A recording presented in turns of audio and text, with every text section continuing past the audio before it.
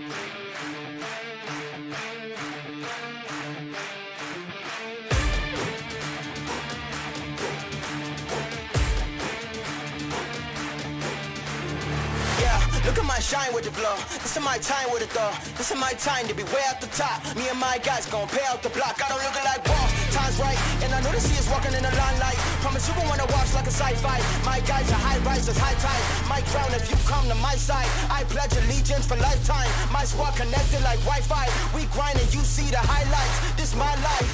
It ain't a game now. Me and you, we ain't the same now. Lions coming out to play now. Opposition out the way now. Out of the way.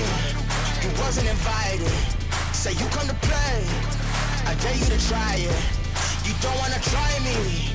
Then step up to my team. Yeah, out of the way. Yeah, yeah. Out of the way. Yeah, yeah. Out of the way.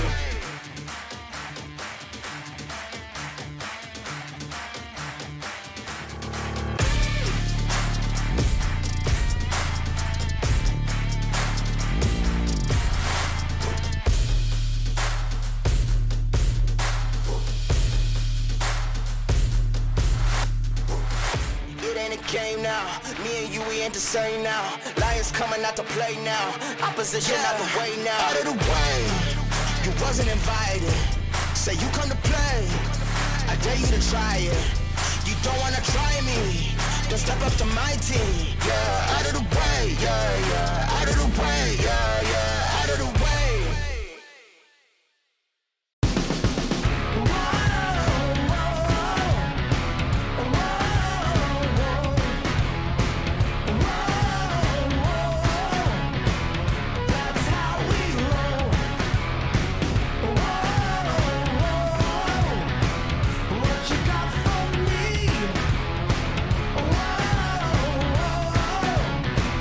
Just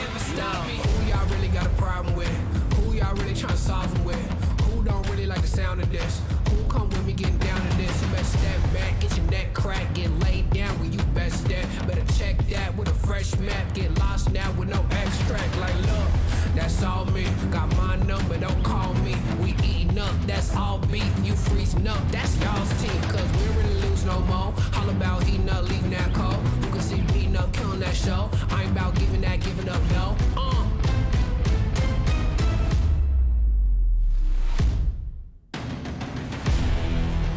Nah, cause they don't want it with me. Look, you got a problem with me. Look, cause y'all don't want it with me. If you start a fire with me, then you never gonna stop me. Ay, sound the alarm. We about to go on. You getting it wrong. Time to go off. Can't hold us back. Truth hurts, you always that. My truth lurks, say y'all collapse. Now scoop first where your homies at. Come my team with me right now. My team so mean right now. But what you mean y'all out? It's time to weed y'all out. Okay, we coming back with a vengeance. Time to go start your engines. What is this thing y'all mention? Time for y'all stop pretending,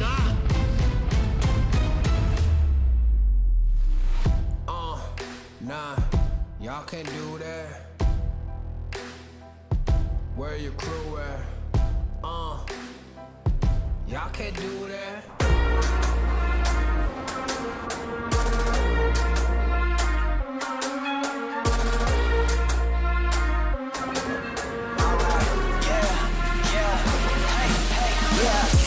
Won't stop going till a player on top know it. Rooftop, penthouse suite. If you really want it, gotta own it. Fly through it, we was at the lowest. Blood, sweat, tears, the components. Riding all year, now's the moment. We are not friends, we are opponents. Yeah, I'm coming for mine. Yeah, I'm making a play, the game on the line. Yeah, I've been on the grind. Yeah, I jump in the spot, I made it my time. Yeah, look in the sky. Yeah, the stars align, no shade to shine. Can't stop it already. Emotional work and devotion, we put in this time. Look, you won't stop.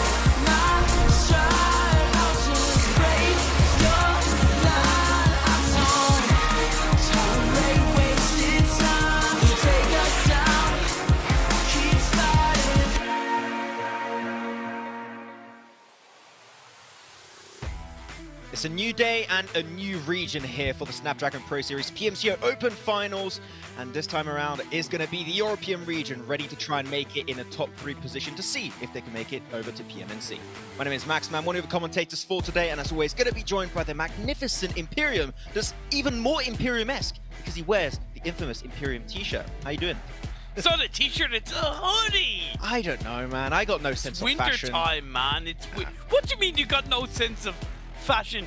You're the man that wears the most, you know, outgoing shirts that I know. Okay, like I got such Jesus. a good bench of fashion. You struggled to compliment me on it. That's how good it is, guys.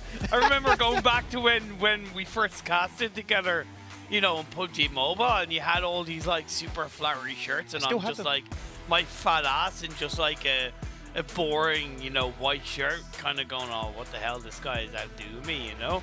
So like. Fair enough. Yeah. Yeah. Interesting start to the show. Well, then, thank you very much, Imperium. Anyway. It's a great.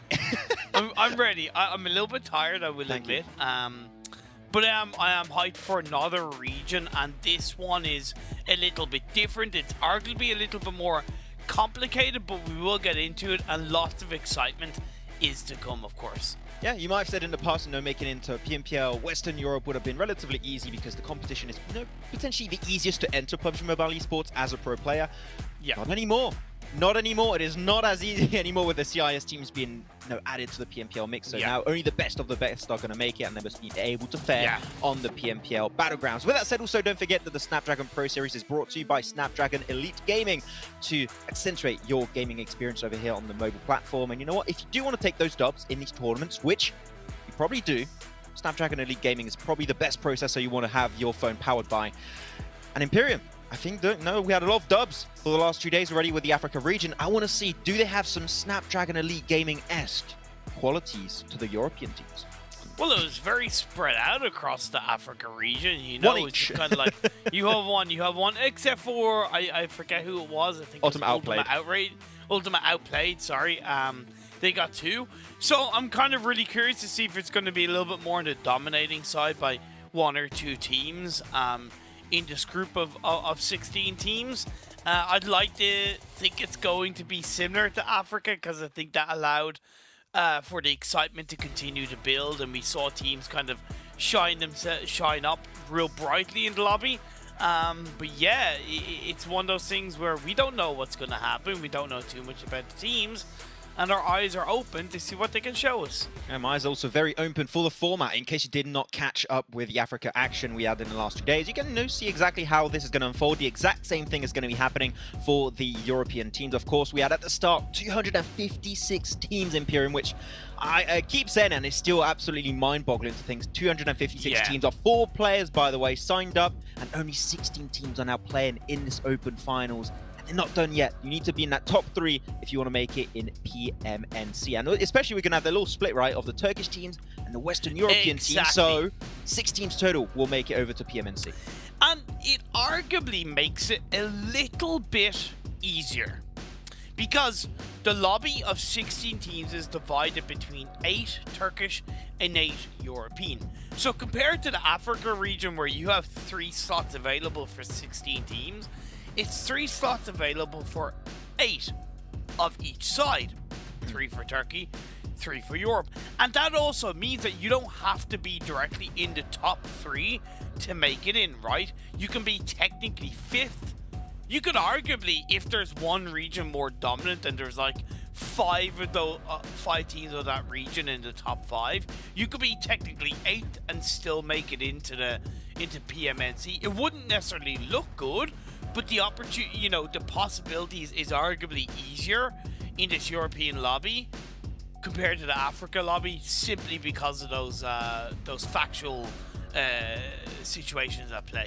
Exactly. What's going to make it a lot easier when you especially arrive in tomorrow's matches, when you're going to know who's going to be making it in the top 3 EU teams and the top 3 also Turkish teams, is that you know which competition you want to target and which competition is not going to really cause an issue. If you have 2 Turkish teams above you, boom, all good. Okay, you don't really have to beat those 2 extra teams. You just have to beat the teams below you and make sure you remain above the teams that are from your region. So, as you said, it does make it a little bit easier, but after that, you still make it into PMNC. You still have to make it through into PMPL. It is still not going to be like given to them on the silver platter. They still need to fight their way through this format. Not an easy format, and after that, of course, we'll have the Middle East, but that's going to be for next week on Monday and Tuesday. Now, looking at the point system, in case once again you guys are not too familiar with how things work over here, that chicken dinner is just going to be 15 points coming your way, and 1 elimination equal 1 point. We keep saying Imperium, but if you're an aggressive team in this lobby, you bring that shock factor right out of the gates, it can really set a precedent for you to just be almost qualified in the top 3 in just the first day if you're consistent throughout day 2.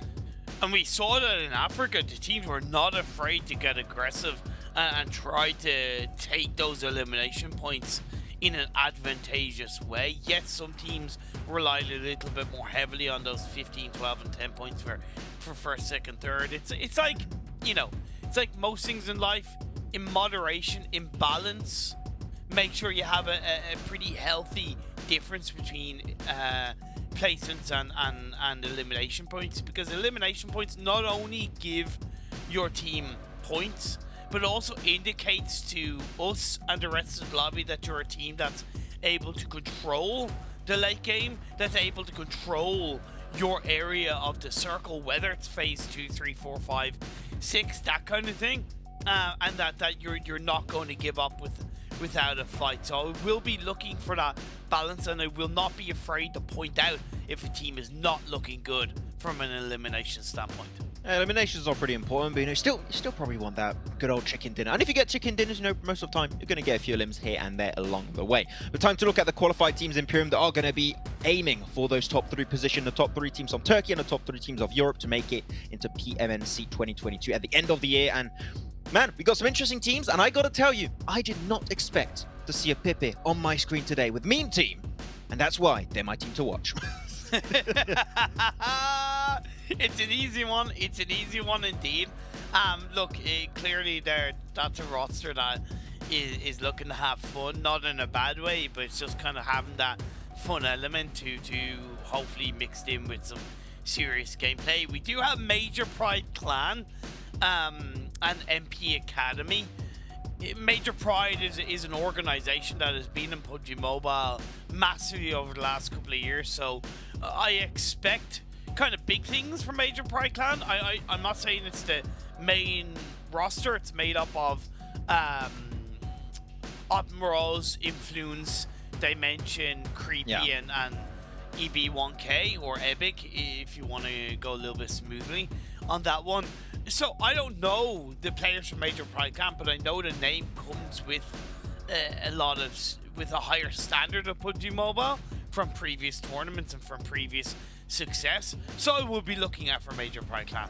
Yeah, I do believe Major Pride also are still in PMPL Arabia right now. I think they might have also gone through the relegation league. I'm not too sure. We'll have to see exactly how that worked out, but it is the org that's going to be trying to get here. And I do not think that an org with that much backing and that much potential help to assist new and upcoming talent is going to pick up anyone. Yes. Right?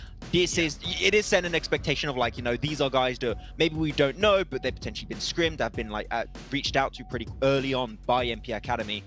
We'll have to see how things are going to work out. A lot of questions. That's the cool thing about the Snapdragon Pro Series Imperium, is that you got this new birth of talent that we just got to wait and see bloom in the Snapdragon Pro Series and see how things work out if they make it into PMNC. But now the prize pool, so to see exactly not only how they're going to qualify, but what are these teams actually aiming to reach and take home. And same prize pool distribution, once again, really weird numbers. That's because of the transfer rates from dollar to euros, or vice versa, some way or the other.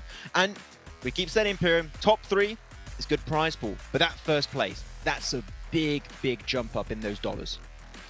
You know, we touched upon the element of how you don't have to be in the top 3 to make it into the PMNC, right? But you bet your bottom dollar from a pride standpoint and from a financial standpoint, all of these teams want to be first, right? They want to be the champions of the Snapdragon Pro Series Europe Finals. It's simple as that. You know, and if that's not your aim, arguably I kind of want to say you shouldn't be here, kind of thing. I know that's harsh, but, you know, $7 grand for first place, that's a decent chunk of change, and it's what the teams will be aiming for. Yeah, definitely going to be aiming for that one. And you know what? Even if you go out in 16th place, which you definitely want to avoid, you still get yourself a little 1K. You know, a little 1K. And with 1K, you can potentially, you know, buy yourself 2-3 phones powered by the Snapdragon Elite Gaming processor. So I can tell you, that would be a pretty decent pickup. I wish I could do it, but unfortunately, I do not win these prize pools because I'm a nerd gamer. I cannot get anything when I play in these tournaments. I just get last place. Like, even if I played right now, I'd probably get 17th, and that should not be possible. But now Imperium, slowly going to be eking our way forward into our first match. We're going to, of course, that little interview that are going to come up to have a little bit of insight on some of the teams. But no, it's, as we always say, it's hard to know exactly what to expect from some of these teams and players because you don't have too much information out there as to do research on them. But are there any teams, no, potentially down to the names or maybe the org backing them, like potentially we talked about MP, you know, potentially you have high expectations for right at the start? No, I honestly don't. My expectations are higher than 2 days ago when we were getting into the first day of Africa region, simply because of what we saw from Africa, right? Yeah. And we know that Turkey as a region is extremely aggressive. You look at PMGC, 2 weeks, 2 groups, you have 2 Turkish teams directly qualified to the finals. Potentially going to be a third with Besiktas, right? So Turkey are not a region to be messed with, right? Yeah. And when it comes to PUBG Mobile. So on that note, yes, my standard is higher coming into Europe, but specifically from a team name, from a player name, my eyes are still wide open, and I'm looking to see what players stand out, what teams stand out. You know, again, kind of going back to Africa, we can name a couple of players that stood out in that regard, and it's so exciting because we will hopefully see those names in 2023 in the PMPL. It's going to be the same in Europe. I want to see those names. I want to see those teams pop off. The thing is that out of the 20 teams you're going to have in each group, right, is that you're going to be having 8 slots that teams were eradicated at the end of fall 2022, right? So that's 8 potential teams that can make in each respective regional PMPL. So that's a lot of slots that are available for the teams to make it back in. Of course, you're expecting some teams of the previous season to make it back in 2023, and you're going to have a few newcomers joining into the action, which is going to be super fun. I'm really hyped to see how that's going to be potentially unfolding, but I'm told we're potentially not even going to be doing the interviews or anything because the game apparently is getting ready pretty quickly. So we'll have to see how that is going to be panning out right now, ladies and gentlemen. But yeah, map rotation though, graphics not going to be up right now, but we're still going to have the same thing. It's going to be triple Wrangle, one Miramar, one Sanhok on board. And we really saw it during the Africa games yesterday and actually before yesterday, also Imperium, where if you dominate on a Wrangle and you're just consistent on that map alone, no matter if you don't get chicken dinners, Chaos did showcase you don't really need the chicken dinner. Just consistent on that map, you're good to go. Definitely. I didn't do any specific statistics around, you know, what team looks strongest on a Wrangle from the Africa region to try and bring into this, but factually, yeah, you're dead right. One map, 60% of the total games. It speaks for itself, right? 2 plus 2 equals 5 in that regard, or equals 4 to be, you know, don't ask me. Mathematically correct. Yeah, exactly. That's why I said 5, hoping you'd instantly correct, but no, you didn't. Missed it once again. Terrible. Yeah, it is going to be the most important map. However, such as Chaos getting their only chicken dinner from Africa in Sanhok, that map is just as important. We saw in day one, and apologies for anybody watching us kind of go, why do I keep on going on about Africa? It's kind of it's a direct comparison that we have into this, and we will be using the European teams as examples tomorrow, since we don't have anything about the European teams to go on. But the point is, Africa champions in day one got a massive 34-point game in Sanhok that really boosted their chances of getting into the top 3 coming into day 2. So yes, every single map, every single game will count. Exactly. If we can see these massive chicken dinners we saw in Africa over here in Europe, like that could be a massive setup for you to be hopefully in the top 3 of Europe or of the Turkish teams. We'll have to see. But of course, if you do want to join the conversation over online, you can use our hashtag over on Twitter. It's hashtag Snapdragon Pro Series. And if you do so, you have a chance to have your tweet featured on the show and we can directly react to it. It can be super interactive show. Love to see that. But we didn't have any for Africa. So we'll see if Europe is truly better than Africa. I don't know, just on Twitter at least I'm talking about. Oh my god. Hey, man, well, they're already better because they have a team name called Meme Team. That's you know what? No disrespect to all the African my boy team. Imperium speaking facts out here. I don't know how to go against that. Where's the lie, Max? Where's the lie? Facts don't care about your feelings, man. The memes do though. But yeah, Meme Team I think is definitely going to be my team to look out for. Is there any logic to it? No. I'm purely just a memer, so I gotta see. And we'll see, of course, if you guys in the chat are going to be supporting the meme squad or potentially other teams. Feel free to tell us in the chat which team you're going to be rooting for. But with that said, I am told right now that we do have a few cheeky interviews available for you guys to have some quick insight on the teams before heading into game number 1. So we'll catch you guys in just a bit.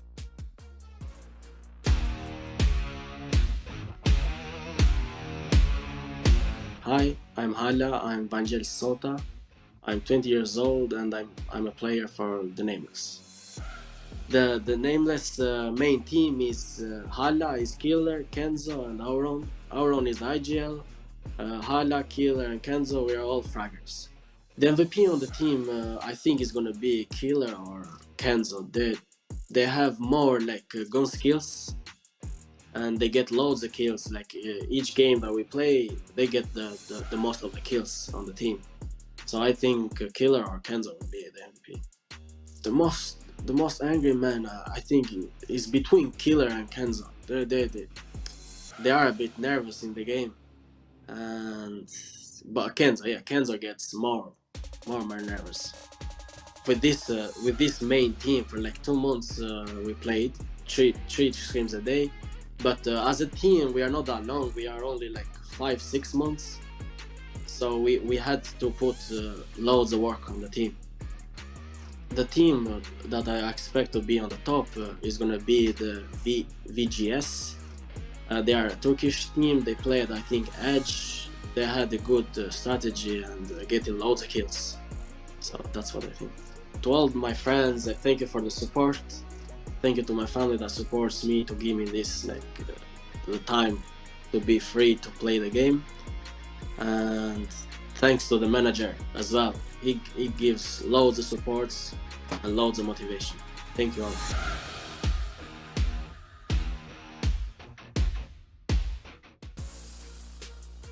I do love Imperium in these interviews. Every time you ask him a bunch of questions, like sometimes they'll just struggle on some questions, pause a little bit. If they ask the question which is, who tilts the most in the team? They're just already pointing fingers like, oh, this guy. Everyone I know, right? It's their teammates almost under instant. the bus, like. Exactly.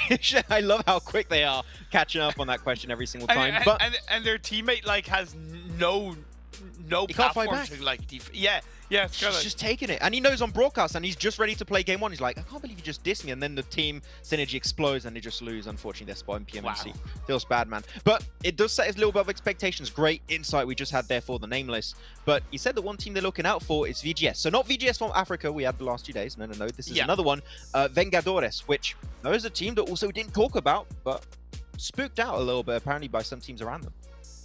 Yeah, it's appreciative that he recognizes that there are other teams that are kind of stronger and understanding of that, and kind of going, look, you know, they're a Turkish team. They play edge play. They know their stuff in that regard.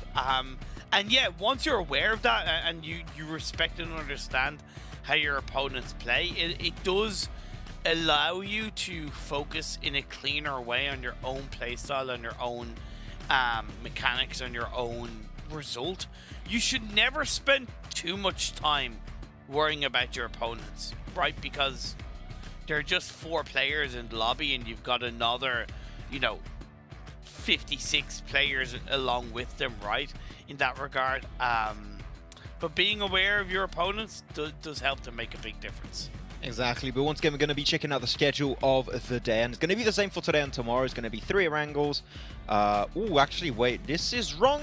This is not the right graphic. There's only one Sanhok. It is. I just realized it, but because the color is similar between Sanhok and Erangels, I got a bit lost for a second. But the real map rotation, for real, trust me, bro, is going to be Erangel, Miramar, Erangel, Sanhok, Erangel. So we're going to have triple Erangel, 1 Miramar, and 1 Sanhok unfolding for today. So that's going to be the map rotation. And as we already said, Imperium, I know we sound like broken records, but Erangel really needs to be the map that you can dominate on, but you cannot underestimate the points you can get from Miramar or Sanhok. Total, that's 40% of your overall points you can get in this tournament.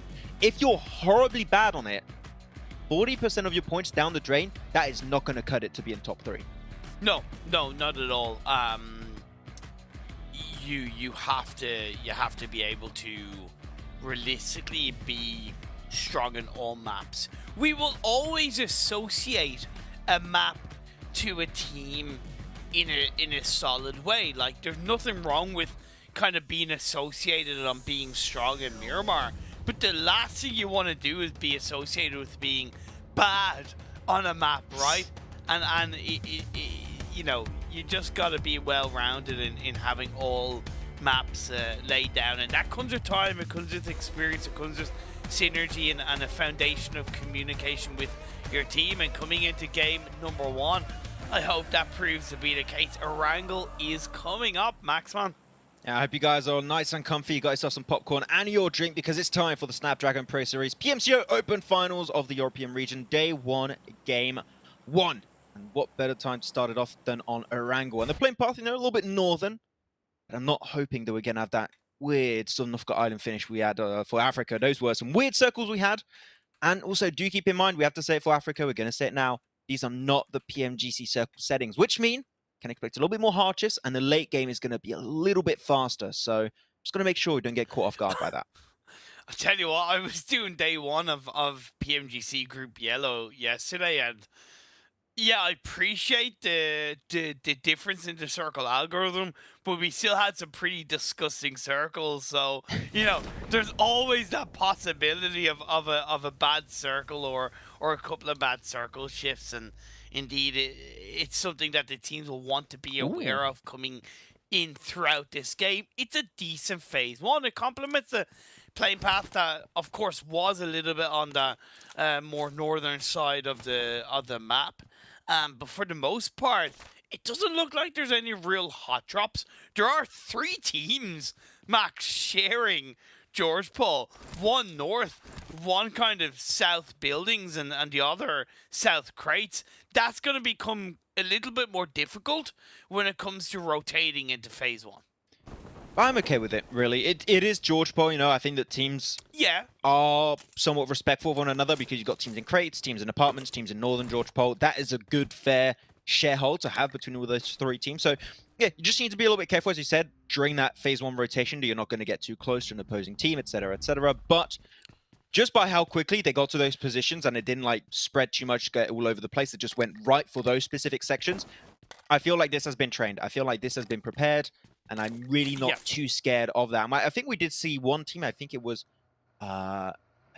Nameless or etc. I can't quite see because my eyes aren't great. In Rozhok or in Yasnaya?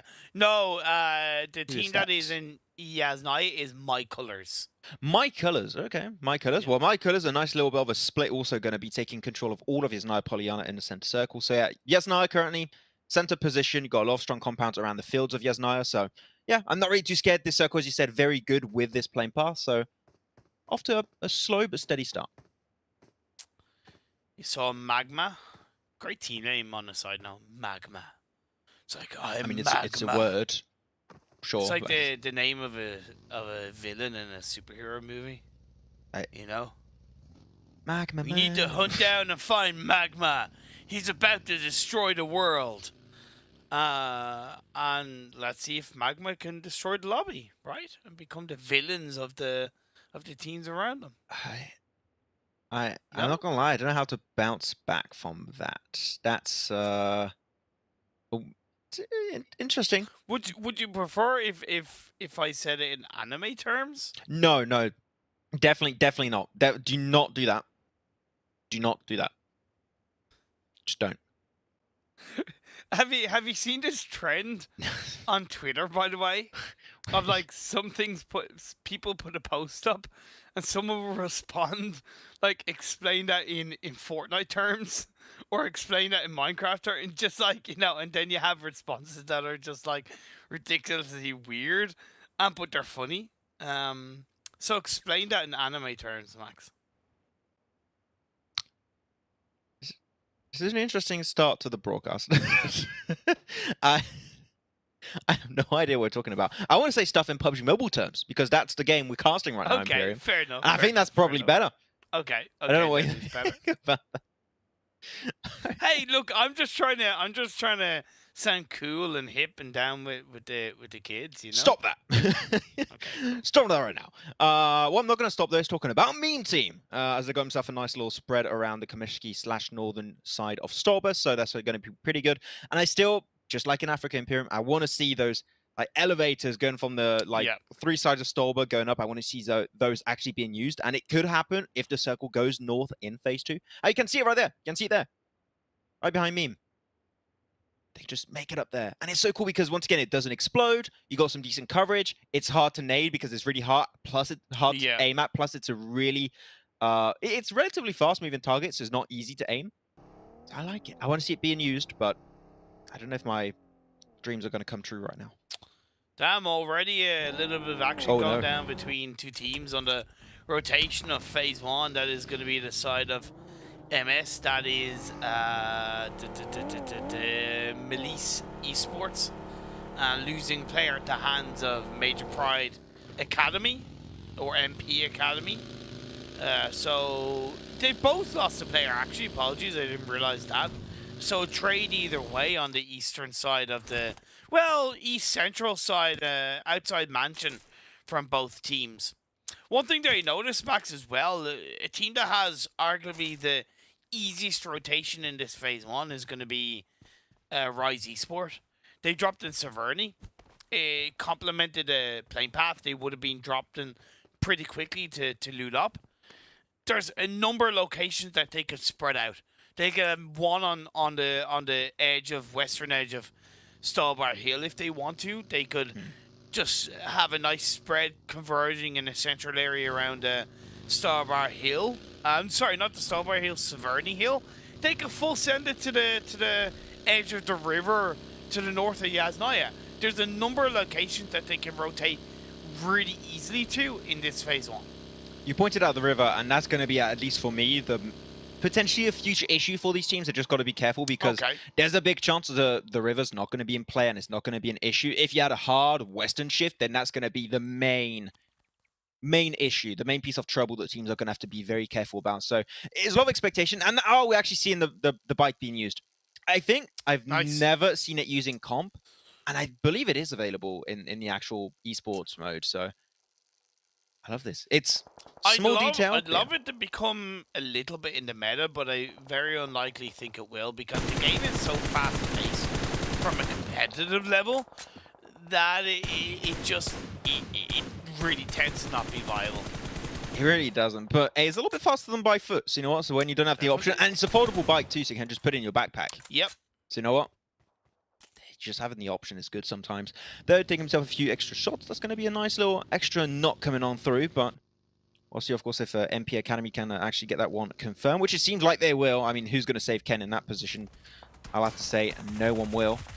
And that's it. Second point in this game secured away by Himuj. Should I say? I put the A in there for no reason.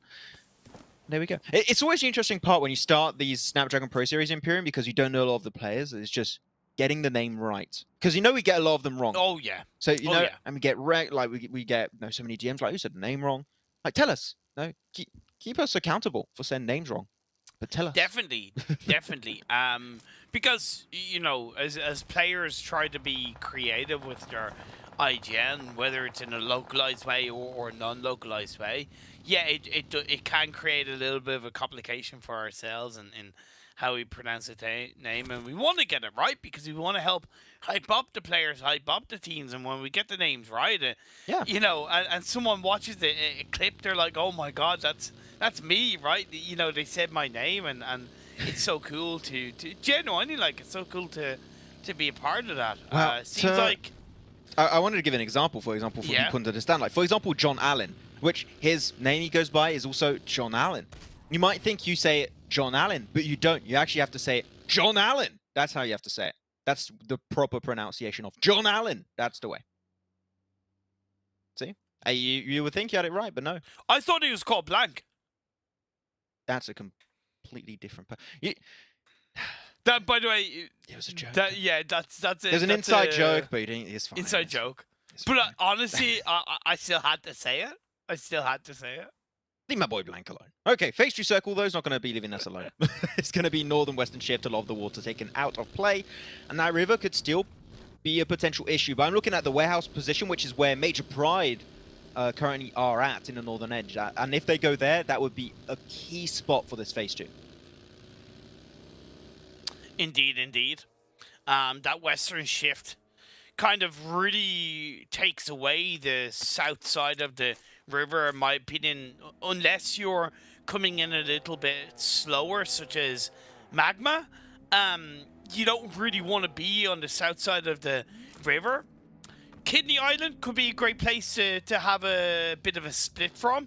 I see VGS are looking to do that between Watertown and North of the River, because when you stick to the edge of the circle on this kind of Phase 2, you're not committing yourself to any real side of the river because it could still shift down south, and you're allowing yourself a variable open rotation. On the eastern side, it's far less viable to stick to the edge because you're going to be on the eastern side of Stallbar and you're getting little to like no information. I mean, like, no information on the teams around you, and that makes a rotation in Phase 3 a lot more difficult. So you will have to go a bit deeper into the circle if you still want to try and hold on to a variable rotation play. But then again, that's risky enough in itself.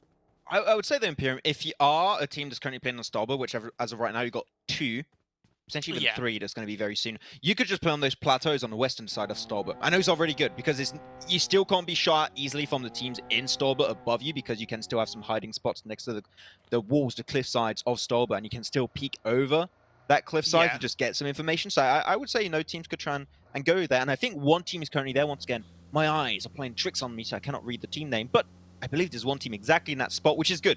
You got some good rotation potential, a lot of information coming your way. Edge of Stallbar is a good option in this Phase 2. It is. Stallbar is a good option in Phase 2 because it's automatic high ground. So yeah, you're right in that regard. Though, like, Major Pride Clan took over Severny Hill, and that warehouse that gives you so much information to the south, to the kind of east and the west. It is a fantastic location in Phase 2. Now, the team that did drop in Severny, Rise Esports, they opted to go a little bit deeper, and they put themselves in the compound that's to the north of the edge of the river, which is definitely good. But I do think Pride Clan's, Major Pride Clan's location is just a little bit easier and a little bit more viable. As it happens, we do see a massive southwest shift on Phase 3, so both of those locations are ripped away under the rogue of both of these teams. VGS reacting to the circle shift extremely quickly, and that compound on top of the hill to the north of the river above Rosshawk is perfect for VGS to set themselves up on. I think also TTA Esports could go for the rotation north of their bridge above Garden.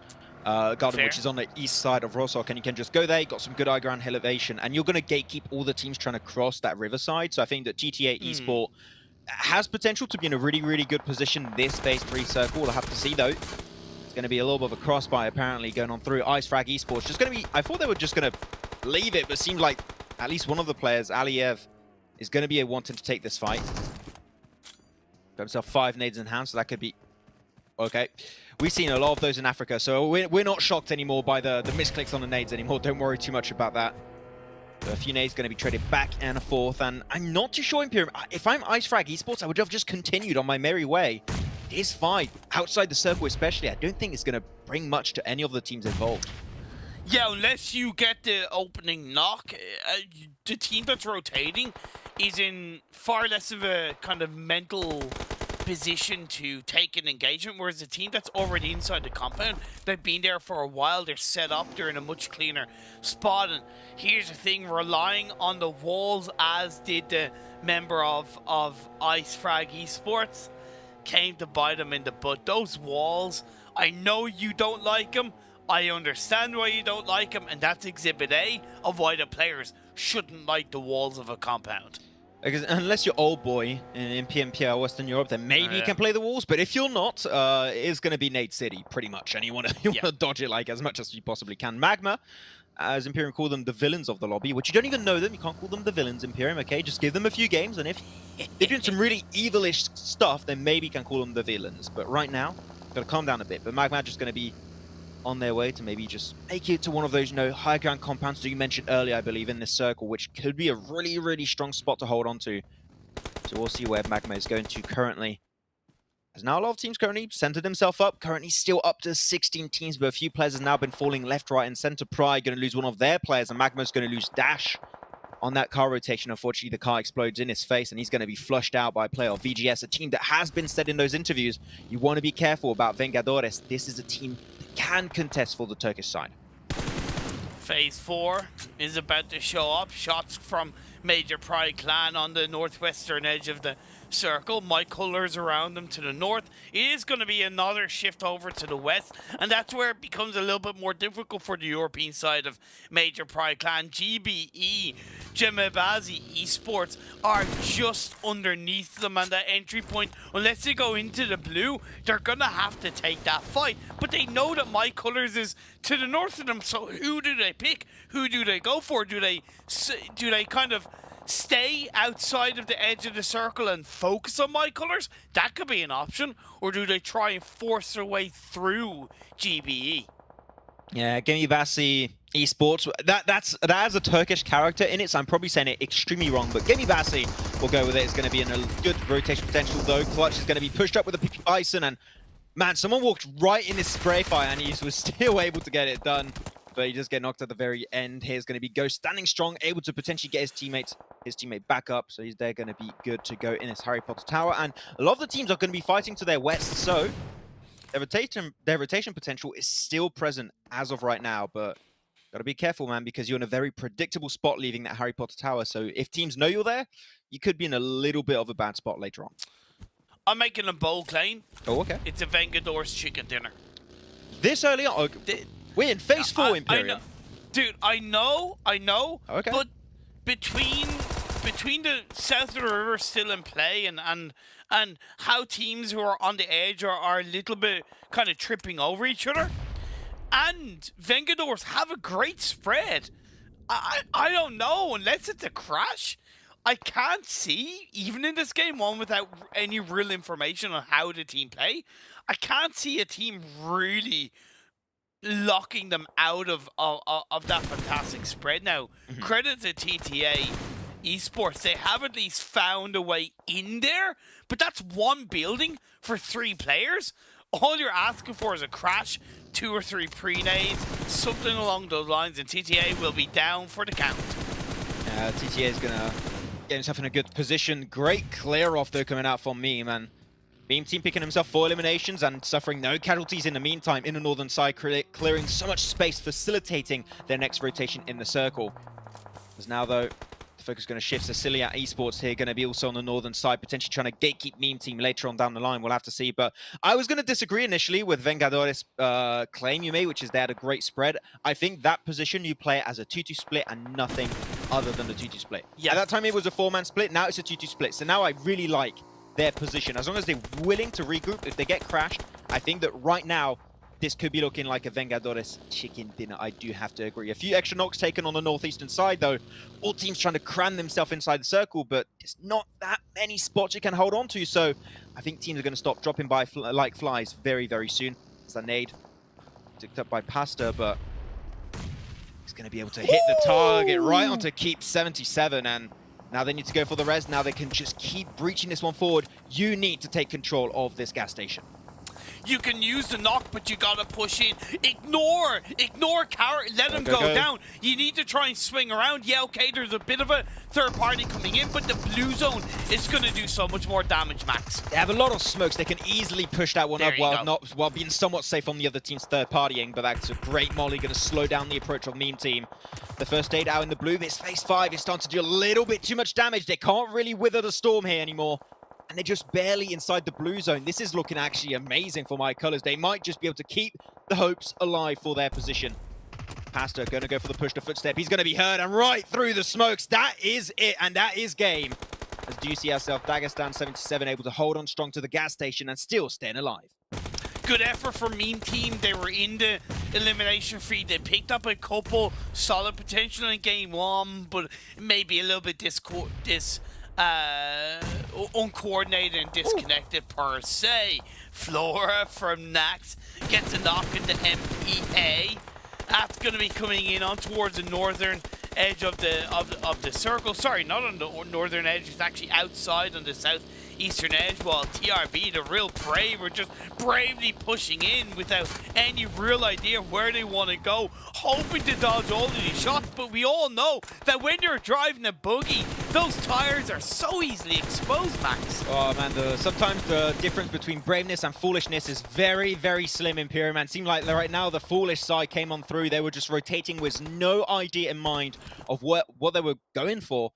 And they just get picked up in a rotation. So, man, the Brave instantly getting picked up and sent straight back to the lobby. Circle shifts high up north. So, going to be pretty good for a lot of the teams, going to play on that slope north of Roshok, going towards that riverside. So, it's going to be a little bit more forgiving, but not for long. And the thing is, Imperium, this circle, a lot of the terrain in the middle, flat terrain, was only a few rocks and trees to play for. Edge is going to be the name of the game right now for a lot of the squads that are still alive. Vengadores, the Turkish side, still in a decent spot, albeit now a little bit more heavily down the south side. Cecilia, Esports, the EU side. They lost a player as Zephyr. I don't know exactly what happened, but to me, on that northern side, they need to focus on one direction, because as they crest the edge of the hill, if they don't lock down one side of it, i.e. the west or the east, there's a really high chance that they could get quickly third-partied in phase 6. Exactly, got to be careful with those third parties potentially happening. But man, we're about to go into phase 6 once again. I have the impression these circles are just speeding up extremely quickly. I mean, it's not PMGC circles, as we said, so the late games are just a little bit quicker. So these circles, you've got to be quick to adapt, otherwise you're going to be punished pretty severely. The Nameless over to the western edge. Got to be careful, not going to be in blue for long, or not going to be in circle for long, should I say, but at least they have a little bit of information, some decent hiding spots. And it tends to go to the southern western edge, still a lot of flat terrain. This is an amazing potential game for Vengadores here. If they just shift back, regroup onto where up 9K currently is, and peek from that ridgeline, I don't know how you escape Vengadores. I don't know how you do not get shut down by that team in what position they are right now. I'll tell you what does open the door, the fact that nobody is inside the circle. Yes, Vengadores do have the strongest potential to breach in and take control of it, but that terrain is completely flat. So if you go in first, you could have not only one team, but you could have 4 teams looking directly at you. The Nameless are aware of that. You can see the smokes have been tickled around, but not like over the top, and they're focused on TTA. The direction from the Nameless is very solid so far. Yeah, the Nameless actually playing himself a very solid game. Good rotation. They went Garden earlier, I believe it was. So they got themselves some wide wraps and nice entry points in this game. We'll see if they can try and just go the entire way, potentially trying to secure themselves the very first chicken dinner here for the European region. Hala. They could potentially still got himself 3. These nades in the late game are going to be just so key to try and potentially cause an upset to VGS. See if Vengadores can get himself some good stuff on a board. Got to be careful. You don't want to leave Fearless behind you alive. You want to make sure that he's eliminated, like they can put 100% of your focus of the team inside the circle. Killer spotted out for a split second, but will be able to go back in hiding in that smoke.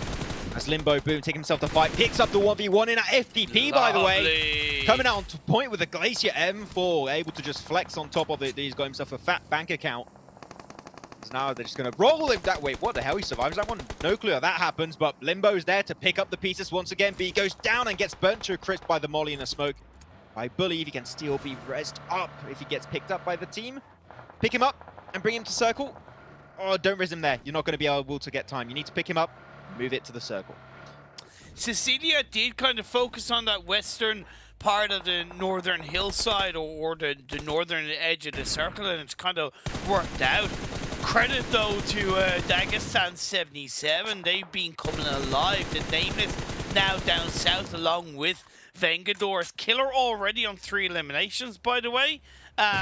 Sorry, on 3, and he's one of 2 players left for the side of the Nameless. Oh, Vengadores already up to 8 eliminations right now. They're going to be a little bit short, but I would say hold on to the nades right now. Wait, did it hit? Did it hit? What? Yes, it did, baby. I thought that was way too short. Oh, man, my man just go play some baseball right now. That was looking fantastic. Get himself the team squad wipeout, full control of the southern side, but now it's Keep just going to be sending himself forward, and he's going to be clearing that spot. The Keep spotted out right through the smoke. The smoke not going to be working out for him. During that time, I mean, VGS, they're just looking at this and they're just waiting. They want to pick up the pieces. But Imperium, we've seen so many good fights currently unfolding while Sicilia Esports are trying to hold on. Will get picked away eventually. Out in 3rd place for Sicilia Esports. Now, only 1 team remaining up against the wrath of Vengadores. You're going to see, of course, how things are going to unfold. But they're just flexing out, taking even more angles. And they just got to the car explosion, apparently. Not too sure. But as you said, Imperium, you called it on phase 4. That was going to be a Vengadores chicken dinner, and man, they do not disappoint. I love the team name. I love how they played. I loved how they set themselves up. It wasn't an end circle that I expected, and it was difficult for a lot of teams. It really was.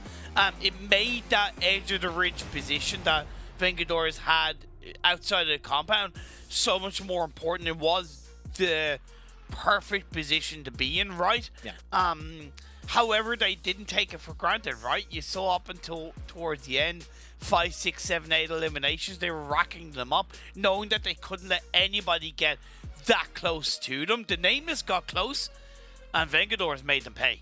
I have to say, we've seen a lot of good potential in this first game alone, but really, I love the scaling of this game, especially from Vengadores. They were holding on to a good... I mean, first off, they do their rotation, central position. No, can't argue with that one. In a really good compound, you spotted out like on phase 2, I believe, Imperium. Went instantly, good high ground elevation, good spot. It's hard to breach too, and you got yourself some high ground, easy to regroup if you need. Hold on to a 4-man split at the very start. Then as the game scales, boom, 2-2 split. Got yourself a great position after that in the next circle, boom, regroup as a 4-man team. You got yourself an amazing ridge line, and you can just like nade those positions. We had a really good nade at one point from one of the players, and you just got full control. And even though the game was like given to them at the end because like one player died to a car explosion, they were still flexing out, taking all the off angles because they did not want to allow that chicken dinner to slip through their fingers. I'm telling you, man, they survive as a 4-man team. They have really good scaling of the game. Vengadores, I am sold on the very first game, which rarely happens. Yeah, I'm with you on that one. Absolutely, Vengadores impressed us in a big way. But Cecilia was another team that arguably on the opposite side, on the north, had great direction, had great ideas around how they wanted to execute it. Yeah, okay. This isn't correct. Think there's a little bit of a boo-boo. Hey, no, Imperium. I got all the elims. I got them all. Still there. Okay. You don't believe it? Okay. But yeah, So the eliminations you are got missing. 63 eliminations? Well, regardless, you can still look at the placement coming out, right? Cecilia Esports getting Yes. himself that second place in that game. Meme Team gave himself a third position here. Gave No, himself a no, few- Mean Wait. Team didn't get third. No, they didn't. No, oh, no. No. Oh, that, even that. No. No. Gonna have to fix that one. I'm sorry. Yeah, that is. I was just looking at limbs. I think other than the top two, other than the No, top Cecilia two, was third. that's. Oh yes, Cecilia. So yeah, was even third. that. No. Only Vengadores in Yeah. first place was right. So that's it. At least we Yeah, know that. okay. Once again, we got confirmation that they did in fact get the chicken dinner, and no, did not die to a car explosion despite being super split. So we're making 100% sure of that one. But yeah, I got to tell you, sure, as you said, non-easy circle is very flat terrain, but this is already a good showcase of how teams can play in this lobby when they're forced to play edge. And I think that we saw some really great stuff. We saw the Nameless, Cecilia Esport. We saw some great stuff, especially from, gotta say again, Vengadores. And I'm sold. I want to see how teams can adapt for the next games to come. Yeah. Major Pride Clan, I think they should have done more in terms of focus on one direction. They were up on that kind of northwestern edge, I think on phase 3, phase 4, when it kind of was confirmed to be north of the river. And I'd highlighted that they had two directions. They could either focus on my color or go towards the side of GBE. Is it Gemma or Gemma Bazi? It's Turkish. I don't speak Turkish, so I can only say Galata Tower, and I'm probably not saying it right because it's in the game. So we'll say Gemma Bazi. Anyway, Gemma Bazi Esport, and the issue for me is that they didn't focus on one, and they didn't really seem to look to take the fight against one of those teams. They were just kind of like, oh, well, if we kind of avoid them here and avoid them there, we might be okay. But that's not really taking control of your own destiny. If they had a push onto Gemma Bazi, as far as I know, they didn't. So I was looking at the mini-map, I was doing my best. As far as I know, they didn't. They just kind of got picked off one by one. And that's just a little bit kind of sad in game one. Put it down to nerves, put it down to a little bit of unknownness around the pattern of how other teams play, but it's something that I'd like to see fixed into game 2, game 3, game 4. I mean, you can't avoid Imperium teams that much when you're in late game, especially in a game like this. You can avoid teams in the early game. Late game, you've got to, as you say, take control of your destiny from time to time.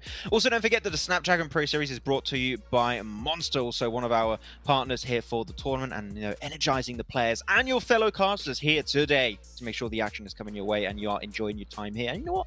Actually, go get yourself one right now. Wait, what time is it right now? It's almost 7 p.m.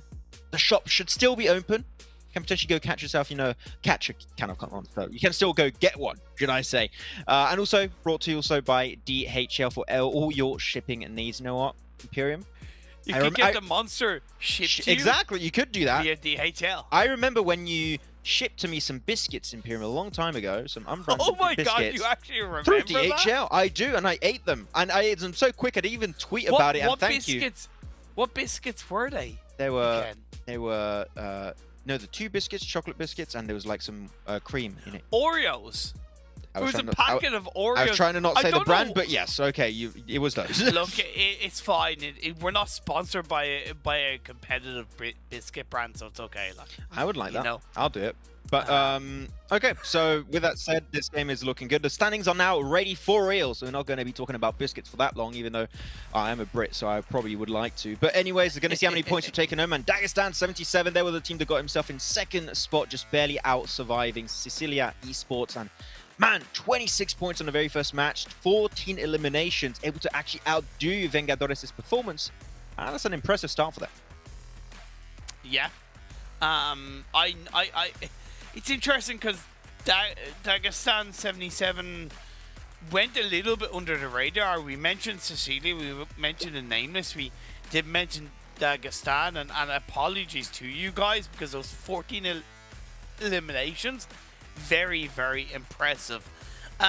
Two teams with a solid cushion in game one, not a bad thing, but we all know that it could easily change. Quite top heavy as well, Max, right? It goes 26, 25, 14, 13, and then 6. 6, 5, 5, 5. You know, so very, very top heavy compared to Africa that we saw over the previous two days. I expect that to change, but it does make the mountain, you know, a little bit more difficult to climb for the teams in 16th, 15th, 14th, even though, like we said, there's 6 spots in total available, 3 for Turkey, 3 for Europe, 8 teams each in the lobby. So yeah, it's interesting after game one. You got Everest and Narangwa, and you got Everest also in the rankings right now. It seems going to be a little bit harder to climb up for these teams. I just want to see the Real Brave be a little bit more careful, you know, when it comes to their rotations. Yeah. You know, get the information. Don't go for those YOLO rotations because teams are going to be in better spots than you a lot of the time, and you're just going to be completely caught off guard. So yeah, the Real Brave team that went a little bit too YOLO, and I want to potentially see some improvement heading into the next games. But at least all teams got themselves a few points except for Ice Frag Esports. That's feels bad man kind of situation for Ice Frag Esports. Yeah. We'll have to see. But the next map is going to be Miramar. It's going to be even more about that macro Imperium. So no, it's just the first game. Can steal a lot of teams. Hopefully not let this first game crush them and just build up some momentum after that. Rise Esports probably kind of the most disappointing team in the lobby from the game one, simply because of the fact that they drop in severity. And don't get me wrong, you know, where you drop surroundings wise is always different between the start of the game and at the end of the game, i.e. a severity ending is nothing like a severity drop, you know, and you can put that with other locations. But you should always be far more familiar with the stronger parts of your area than most other places of the map, right? In that regard. So maybe just they made a decision and they stuck to it, but arguably the way they reacted to the circles wasn't quick enough, wasn't good enough, wasn't confident enough, and yeah, we saw them get only 1 point. So I'd like to see them do better when severity is close to where the circle is in these Erangel games. We'll have to see. But you know what? Next one is going to be Miramar just around the corner. So we'll be back for some good old Miramar action right after the break.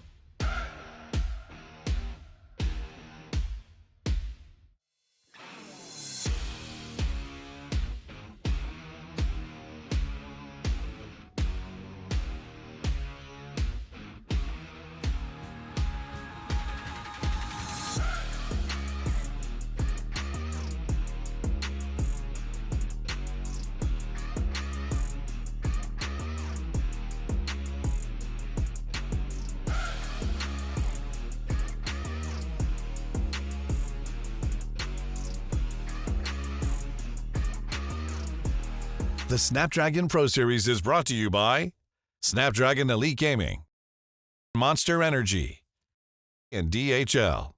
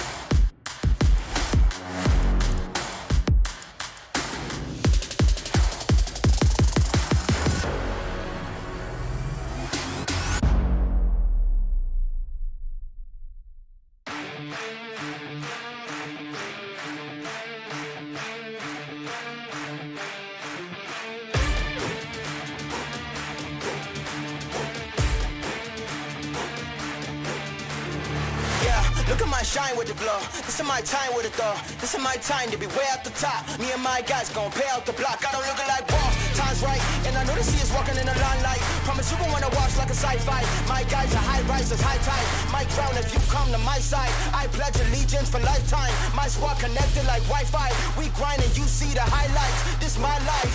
It ain't a game now. Me and you, we ain't the same now. Lions coming out to play now. Opposition out the way now. Out of the way. You wasn't invited. Say you come to play. I dare you to try it. You don't wanna try me. Don't step up to my team. Yeah, out of the way. Yeah, yeah. Out of the way. Yeah, yeah. Out of the way.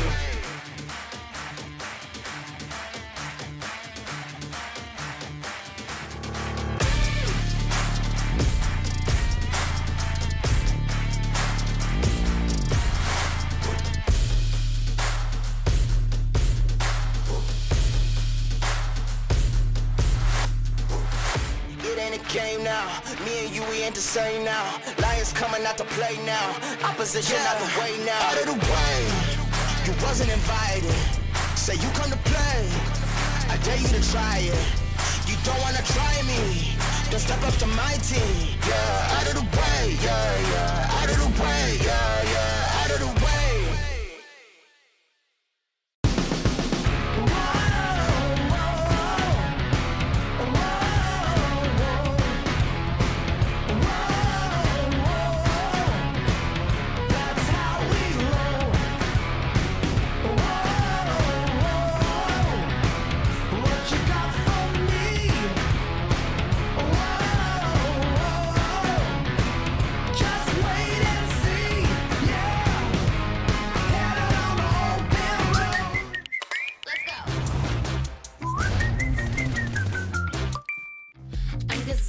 They wanna buy me, baby, I'm too pricey.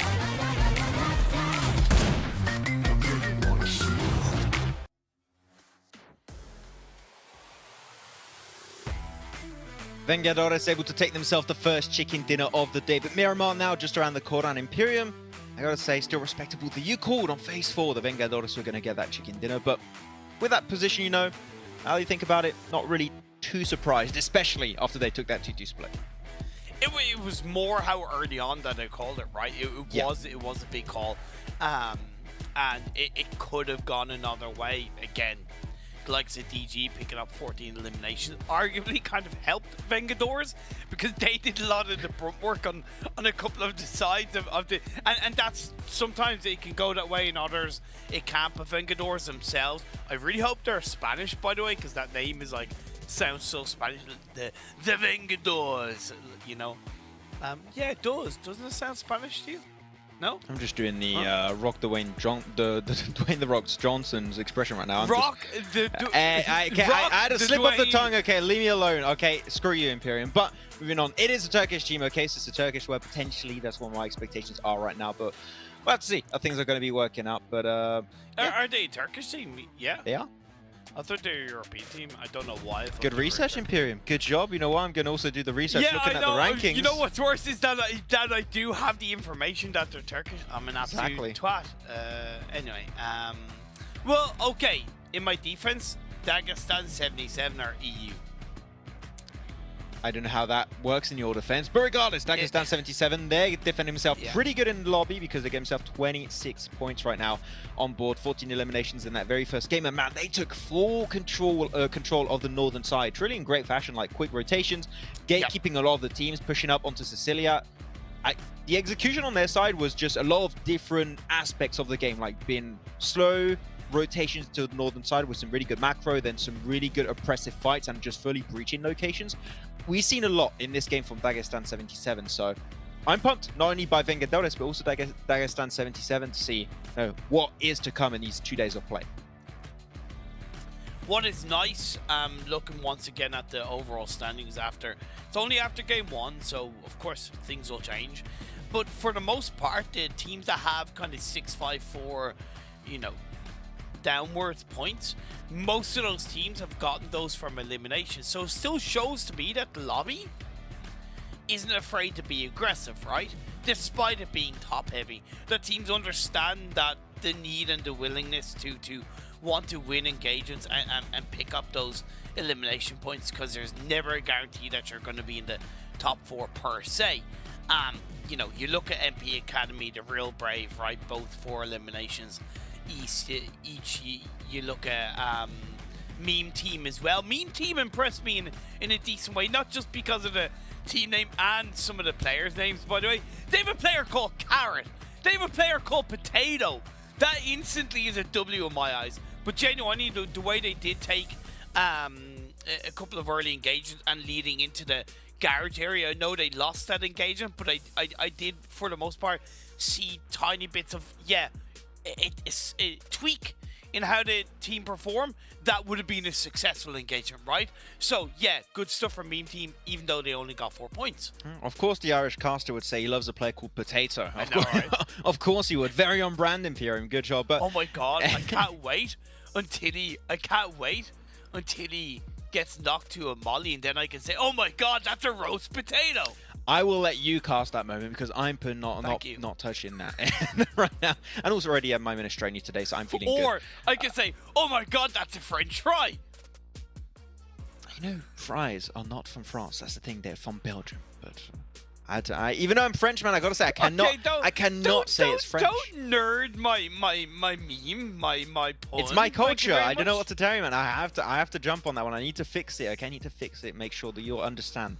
The French fries are indeed not French. But Miramar, now expectations, you know, we're talking about what these teams have been able to showcase in this first game. Talked about the great macro we saw from Dagestan 77.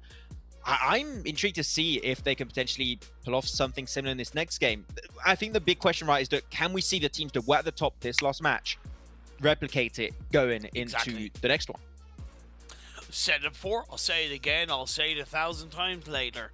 You always got to make sure that you follow up a strong result with something, right? Doesn't need to be another 20-point game, but you're looking at 5, 6, 7, 8 points to really kind of help, you know, add on to what you did in the first game. Never mind the fact that, look, creating a bit of consistency is always important. You look at Chaos, you look at One Piece, what they did in Africa. It really helped when it came down to that final game or two.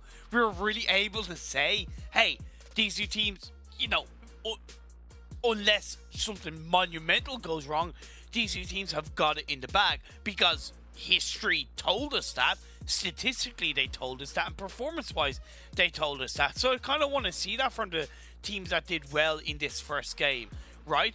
However, Miramar, we all know it, completely different map, completely different terrain, the way you control it, the way you play it, it does require just that little bit of extra play from these teams, a little bit of extra synergy, and that will test a lot of these teams in the lobby. I do think we saw some great performances from the African teams when it comes to Miramar, and we had some interesting circles in particular that were happening, so we'll have to see. I think that in Africa we had, 3 teams in Los Leones, so we're intrigued to see if that's going to be something similar we can expect here for the European region. But yeah, we had some good drops, no really big, hot drops happening in the first game on Erangel, so you're hoping Miramar should be a little bit better when it comes down to that.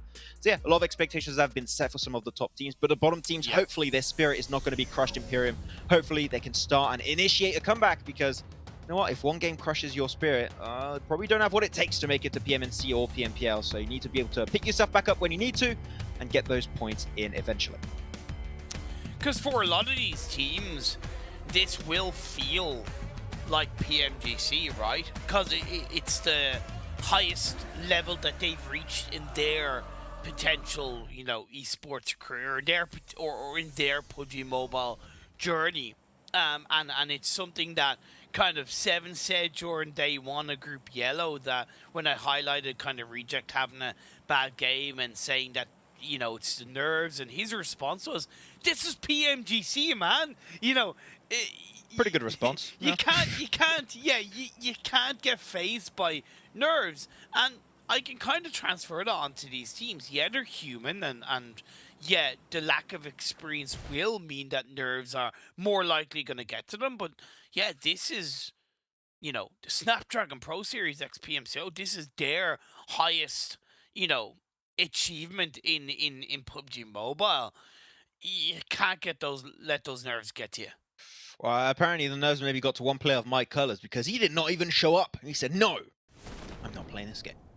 and you just pieced out. So yeah, my colors going to be coming into this game as a 3-man crew. Hopefully we can see the entire 4-man roster in the next 3 matches for the day, but unfortunate start for them. So we're going to be seeing the Nameless. They're going to be dropping on the more southern side of the map, south of Los Leones, so interesting to see how that's going to work out. But this is a great playing path, right? You can't really complain on this playing path whatsoever. It is great for a lot of the teams involved. And no, phase 1 circle a little bit over to the northeastern side, very far over to the eastern edge. Junkyard, Minas Generalis, great positions to, especially northern Minas Generalis. If you can go there early, the scouting potential in that spot, and it's relatively central, would be massive. So I would like to see if potentially, I mean, my colors are there actually. So as a 3-man, no, you don't have to move too much. They could still make it work as a 3-man team. Unless kind of phase 2, phase 3 shifts kind of more towards the southwest, we could be looking at a very unusual circle finish in terms of an area of the map that a lot of teams aren't used to. So I'm excited to see what happens for the time being. TTA Esports, a man on his own, in his own little fight, and there's nothing he can do because the whole of GBE are there. And yeah, a little bit like Sanhok, split dropping in Miramar when you don't have full information of where other teams are, it's quite risky. I have the impression the word that describes Gimme Bassi pretty well throughout the start of this game and the previous game is just aggressiveness. They're a team that is willing and ready to take fights at any opportune moment. If they have the opportunity to go for it, they probably will. At least TTA not going to be losing too much, just one of their players. Not the best to lose a player early on in Miramar. I mean, in any map for that point, but at least they will be able to regroup, hopefully get himself in a decent spot. It is your Miramar after a slow start after that one. There shouldn't be too much happening for the next few minutes of this game. But yeah, a little bit of an altercation, and teams need to respect that.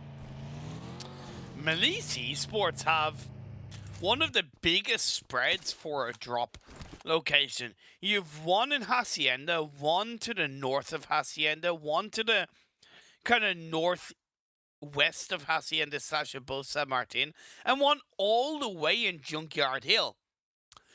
I'm just pointing that out as an observation. I don't necessarily think it's a bad thing, but it's a very, very unique split for a drop spot. The one good thing is that it automatically gives them a anchor point in where Lewis is on that Junkyard Hill and that mountain above Minas Generalis, in which the rest of the team, when they're finished looting, picking up vehicles as well, which is always important in Miramar, they can join up with them. So there's a lot of potential on Melisse Esports' initial drop strategy. And then you have Meme Team, though, going for the meme drop. No, being very on brand with the Los Higos drop right out of the gates. I do like that one. But it's fine. At the end of the day, you know, you're not going to have a hot drop. That's the cool thing about going into Los Higos. And it's not very common to see teams actually gatekeeping Los Higos bridges. So unless you go for the Valdemar rotation, then maybe that could be an issue. But it should be fine. Should be okay. So we should see Meme Team get himself in this circle without too much of an issue. And yeah, as I said, Northern Minas Generalis, I think, would be a really, really good spot. And I think the one player's already sent himself over that way. So it's actually not one of their team. Is actually Lewis from Team MS. Melisse. Yeah, that's the one you were talking about. Okay, just checking out the tag. But yeah, already them branching out a little bit. Hopefully, if they can regroup on that position after looting up in Hacienda, that could put them in really good standings just at the start of this phase 1. Or you have Cecilia Esports on the northern side, just taking it chill on that 2-2 split in Cruz de Val and Torre Ahumada, and has got just a world of opportunities and positions they can take. They just need to go on the move eventually when they're done looting. Now, interestingly for Gemabazi, they opted to continue west and go to El Pozo. I don't know if they knew Rise Esports went there. I don't know. If they do, they don't really seem to kind of care. And they're like, look, we started this game with elimination. We're going to grab more. Rise looked quite defensive, considering they were the first team to loot up. But maybe they're caught off guard and they didn't expect Gemabazi to go to El Pozo. I don't know. But for the time being, continue to be impressed with Gemabazi's aggressiveness. That's the thing that makes them stand out. Gemabazi is willing to take these fights. But still phase 1 circle, you know, if I were them, I would try and potentially dodge these fights as much as Yeah. possible. That's the part that doesn't make sense to me, is taking some early game fights, Exactly. especially in a city like this. You can easily dodge it, you know, just move down to the southern side for one team, well, the other team goes up north, and you should be A-okay, so... It's a little bit of a weird one, though. Talking about fights, another one's unfolding for Miramar. This is going way faster than the angle of earlier. Sonic peeks up above, and he gets naded down by Real Brave. That's it. Get himself instantly the knock. Going to be trying to go for the push-up. Yeah, a little bit of a spooky one, but the Real Brave does knock his teammate in the process, which is what happened there. Yeah. But the res should be coming on through. CS are going straight back to El Pozo, apparently, and this is going to be happening with Basi. Their fight is off to a relatively bad start. One player knocked, one player down to a slither of HP. One bullet is going to be enough. Tana, though, just trying his best to get that spray down with the M249, also with an M4. So he's pretty well looted up right now for this fight in El Pozo, but off to a little bit of a halt for now. Secure plate, going to branch out a bit more, but it's all over the place, and seems like teams are just kind of trying to get information as Bleak Snake gets a great opening nade. Wait! Now they're down to 2. No, that's not the Bleak Snake. Nah, it can't be. Remember when we casted PMCO 2019? There's a guy called Bleak Snake. Do you think that's him? I don't think it's him. I was No, like, is I thought it was a coincidence. I was like, oh, Bleak Snake, you know, it's... I casted a guy that called himself Bleak Snake before, but I also saw himself get naded before, and that was Rek Metana to get himself another amazing nade to close that up.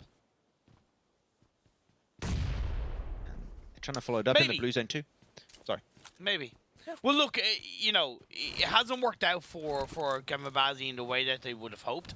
Plus the blue zone of phase 1, and this is why you question it and why I was surprised that they did kind of continue to push onto El Pozo off the back of getting an elimination.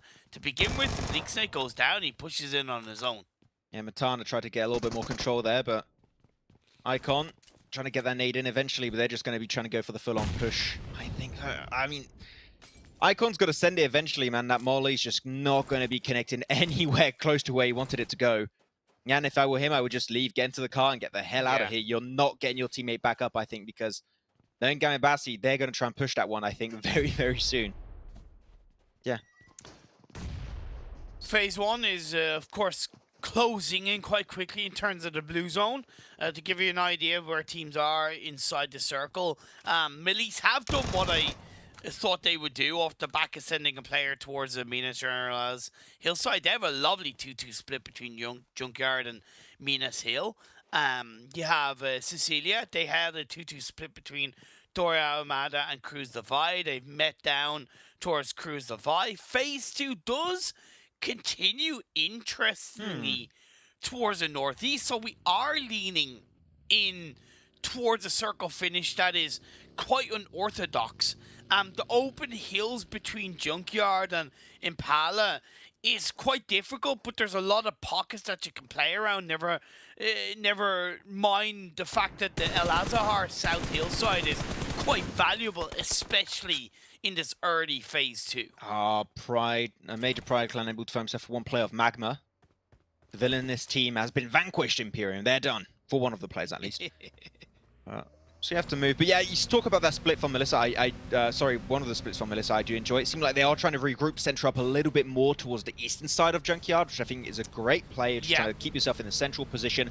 It was not easy to play center last game, so we didn't see too many teams do it except for VGS, but they were one of the teams that had the only compound in the center, so it does make sense at the time. But now there's a lot more positions that are good to play, a lot more high grounds, a lot more compounds. So anything south of El Azahar right now is a very, very good option for a lot of the teams to play for. So seen some of the squads making it very early, and I think Dagestan 77, if I'm not mistaken, also taking that free real estate south of El Azahar in a nice 2-2 split.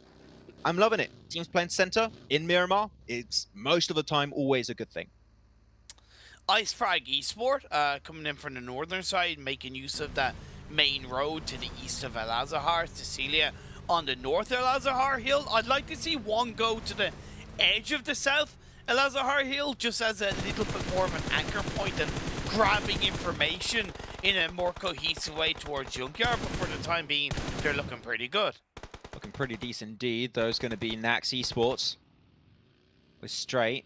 Hitting himself a few nice little shots, getting himself at least some decent information on the more northern side of Impala. So He's just going to be able to see all the teams cruising by, trying to get himself their central position. The thing is, if the circle goes south and they're still in circle, Nax would look amazing in that position. It is a great spot to hold on to. We'll have to see, of course, it is PUBG Mobile without the PMGC circle settings, so a little bit rougher to predict, but you know what, the circles could be fine. That's Creepy pulling a few tricks for us. Thank you. Clap, clap.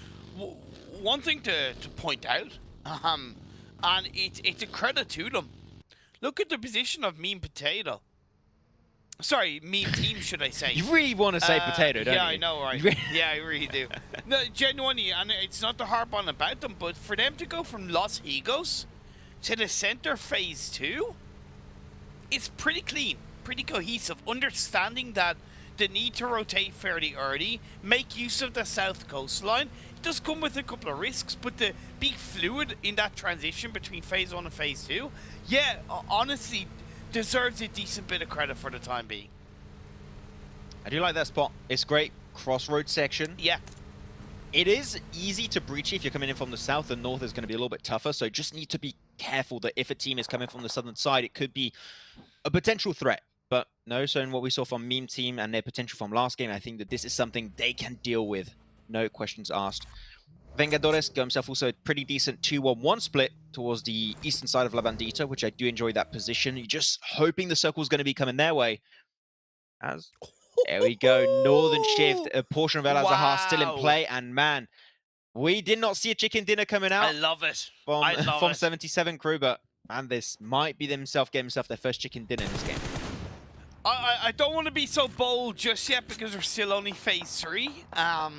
I might see where phase 4 goes, but you're dead right about Dagestan 77. They're quite split up, so low-key worries me, but the fact that they got 14 eliminations in the first game gives me a bit of confidence. Wow. Major Pride Clan, I don't like the fact that they hung around Impala, especially the south side of Impala, for as long as they did.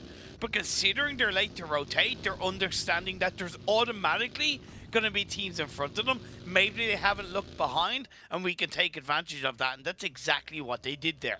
Saw some great M24 shots from Dimension, just 4 dimensions ahead of the competition in that fight, it seems. So good play from him, though TTA also going to be suffering 1 casualty as the car explodes, and he's going to be sent straight back to the Shadow Realm, clearly. Nice. We'll see how things are going to work out. Yeah, Potato, your favorite player, the best player of all times, Imperium. That's what you called him. He's there, alive, in a compound. As look, TTA, not alive. you had your One Piece in Africa. Exactly. They're catering. Potato and Meme Team. They're catering to the casters. You know what? I appreciate that. That's cool. Thanks, guys. Stray. I'm trying to say thanks for the elims, but he's the one that's going to be mowed on down. And man, Vengadores, not the team you want to mess with, Imperium. As though Kiss, I think it's Kiss Uwu. I think there's an Uwu at the end. I just realized. Okay, cool. Kiss is going to be spotted out. Yes, Kiss and Scarlet. Unfortunately, the 2 other teammates not going to be nearby, so I think the Florax might try and go for the flush. Give himself some easy points, and that's 1 for the count. Zaphok's right behind him, so if you want to get the res on your teammate, you're going to go right through Florax. That's why you're going to see Vengadores going for the push, trying to nade things up. He is in a dip, so those nades can be a little bit easier to hit. Nice damage, down to about 50% HP. Now, Unseen closes the gap a little bit closer. Another nade there, goes a little bit too wide. But the thing is, the rest of the team Imperium are present. That's a great nade. And here, Nax Esports not going to go down without a fight. Yeah, it was such a poor initial push, though, for Nax Esports. Nice. They caught out Vengadores, to be fair, but now it is the 2 remaining players. Vengadores are ready to put up a fight. Not such a clean-cut position compared to game number 1 of the day. But we know what they did in terms of eliminations, and they want to do the same to Nax. Let's try with a nade, pushing up with a DBS. 1 bullet's all you need, and he hits it. Ka-chonk. As up 9K. Solo behind that ridge, getting himself a decent fight, but he's getting third party from a distance. And man, I thought it was Dimension again with the M24, but no, he's going to get picked up eventually by Pluto X of Nax. And sure, it was a little bit of a messy fight, I do have to say, but Vengadores, no back-to-back chicken dinner, baby. That's it for them. I'm telling you, man, it is happening. Dagestan 77 again in a great spot after the circle shift. Might actually get himself the chicken dinner here. It's looking good. Do I want to give it to Dagestan? They're down a player. It makes it quite difficult. And that's what worried me about such a heavy split in phase 3, right? They nearly should have consolidated, much like Vengadors did in game one. And it's trickier in Miramar. You want to thread that needle. But yeah, it will make it harder as a 3-person team. So I'm going to say, I did not do a bold prediction like you last game. I'm going to do one right now. I think Major Pride Clan has a really good potential to be in a good spot if they rotate efficiently. So okay. Even though they're not in the circle and there's a lot of teams ahead of them, oh, actually, no, Ice got himself in the spot I thought Pride were going to go to. Ooh. Yeah, I find it weird that you're I was going to, but Ice got there. Clan with the traffic that's in front of them now, between Nax, between Meme Team, between the Real Brave. Yeah, they're trying to wrap around, but yeah. At the time I said it, they were fine. At the time I said it, they were fine until Ice, Team 18, that's 17, Ice Frag Esports, got in that spot on the east. Then that's going to be starting to cause a few issues, but they're going to start clashing up against Nax Esports. They are not catching a break. No breather for them. That's Pride. They're going to be closing that gap and trying to bring them over to Nade City. Can't forget about Melisse Esports, right?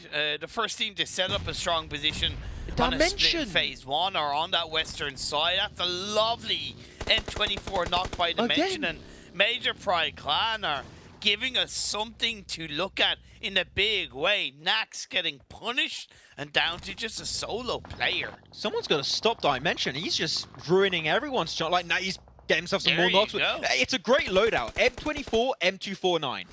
You got one of the most deadly weapons long range. You could have the Orm, but he doesn't have it. He's got the M24, and you have yourself the M249. So you're just great at long and short range, but unfortunately does get caught out with his pants down in the open. So Pasta's there to capitalize on that elimination. Dimension will be no more. No more threats around the lobby. And the Pride still on the move, still on the prowl in the southern side. They're going to have to cross that road eventually, but I think the potential fight with Meme Team might just be above the horizon. You could say Pasta prayed to the PUBG Mobile gods for that trade, and it worked out in his favor. Never mind the fact that the revive came out onto Toffee, and that leaves Meme Team still up as a full squad, and plenty of locations that they can rotate to. They're not stuck in taking this fight against Major Pride Clan. I'm not saying Major Pride Clan are stuck either, because they did the damage of the Nax, where the kind of southwest on the phase 5 shift is going to be accessible. But yeah, both of these teams, Meme Team especially, do have an exit strategy. The Nameless, though, that's the main issue onto the eastern side, is that Ice have got himself such a good foothold to gatekeep. Ice Frag Esports looking so good. That's why I thought Pride were going to go earlier, but Ice got there first, and the Nameless, they tried to rotate in, apparently didn't have too much information, and they just got completely caught off guard. And I think Kenzo's going to be spotted out too. They're just making sure they're in the circle, but Kenzo is not going to be looking too good. And you say Imperium, Melisse Esports has been looking great on their rotation so far. They've been having almost 100% control of the western side in the past 2 circles now. And then once again in the circle, Melisse is looking like a very deadly contender for this chicken dinner. It should be a Melisse chicken dinner. I'm kind of calling it here and now. Full squad up, great position. They have a good spread in between those buildings. Stay within control, stay within focus, guys. Don't, you know, get lazy at the fact that you haven't really had to move too much over the last couple of circles, and it should be your chicken dinner for the win. Major Pride Clan sending Nax a little bit more forward, trying to create that space, but interestingly, Meme Team is heading directly down their path. Yeah, Meme Team might try and go for sneaky third party, but no need to third party if Moros is able to just close up the fight almost instantly on the final play of Nax Esports. So now Pride going to give himself a lot more control on the southern western edge. And that's going to also liberate a little bit more space for Meme Team to just claim that free real estate in the southern edge.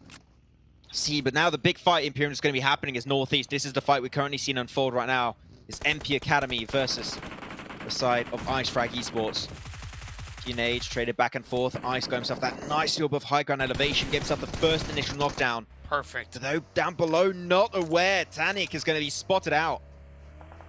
Eska there to wrap himself that elimination. Pauly's going to try and push it up, but Eska's just holding strong.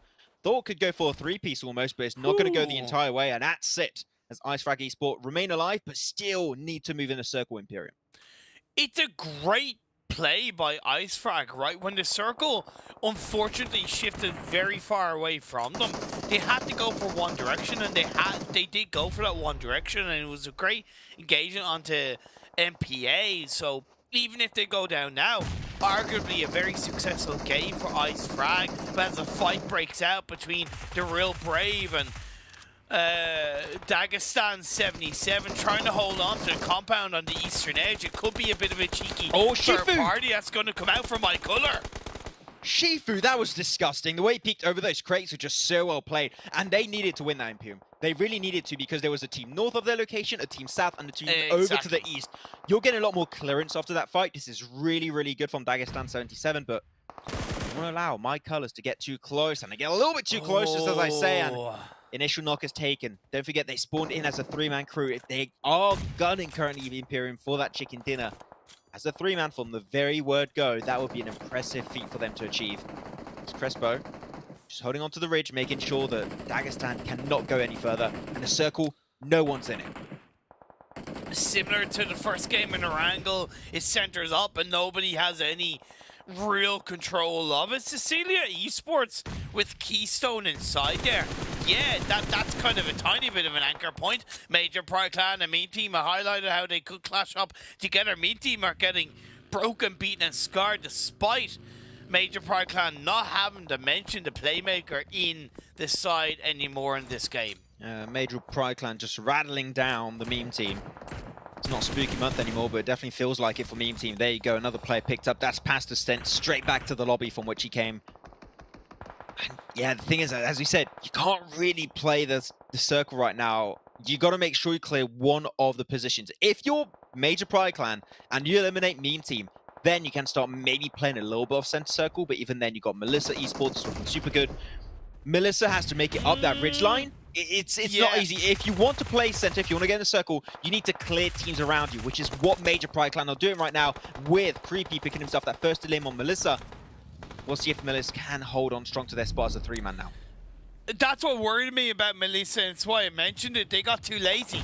They relied too much on the compound. They didn't send it up the ridge side to get a bit of an earlier control on the likes of Major Pride. They could easily have third-party that fight between Major Pride Clan and Meme Team if they had have been a bit more aggressive, a bit more focused.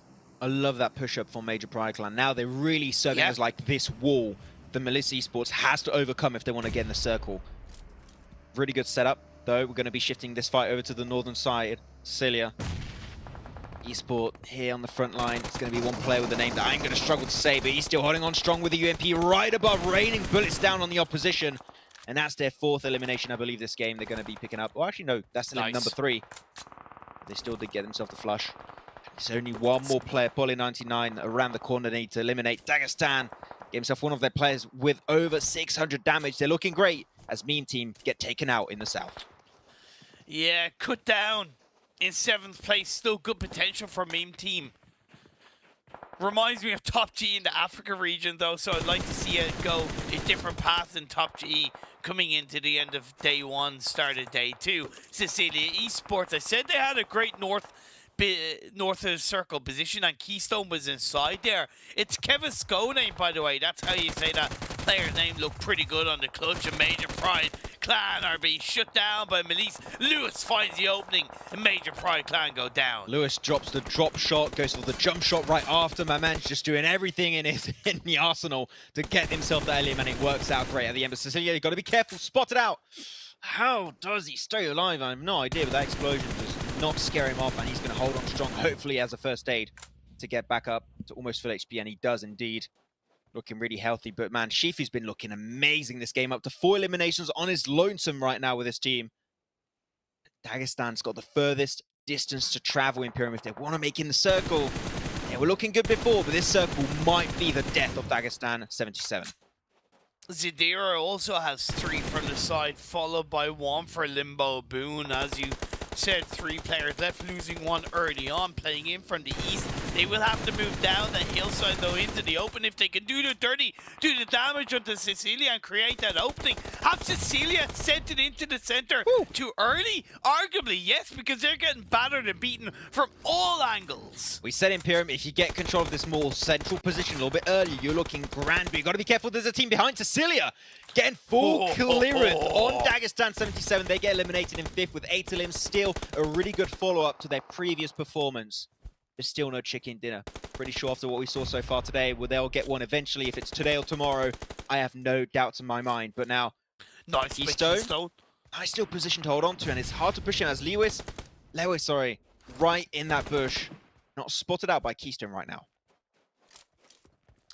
Do Cecilia have the keys to the chicken dinner chest for this game number 2 and the first one in Miramar? How is he not Never spotted? mind the fact that Ice Frag Esports could do something coming in from the north. Will they stab Cecilia in the back? He's just waiting. He wants a second place. He doesn't. I think. Wait, was he spotted? No, no one. No, actually, he's just lost bullets coming his way, but he has not been spotted. Lewis going to be knocked on down with that UMP spray. Nicely done. The fight's all over the place. That's it for Elise Esports. Still a really good run and really good macro in this game, but the fight's still unfolding. And My Colors, once again, that came into this game as a 3-man crew. Now as 2. Maybe able to take himself this chicken dinner. Keystone now the solo survivor here of Cecilia. Trying his best to take himself the 1v2. Picks up 1. Nice by Keystone. He's low HP, but with his teammate, they need to push this one at the same time. Sativan's going to be going for the push to try and close it off. He gets eliminated. So close. And My Colors stand strong, but they need to keep in mind. Paul can do it. It's still alive. How will Paul play this one out? He's got no nades. He's got nothing. He doesn't even have clothing, Pyram. That's how bare he is right now. And he's got no meds. Only a helmet to play with. Unfortunately, he got a little bit too trigger happy on the opportunity. 2 mollies. I mean, yeah.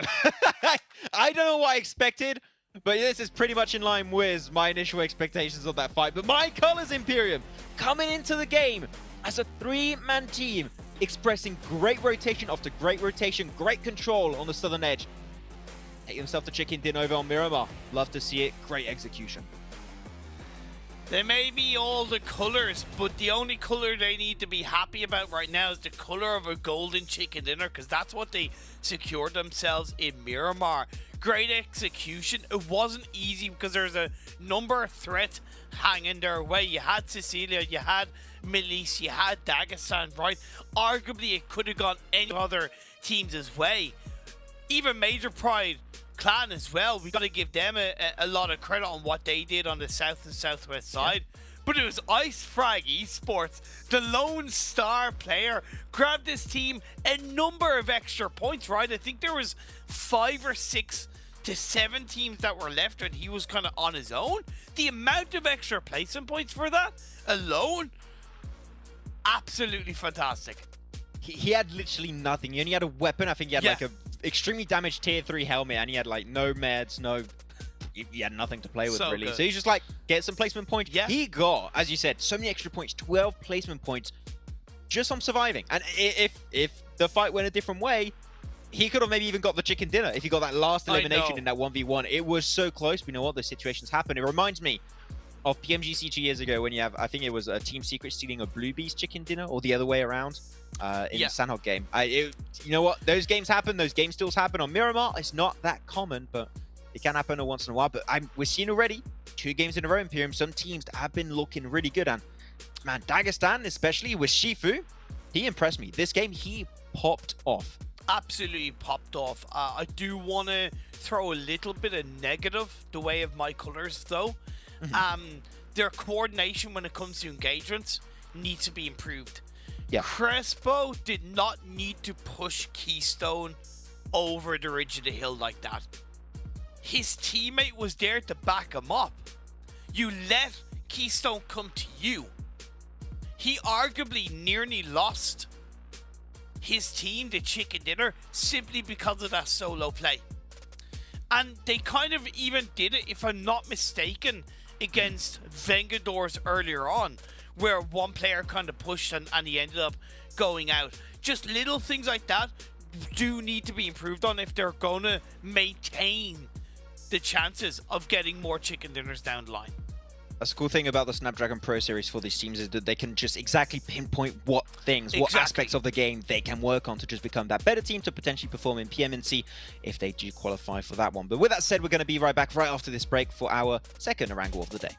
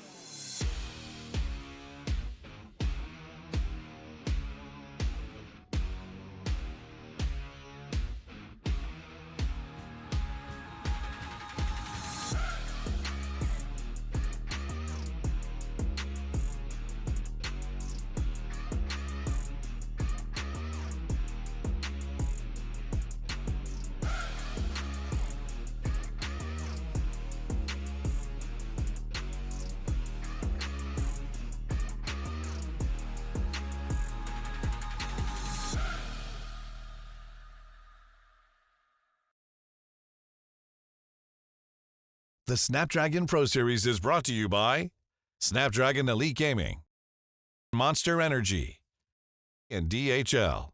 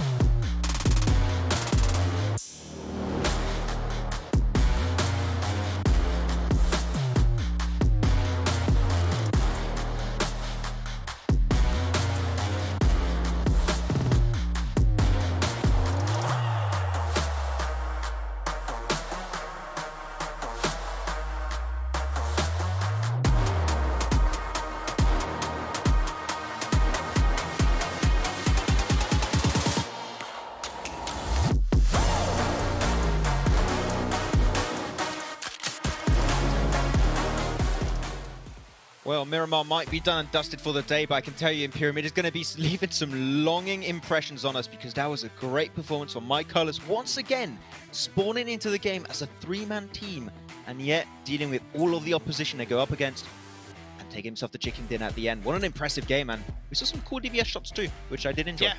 Yeah, looking at the Oppo moments, it was some great balanced action across a number of teams, and the scores will reflect that. No spoilers alert. Very interesting points accrued by a number of teams, and it's not like Icefrag, by the way, wasn't kind of, you know, playing super passive. They were in a number of battles per se. It was just kind of staying alive as a solo player, which is just even more impressive, and sometimes that's what you got to do to get the job done. Now, Melise ended up squad wiping Major Pride Clan, but you got to think if they had pushed up the ridge of that hill that we made note of a little bit earlier on, they would have had more players left, in which they most likely could have won the game from. The thing is also my colors, you talked about it, right? The fact that there was not that synergetical push we expected from the last two players. They just sent one forward first, gets knocked. You said it, that was potentially the moment where they could have lost that chicken dinner. That could have just slipped through their fingers almost instantly. At least they were able to pick up the pieces, and luckily enough for them, Paul 99 had literally nothing. Literally nothing to play with. So he's just had 2 mollies and a tree to work with, and you just got like surrounded by fire. I don't know what you're going to do at that point, pretty much. So that was pretty much done and dusted. And we're going to check out now the round standings to see how many points were taken home by these top teams. And I think we can expect a few. Yeah, 22 points by my colors. I'm going to repeat myself once again. As a 3-man team in a Miramar game, go with a massive disadvantage, and yet 22 points. If they, hey, I'm telling you guys, if you get yourself some wins as a 3-man and not as a 4-man, just get rid of one of the players. Just go in as a 3 again. Do it.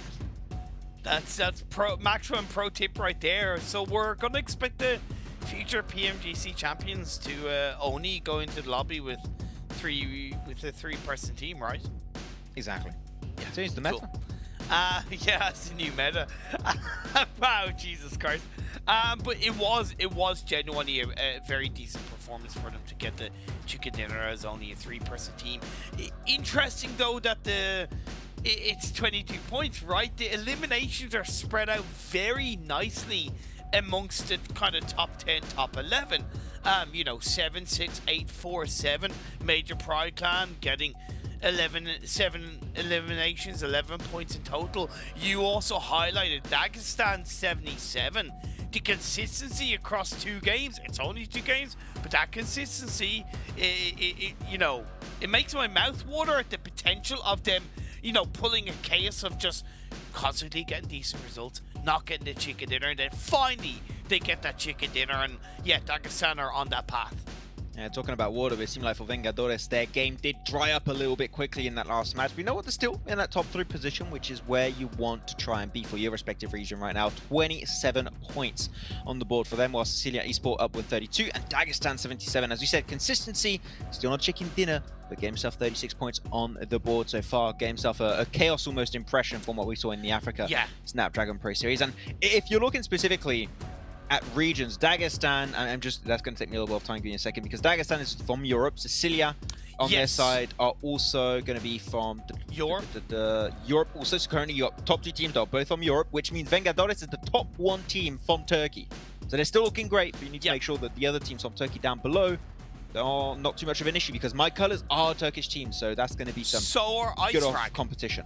Also, so at the moment, you know, 3rd, 4th, 5th are their top 3 Turkish teams. 1st, 2nd, and 6th are the top 3 European teams. That's what makes this qualifier so much more interesting.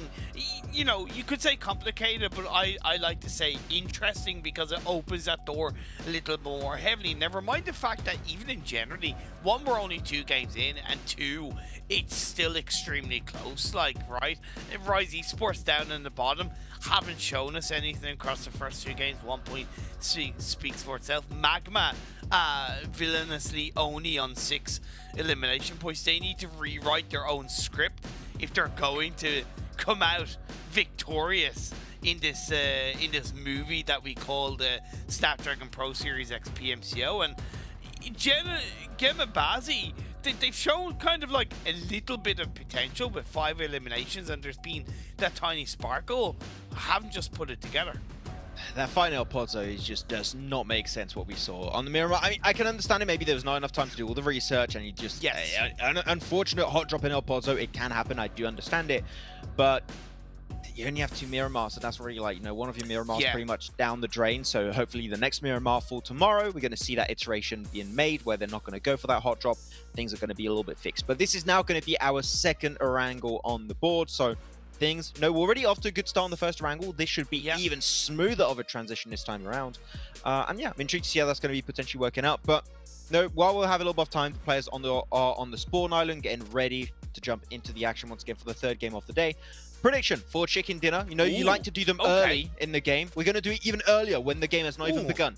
Which would be your one team? Not, I mean, chicken dinner. Yeah, your team going for the chicken dinner. Your team to watch. Safe bet. Safe bet, Dagestan 77. That's a bit of a safe bet, right? I kind of want to say kind of want to say meme team. That was Just my because? answer. You can't take it. Oh, No. damn. Okay, That- okay. you fair can't enough, take fair two. enough. You got one. I'm taking the other. Okay. So I'm taking meme Okay. team. There you go. That's gonna be my Cool. prediction. So I'm gonna see how Potato is gonna pull off himself a great performance. But yeah, the thing is, we keep saying it during Africa. There's a lot of potential available for a lot of these teams in Yeah. And even though I can't have a second option, I'm gonna give a second option anyway because No. you're not the boss of me. La la la la Major- la. I can't hear you. La la la.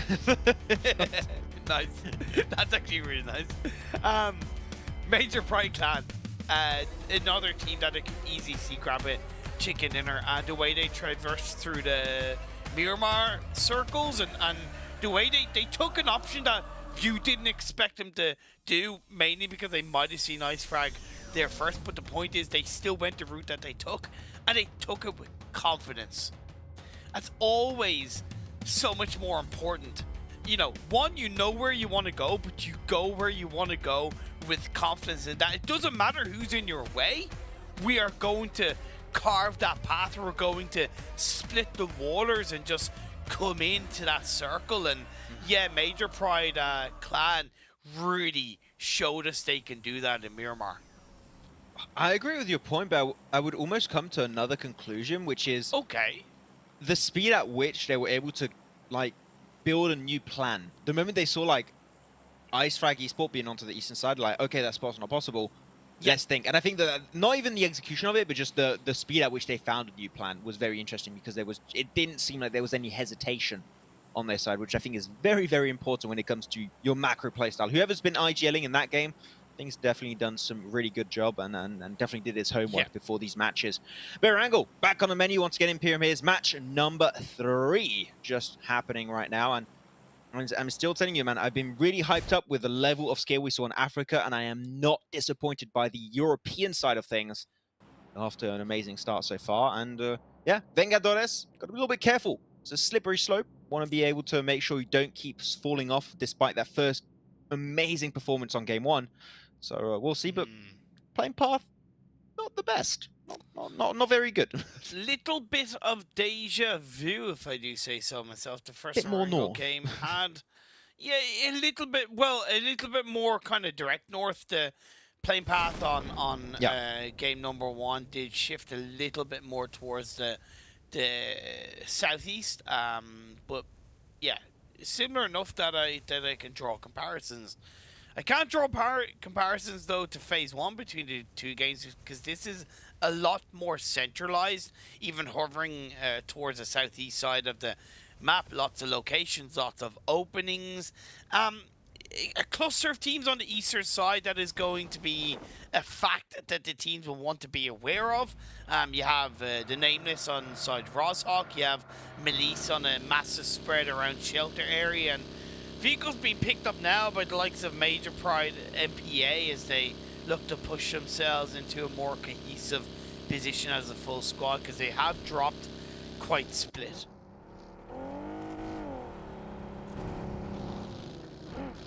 See how things are going to work out right now. Intrigued to see the team in Zaki right now, Okay. which is interesting. It is your favorite spot.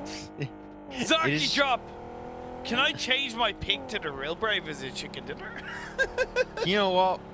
Why not? Why not? I'll allow it. Just because I think that it's not going to go the way you think it will. Yeah. So I'll allow it. Is that your new pick then? No, because simply because no. Simply because of the fact that there's a lot of traffic in front of them. Like a lot of traffic in front of them. You have Major Pride Academy in North George. You have Sicilia Esports in the South George buildings, and you have Gemabazi in the South George crates. That's 12 players that you need to try and rotate around across the bridge to get at least to get into the south part of the circle.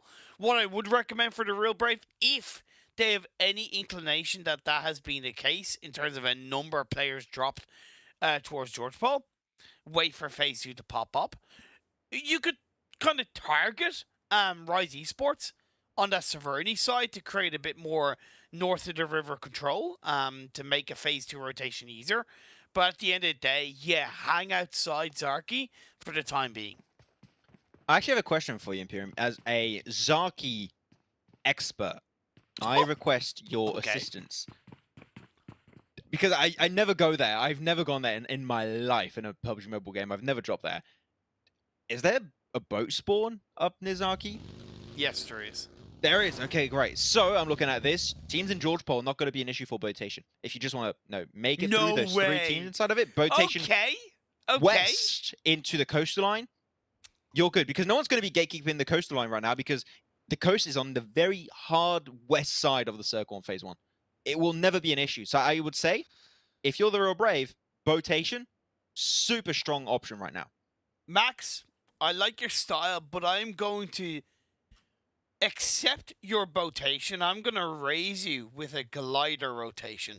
There's always at least one glider on that Zarki road between Zarki and Severny. I don't know. I have to say no to that one, man. I have to say no to the glider. As much as I would love to see it for the meme potential, if one team's going to do it, it's going to be meme team, by the way. True. But you can't maneuver it that easily. You're very easily spotted. It does an insane amount of noise, and it has a very low amount of HP. And you can only also have 2 players. So, no.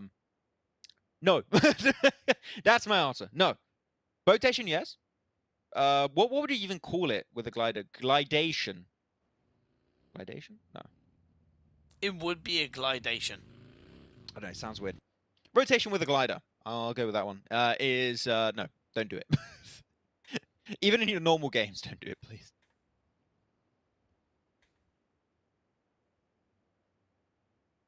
Glider. That's all I'm thinking about now. Glidation. I was like, when is he going to talk? Is he sad I said no? He's just disappointed. I'm never sad you say no. I mean, you know what? They're not doing any of those options because you know what? They're rotating over to the eastern side of North George Pole. So there you go. They dodged it. By the way, I didn't mean to make such a loud gasp there. That was more of a catching of the breath. I don't mind this idea. I don't mind this at all. I don't know if it was in Africa or if it was in PMGC. Apologies, I might be getting mixed up.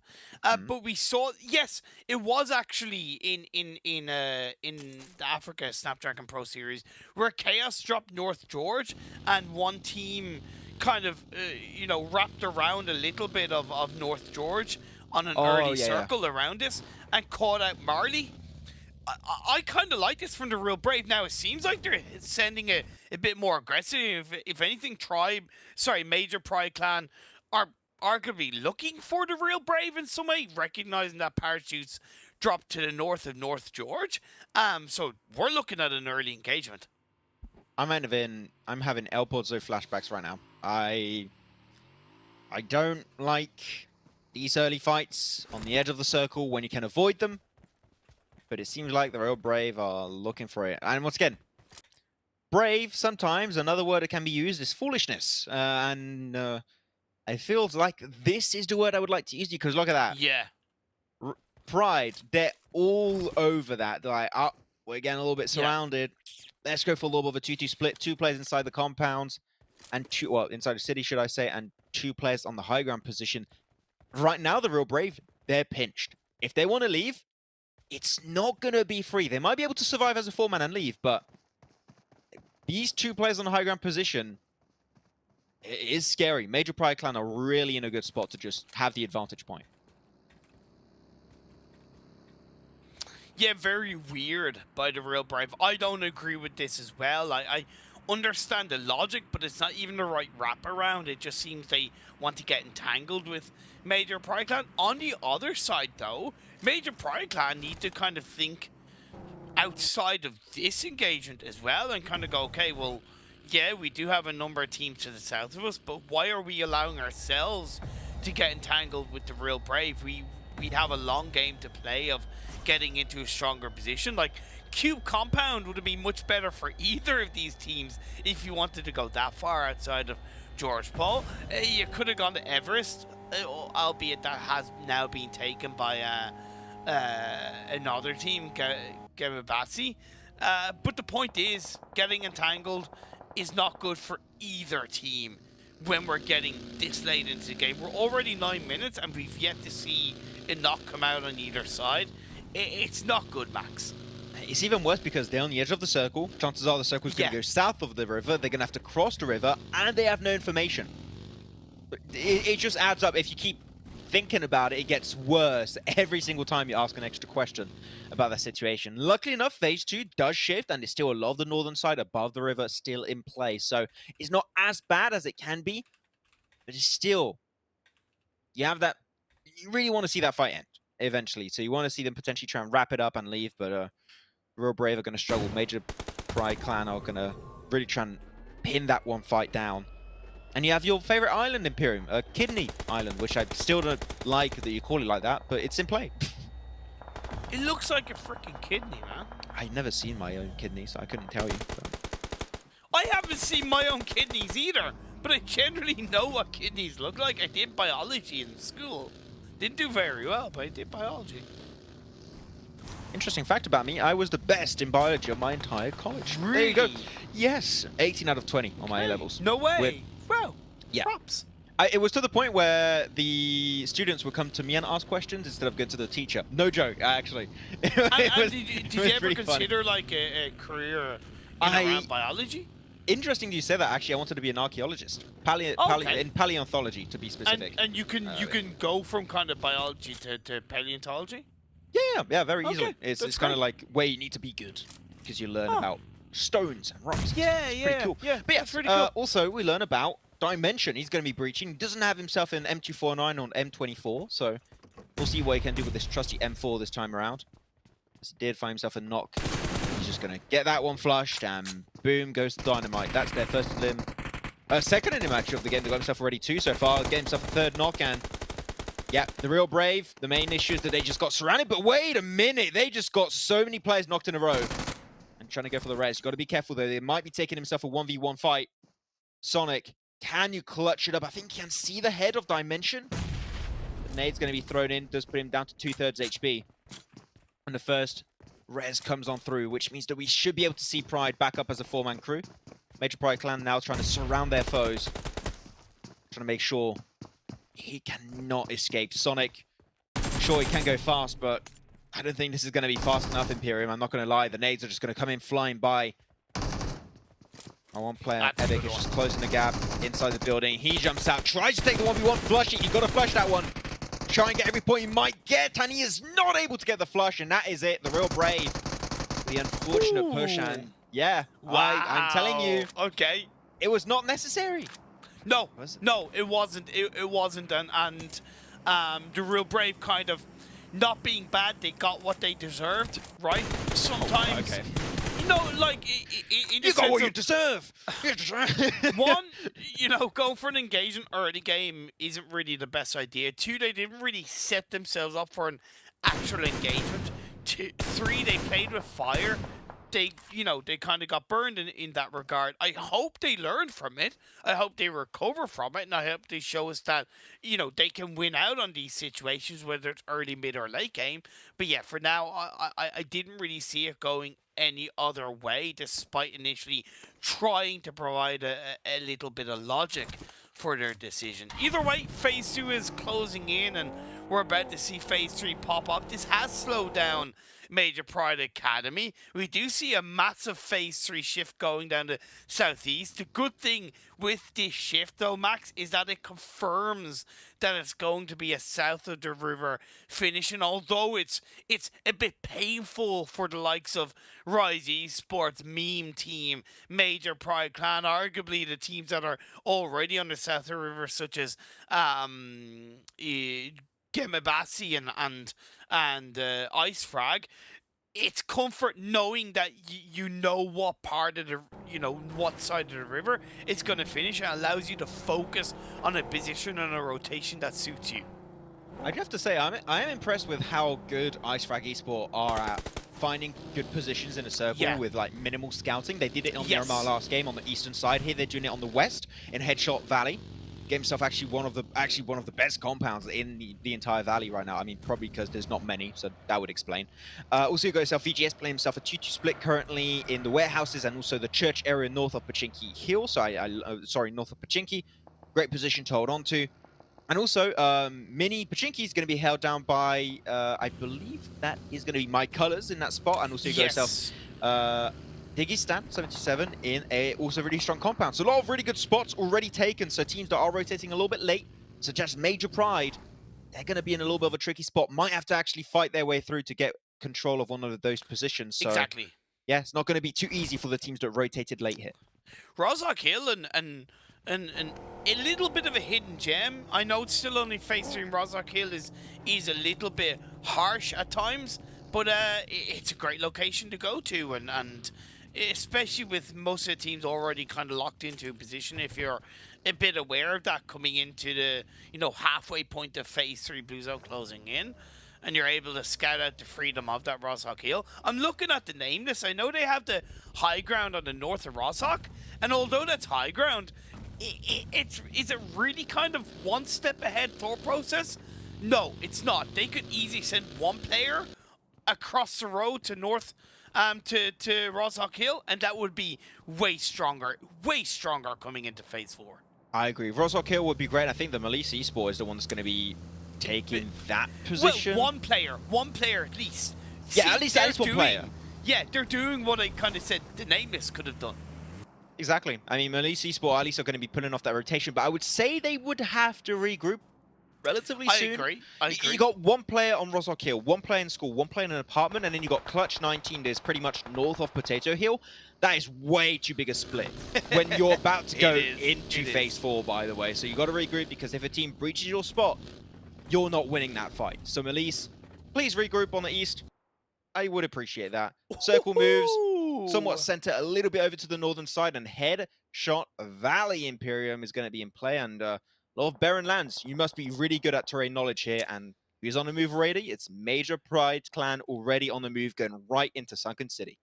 Yeah, because TTA Esports arguably a good position on the south edge of Watertown, but was it the right spread? I know they're down 2 players, so I suppose they're forced to not have a spread.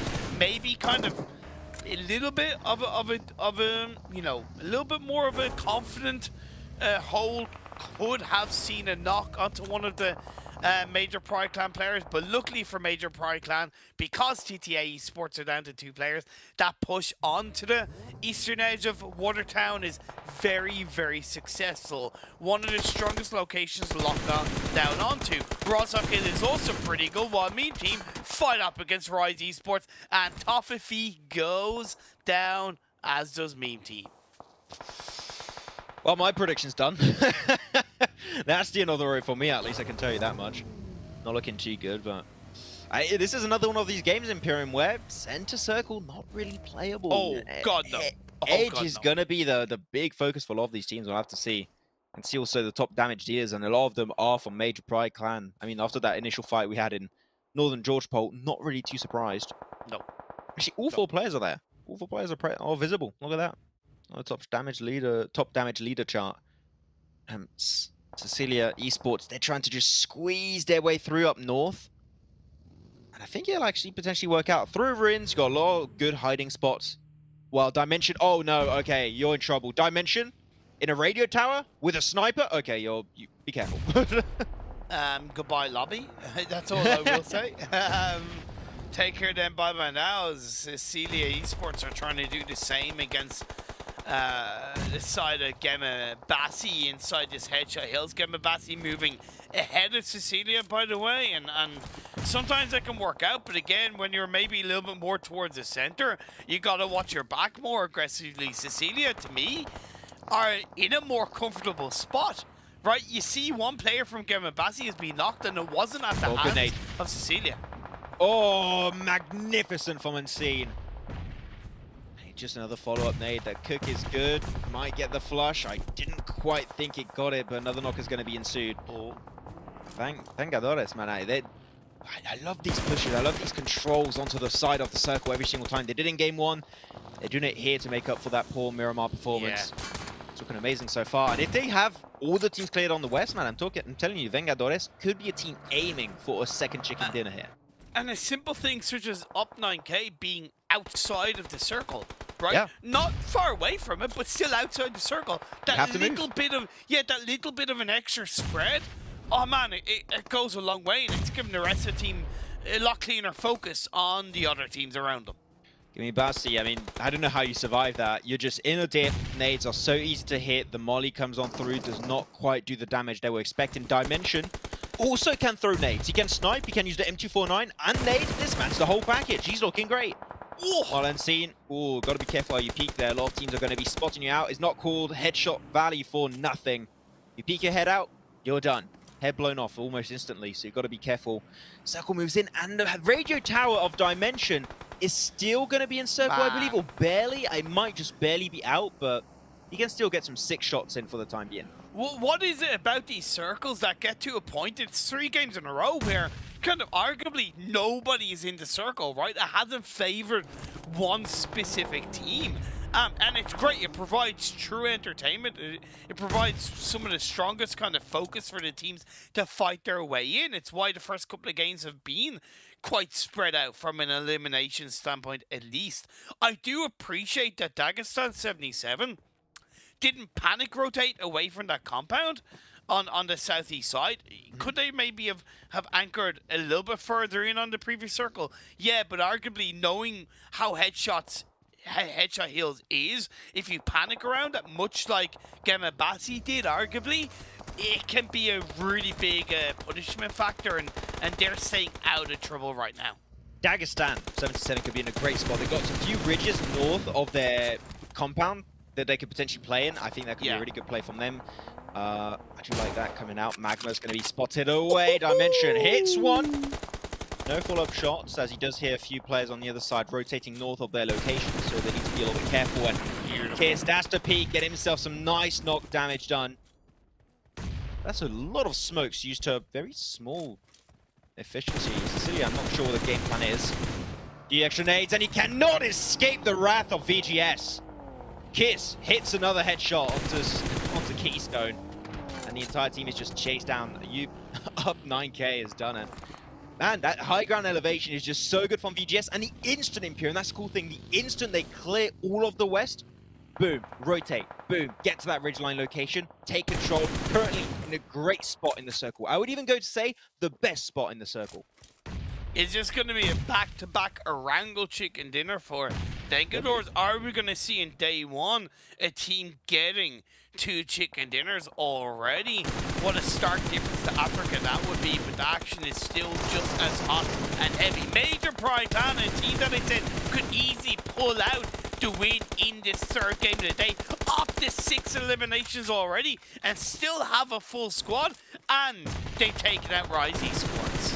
Yeah, that's it for Rise, 8th place, 2 eliminations, but Melise, they're just going ham right now. Still has 2 players remaining, but they're just gunning down the lobby onto the eastern edge of the circle. Plus they're in circle on this next circle shift on phase 5. It's looking pretty grand, but 2 players. Can you hold down the 4?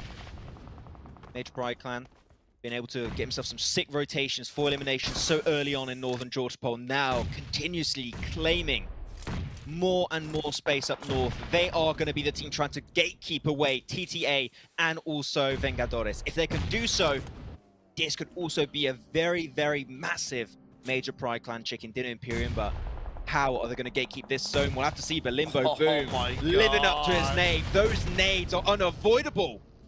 My colors just getting burnt up to a crisp. It's like a mini red zone as the final shots fly out, and that's going to be the end of my colors. Still not a bad result. However, they will want to kind of continue on the upward trend and see what they can do in Game 4, Game 5. We got 5 teams left. TTA coming into this in 11th place overall, so it has been a relatively strong result for them so far. The job still needs to be done, and with Major Pride, with Vengadors and with Dagestan 77 around them, it's not going to be easy. Having a rematch of Game 1 right now, it seems, with Dagestan 77 and Vengadores. We'll see how that's going to play out.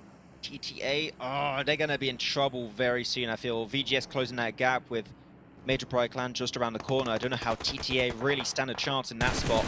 And there you go, as we talk about it, Key, first one to go down. 1 more player currently remains, and There's no escape right now. You're just surrounded by foes, and unless you pull off the sickest clutch I've ever seen, I don't know how it's going to work out. Wait, Picks Drax. up one. Maybe opens up a gateway for VGS to actually go for the third parties. Looking good. Dimension. Yes. Also Also picked up second. TTA. What's happening? Not looking too good, but TTA do get eventually eliminated. But man, Major Pride Clan just got absolutely ruined by TTA. They cannot hold on to the western side anymore. And Vengadores slowly but surely eking their way forward, eliminating the players one by one. And that's going to be it. Major Pride Clan eliminated. Still massive performance from them, but TTA just threw everything for them out the window. Now VGS versus Dagestan. The rematch is on. Circle is in the favor of Dagestan. They don't want to wait for phase 7. It seems like they're pushing forward. It is 4v3, however. Dagestan know that Vengadores has that the rock. extra body advantage. That rock is massive. It is so strong. It's very similar to some of the rocks you have over on Sanhok. Yep. If Keep 77 can play that extremely well with that third-person perspective, that could give them a little bit of an advantage. Max. But he's very far behind. I'm worried about Dagestan's spread out. I just think it's too heavily spread out. I agree. I don't think there's the right amount of support considering their player down. If Zadira was further back, I would like it, but I think he might be a little bit too far forward, and I think he's going to be the main initial target. If he can find the first opening knock, that gives a living chance to Dagestan at 77 to get the game. But it's very reliant on him. Trying to peek over that. Once again, that rock is just so strong for Keep 77. That's better. Shifu pushes there. forward. Nice join up on your teammate. That's what you want to see now. It's down to a 3v3. The man advantage is no more. And they get it right behind him. Confirm that, Liam. Hell yeah, you get those points, boy. It's looking good. The nades traded back and forth. Adira's going to have to go for the heal up. Now up 77, still got that final nade. Can he make a difference with it? Get some nice damage, actually. So much work being done by Vengadores. While Shifu just in the smoke. He was spotted away. He was hurt, but he's going to be shot on the off angle. He was not aware and instantly punished for that decision. 12 eliminations, potentially looking for the 14 elimination bomb in this game. It would be a massive performance. Adira pushing up with a PP Bison, a lot of bullets in hand in that ammo. The clip is there. He gets to spray down in the smoke. VGS struggling to hold on. And he goes for the jump shot and he takes it home. VGS do not get the chicken dinner as it goes the other way for Dagestan 77 to claim the chicken dinner. I called them as a prediction, as a bit of an easy prediction, but it wasn't an easy game for them. They played it perfectly when they needed to. The end fight, we both kind of noticed it. It was a little bit risky. That spread was quite heavy. Shifu was aware of that. He pushed forward closer to Keeps, in between kind of Keeps and I believe it was Zadira. Then Zadira did what he needed to do in the front line, got the opening knock, the confirmation came through. As you correctly pointed out, the body advantage was no more. And from there, Dagestan took control, and against a team such as Vengadores that proved themselves so heavily in game 1, that is more than impressive. It truly is, and we said already one thing after the first 2 games, and they're just proving it in this match, is consistency from Dagestan 77, and what a great performance from them. And not an easy game too. Like really, this game was all about your terrain knowledge and how you're going to be clearing your spots every single step of the way. Every time you move, it's going to be a fight. You need to clear that fight, survive as many players as you possibly can, and then go to the next step, then go for the next rotation. So, and it is just an amazing performance we saw from these guys. I'm really happy with how Dagestan have been playing so far today. I'm hyped to see if we can see potentially even more of these performances throughout the next 2 matches. We've got another Sanhok, we've got another air angle that's going to be around the corner. But don't forget, these amazing plays, some more amazing performances are also brought to you by Snapdragon Elite Gaming, our main sponsor here for the Snapdragon Pro Series. And man, if we keep having games like this, I'm sold. Africa was looking amazing. Now Europe is looking amazing. I'm having a great time. Dude, I kind of want to say that these games are a little bit more, they feel, and it's no disrespect to Africa, but these games feel a little bit more intense. I don't know why. Maybe we're getting the look of the circles. Like I said, kind of all 3 games have had kind of between phase 4 and phase 6, that shift where no team has like the circle look per se. So you're forced to kind of fight your way in and fight for control, and that creates such an intense finish to these games. But yeah, it's amazing to see. I feel bad for Major Pride Clan though.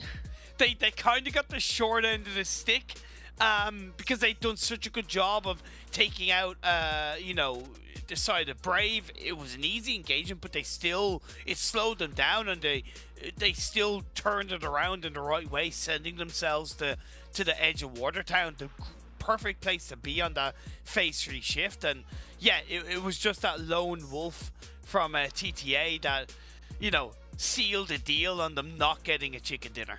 I mean, I have two things to say, is Dimension and Radio Tower, and those two things tend to work really well when you mesh them together in Pyramid. It definitely allowed them to get himself a little bit more clearance on that Sunken City location. But that's going to be it for our third game of the day. Still have 2 more remaining. Next match is going to be on Sanhok, so we'll catch you guys over there right after the break.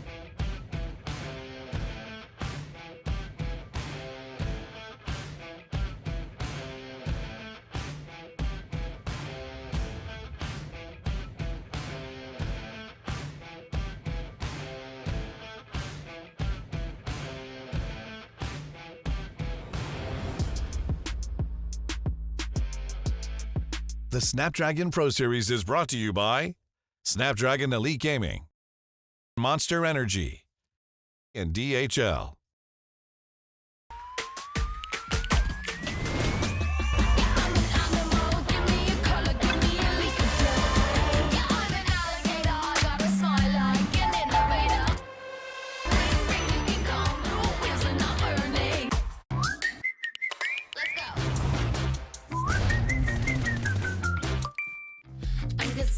They wanna buy me, baby, I'm too pricey.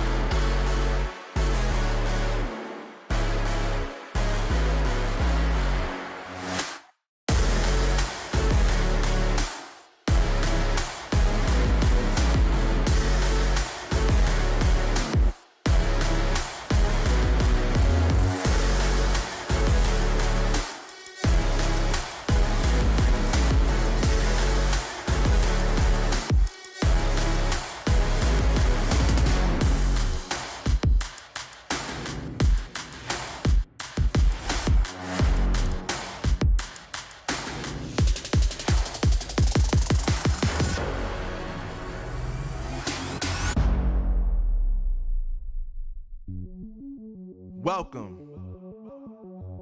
to the place where dreams come true, where everything you want can be yours, if and only if you're willing to work for them, you're willing to hurt for them, but most of all, you're willing to be first for them.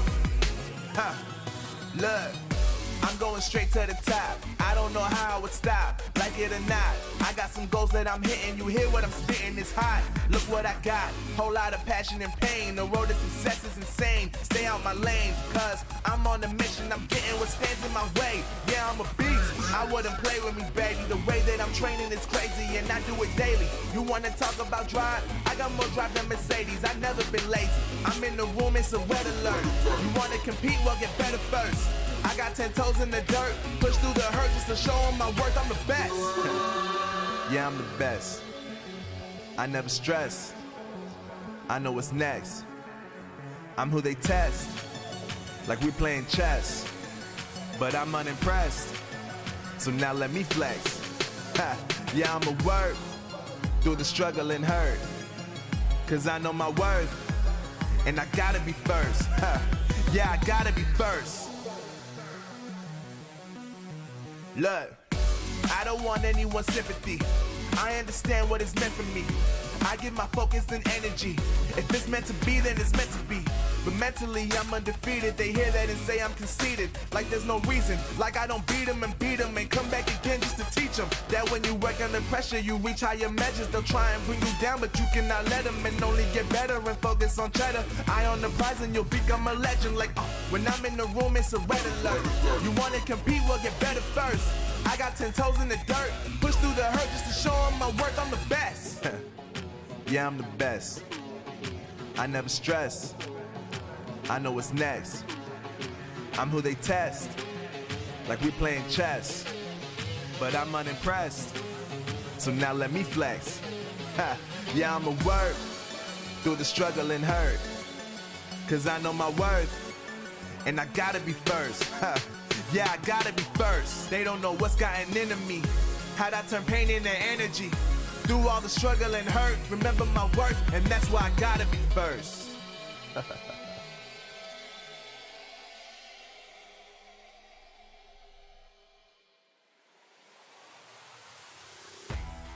Well, Dagestan 77 Imperium here, exuding consistency, embodying consistency even, you could say, in these matches. 2 great performances to kick off the day, and now a chicken dinner in Game 3. The question now stands, can they keep it up over on Sanhok? Well, I'm sure they can. Because Sanhok is even more of a vicious map and even more of an unforgiving map, and Dagestan have proven that they're able to deal with the unforgiveness of PUBG Mobile. So I wouldn't be surprised if they come out with another decent result in Sanhok. I also want to highlight the fact that I got another prediction right. Just put it out there. Of course you would. And it was even earlier in the game. Hell, the game hadn't even started, and I predicted it right. Just, you know. I was also looking at the chat, and they've been spamming Dagestan 77 for the longest time. I got it right there on the side, and man, you guys are wild for Dagestan 77, but they also got a correct prediction, I would say.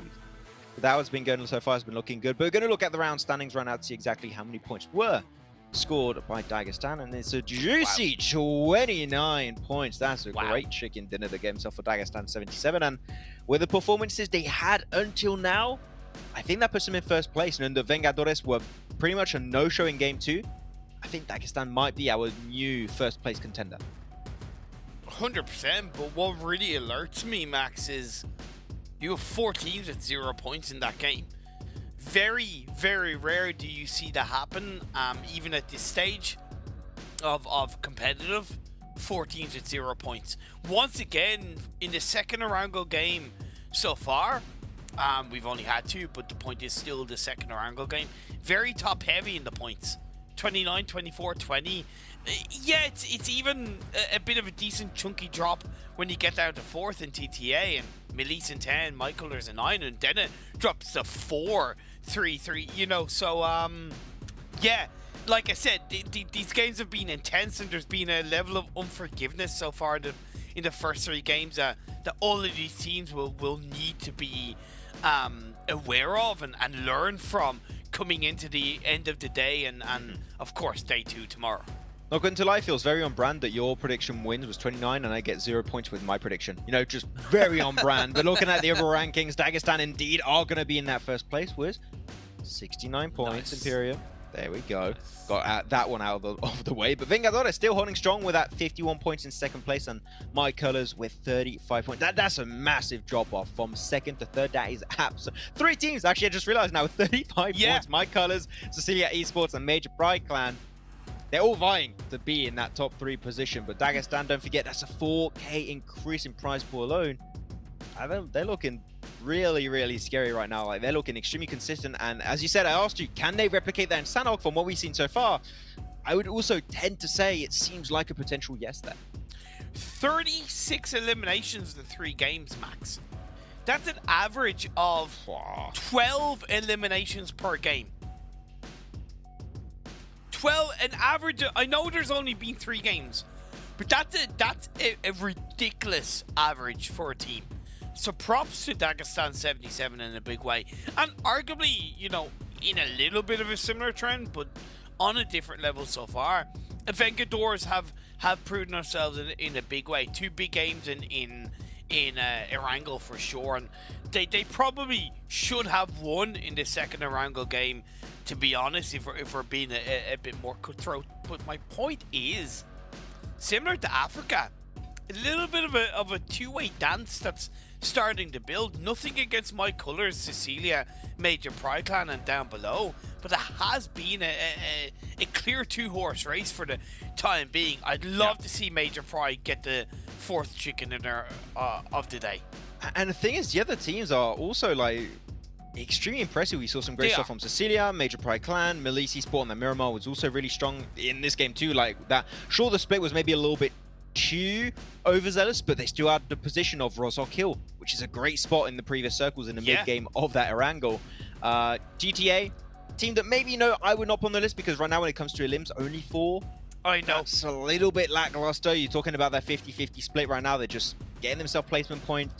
Elims currently lacking a little bit more. And IceFrag Esports are actually a team that I think can do better. I love the rotations I go. I have the impression they're super well, good positions on the edge of the circle every time. They find good entry points. I just need to see a little bit more because I'm not sold on the experience right now, but we know that the potential is there, just a little bit buried, a little bit invisible. And you might be thinking, well, what's the difference between TTA and IceFrag? You know, the big differences between the two teams is that IceFrag's macro has been a lot more calculated and purposeful than TTA's. TTA's games have been a lot more kind of survival based. That isn't necessarily a bad thing, but when you're looking at prospectus winners down the line, the end of the day, day 2, IceFrags looks so much more like a team that can win a game.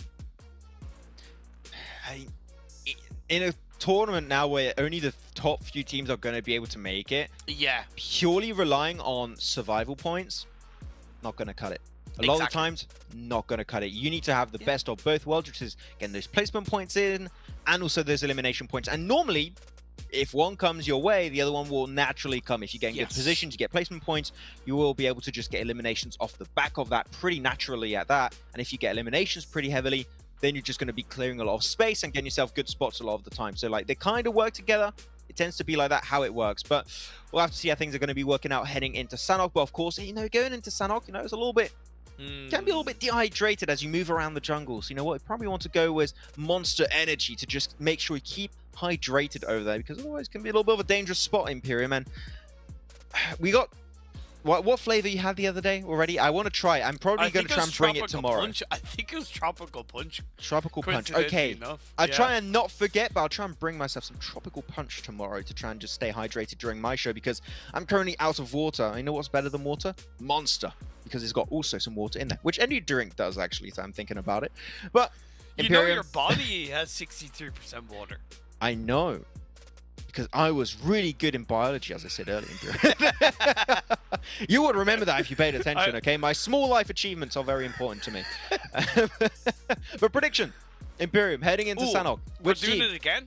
Yeah, I mean, it was a segment, okay? It was a graphic. Yeah. Prediction time. Any team you're looking out for? Major Pride Clan. Okay. Yeah. Again, I want them to win. So I'm kind of trying to will it into happening, but also I believe they have the ability to win a game. This game's going to be difficult. Sanhok is tricky. We also need to consider kind of hot drops and the potential of that. But yeah, for me, Major Pride. Okay, I think that's a good pick, and I'm going to go for... I don't like picking the teams that are already doing good because I find it too easy. It makes the predictions a little bit boring. I'm going to go with my boys of IceFrag Esports. I think they did some good rotations. I'm so happy you did that. So happy you picked up. I've been seeing good rotations, and I think the rotations, sure, might be a little bit undermined when it comes to Sanhok, but are still really, really important. And you're going to need to be good on rotations because you never know what island is going to finish on. Is it going to be Southwest Island? Is it going to be Northwest Island? Is it going to be over to Painan/Boot Camp? You don't know. So being good to rotate around those river positions is going to be key, as a lot of the fight's going to be potentially unfolding here in Hatton, it seems, and it's going to be the side of Gimme Bassi. A lot of support also has been spread in the chat, taking that fight. Hoping they're not going to be suffering any casualties in the early stage, and they're going to be taking the fight up against Vengadores. Not a team you really want to fight against, but they might just be a little bit undiluted. Oh, I take it back. Kiss has gone DBS. He's not undiluted. But gets one. Blasted through. I instantly regretted saying that when I saw you had the DBS. I'm like, he is not undiluted in theory. He's looking great. Door opened up. No one's going to push it out, though. That's instantly a player that's been confirmed on Gimme Bassi. Vengadores. Even though it's the early game, you don't want to mess with that. Trying to push it up. No way. No way. He knows he has a DBS. Do you really want to take that fight? He hits one bullet, you're dead. Just saying. And look at that. Even Up has got himself some DBS. They got double DBS early game on Sanhok. This is the best thing. What's better than one DBS? Two DBS. Exactly, Imperium. Two DBS looking good. They just cross one another. Does get shot in the back though, unfortunately. You got to be careful. He is low too. And I think the two DBS players might struggle. I take it back. They do not struggle. They just clutch it up. And that's going to be 2 eliminations over to Kiss and 4 points total over to VGS. And Gimme Bassi, game over, my friends. What I love about that engagement is that it didn't take long. You know, Vengadores got DBSs, pushed it, got the first knock, got the first elimination.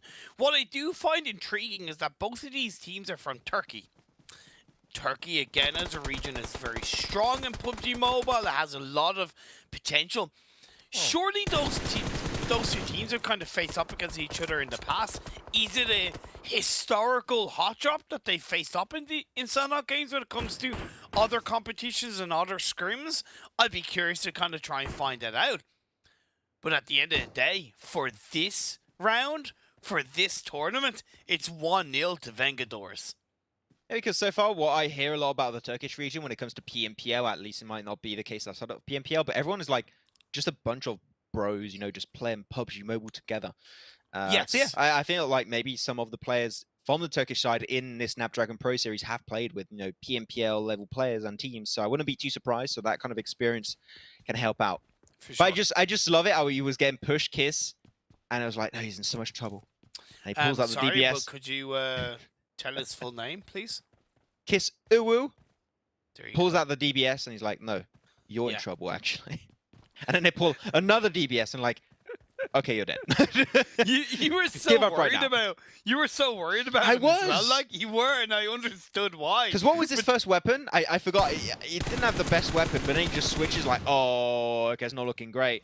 Not looking great either, apparently, for Kenzo, as he's just taken down by the team. And the Nameless down to, I believe, 2 players now. Yeah, you know, it's the first Sanhok of the tournament. Hot drops are always going to be a potential hazard. The thing is, you got to drop together, and the Nameless are in very heavy splits. They were in quite heavy splits, by the way. Don't think that they all dropped together and then just kind of lost 2. No, Killer, Hala, the rest of the team, they weren't in the same spot together, and they were picked off, basically, by the players of the Real Brave that had a great 3-1 split between Camp Alpha and the high ground to the northwest edge of the Northwest Island. So, great play by the Real Brave. They'll be able to continue to loot up and might even finish off the Nameless later on. Got to make sure that they don't get caught out. Have yet to talk about the circle, Max. It's interesting. Talked a little bit about it. All the islands are currently in play, even though there's a big chance it's not going to go to the mainland. Fair. Which is why I love the position of 2 teams. You've got Nax Esports that's looking pretty good in Ruins / north of Ruins, but I think they're slowly trying to transition north of Ruins. And also, you got Mike Colors playing Trifecta with Author. Also, I just realized right now, thank you for zooming in, Imperium. You got Major Pride that are going to be in that position right now. That's going to be looking also really good. MP Academy, sorry. Yeah, MP Academy. Yeah, Major Pride Academy, MP Academy. Yeah. Just to separate that. But what is very interesting is that My Color dropped Boot Camp. So credit to them, they made a very early rotation over onto the Northwestern Island. The Northwest Island here is going to be the fight on the mountain, apparently. The Real Brave. Got to be a little bit careful. At least this is, like, miles better than what we saw in last game. Now, that fight in Northern George Bowl just did not work out whatsoever for them. Just losing 4 players, no points to count for. But at least, this is a little bit of a smarter position. I enjoy what I'm seeing from them in this game. They're just seeing the nameless in a really bad spot. They're like, okay, let's just trap them down, keep some players in Camp Alpha, put 2 players on top of the mountain. Just make sure that the nameless can't really escape that spot, which as of right now, the nameless, I don't think they will survive any longer because these positions are just too good. And credit to the Real Brave. I said about them after they lost out that engagement to Major Pride, I was critical of it, but I said learn from it, and it seems like they kind of have initially inside the Sanhok game. So yeah, credit to them. Phase 2 pops up, goes a little bit more north, so it does take away the majority of the mainland. The fight going on inside the blue between Dagestan 77 and Sicilia Esports. I believe Dagestan losing 2, if I'm not mistaken. Maybe traded with 1 against Sicilia. Well, the nameless, yeah, understandably, the Real Brave, I said that they shouldn't get caught out by the final 2 players of the nameless, and putting themselves on top of the mountain on the Northwest Island is a great way of not getting caught out. Yeah, just making sure that you cannot go from building to building, from tree to tree, when you have just so much visibility and information being fed your way. So yeah, Hala, I'm not sure how he's going to work this one out. I mean, it is Sanhok, so the heal strat is always an option when you are serving as a solo. You can just like get some sneaky angles, but it seems like Zane wants to push it. I would not recommend it. Your team is not there. If you're knocked, you're done, pretty much. So make sure you just regroup with the team. And I would say just hold on to the mountaintop. Yes. Like, there's a 50-50 chance right now. I would even say a little bit more of a chance it goes to the Northwestern Island. If you're on top of that mountain as a 4-man, you're looking grand. You're looking amazing. So, no, I think that this could be looking good for the Real Brave. A good redemption arc after that last match. Nax are in an interesting split. You have 2, I believe, on the bridge between the Northwest and the Southwest Island, and 2 on that compound on the coastline looking. So they do give themselves some decent support. Down go the nameless, and now the Real Brave can really focus on what is in front of them further into the center of the circle, knowing that their back is much more heavily covered. Remember, they got an elimination onto Vengadors. They've sent Vengadors packing. They should be thinking, okay, Vengadors are on the other side of the Northwest Island. We don't need to worry about them. And they would be correct in thinking that. I can tell you, the Real Brave, they just full sent it onto Allah, and they just wrecked him. I don't know how that rotation worked out. We didn't quite catch it, but okay, poor guy. Poor guy is all I can really say. That's all that comes to mind, really. MK14 coming down, very close to my colors, actually, if that's a weapon I want to pick up. Every time I see an MK14 in the crate Imperium, I just don't pick it up. I just don't. I know it's a great weapon. So you don't pick up an arm and you don't pick up an MK14? No. Are you even a PUBG Mobile caster? Yes, but I just prefer the AUG and the Groza. Especially the AUG. I think the AUG is probably my favorite weapon in the entire game with the Uzi, but yeah. Yeah. And the SLR. I really like the SLR. Don't judge me. You're like, all vector powered, so good. Oh, no, I'm judging you. The whole PUBG Mobile community is judging you. I don't know why. Okay, you know what? I'm going to return it. I love the M4. The M4 is the best weapon in the game. You can't beat it. Anyways, we'll have to see. Mean team. Taking over fight. They're currently being breached upon. Good nade. It's going to be thrown up, so that means there's going to be down to a 3v2. Magma. Haven't seen too much of this team Imperium, a team that's been a little bit silent so far in these first 3 matches. Sanhok might just be the one where they can try and make a little bit of an impact. Nice shot from behind by Kofat. Kofat. No. Nice, trying to close it up. Nice little bit of damage done, but they're just both so low. 2 bullets. And it could be a double whammy coming on through. Meme team, nice, gets to push an extra elimination. 1 and gets 2, and Pasta cleanses the scene. And that's going to be 4 limbs to them, and are going to remain as a 4-man crew. I do need to criticize Meme Team, though. why go for a revive when you haven't confirmed a squad wipe? Why did you leave it all up to Pastor to get the job done?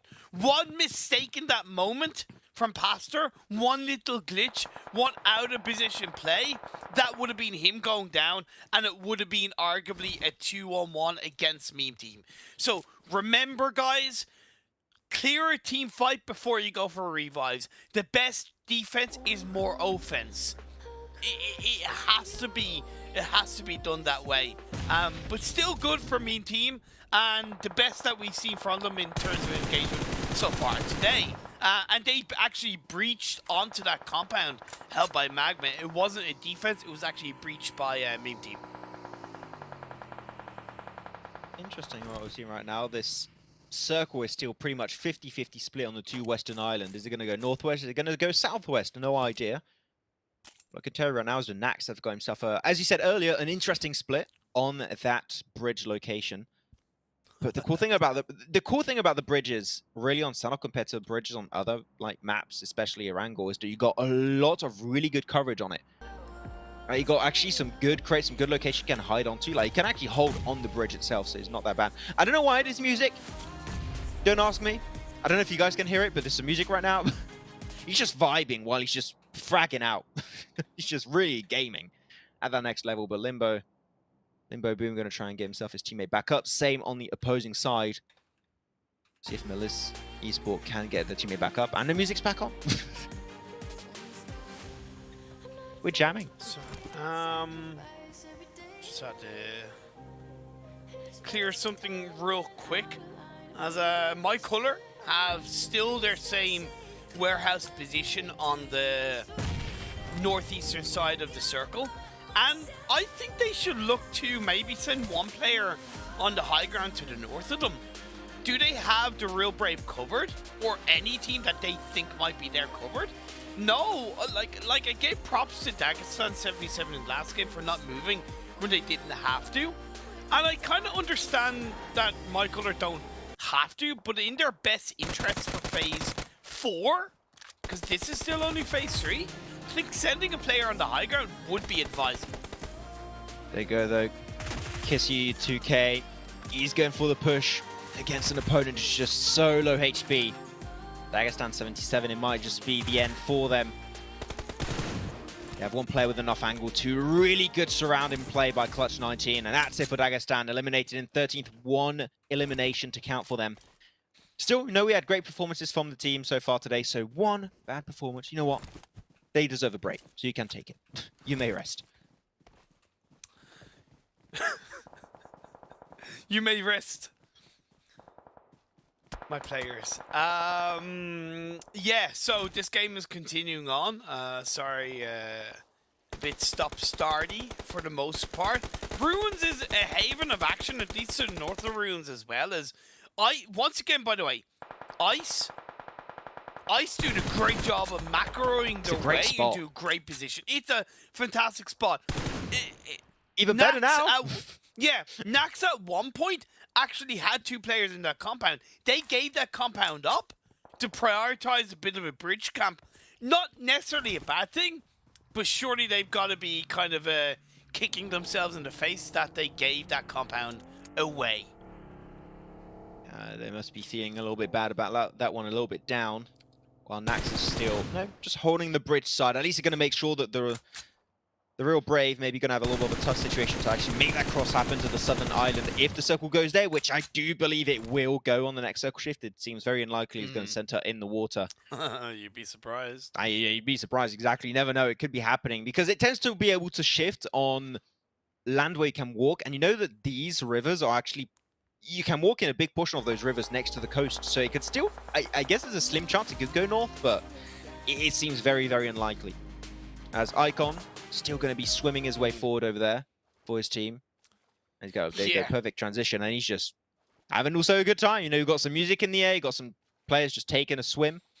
I don't know. It seemed like a vacation resort almost with guns also there, which that's not great. One factor that we haven't talked about is the potential heal strat.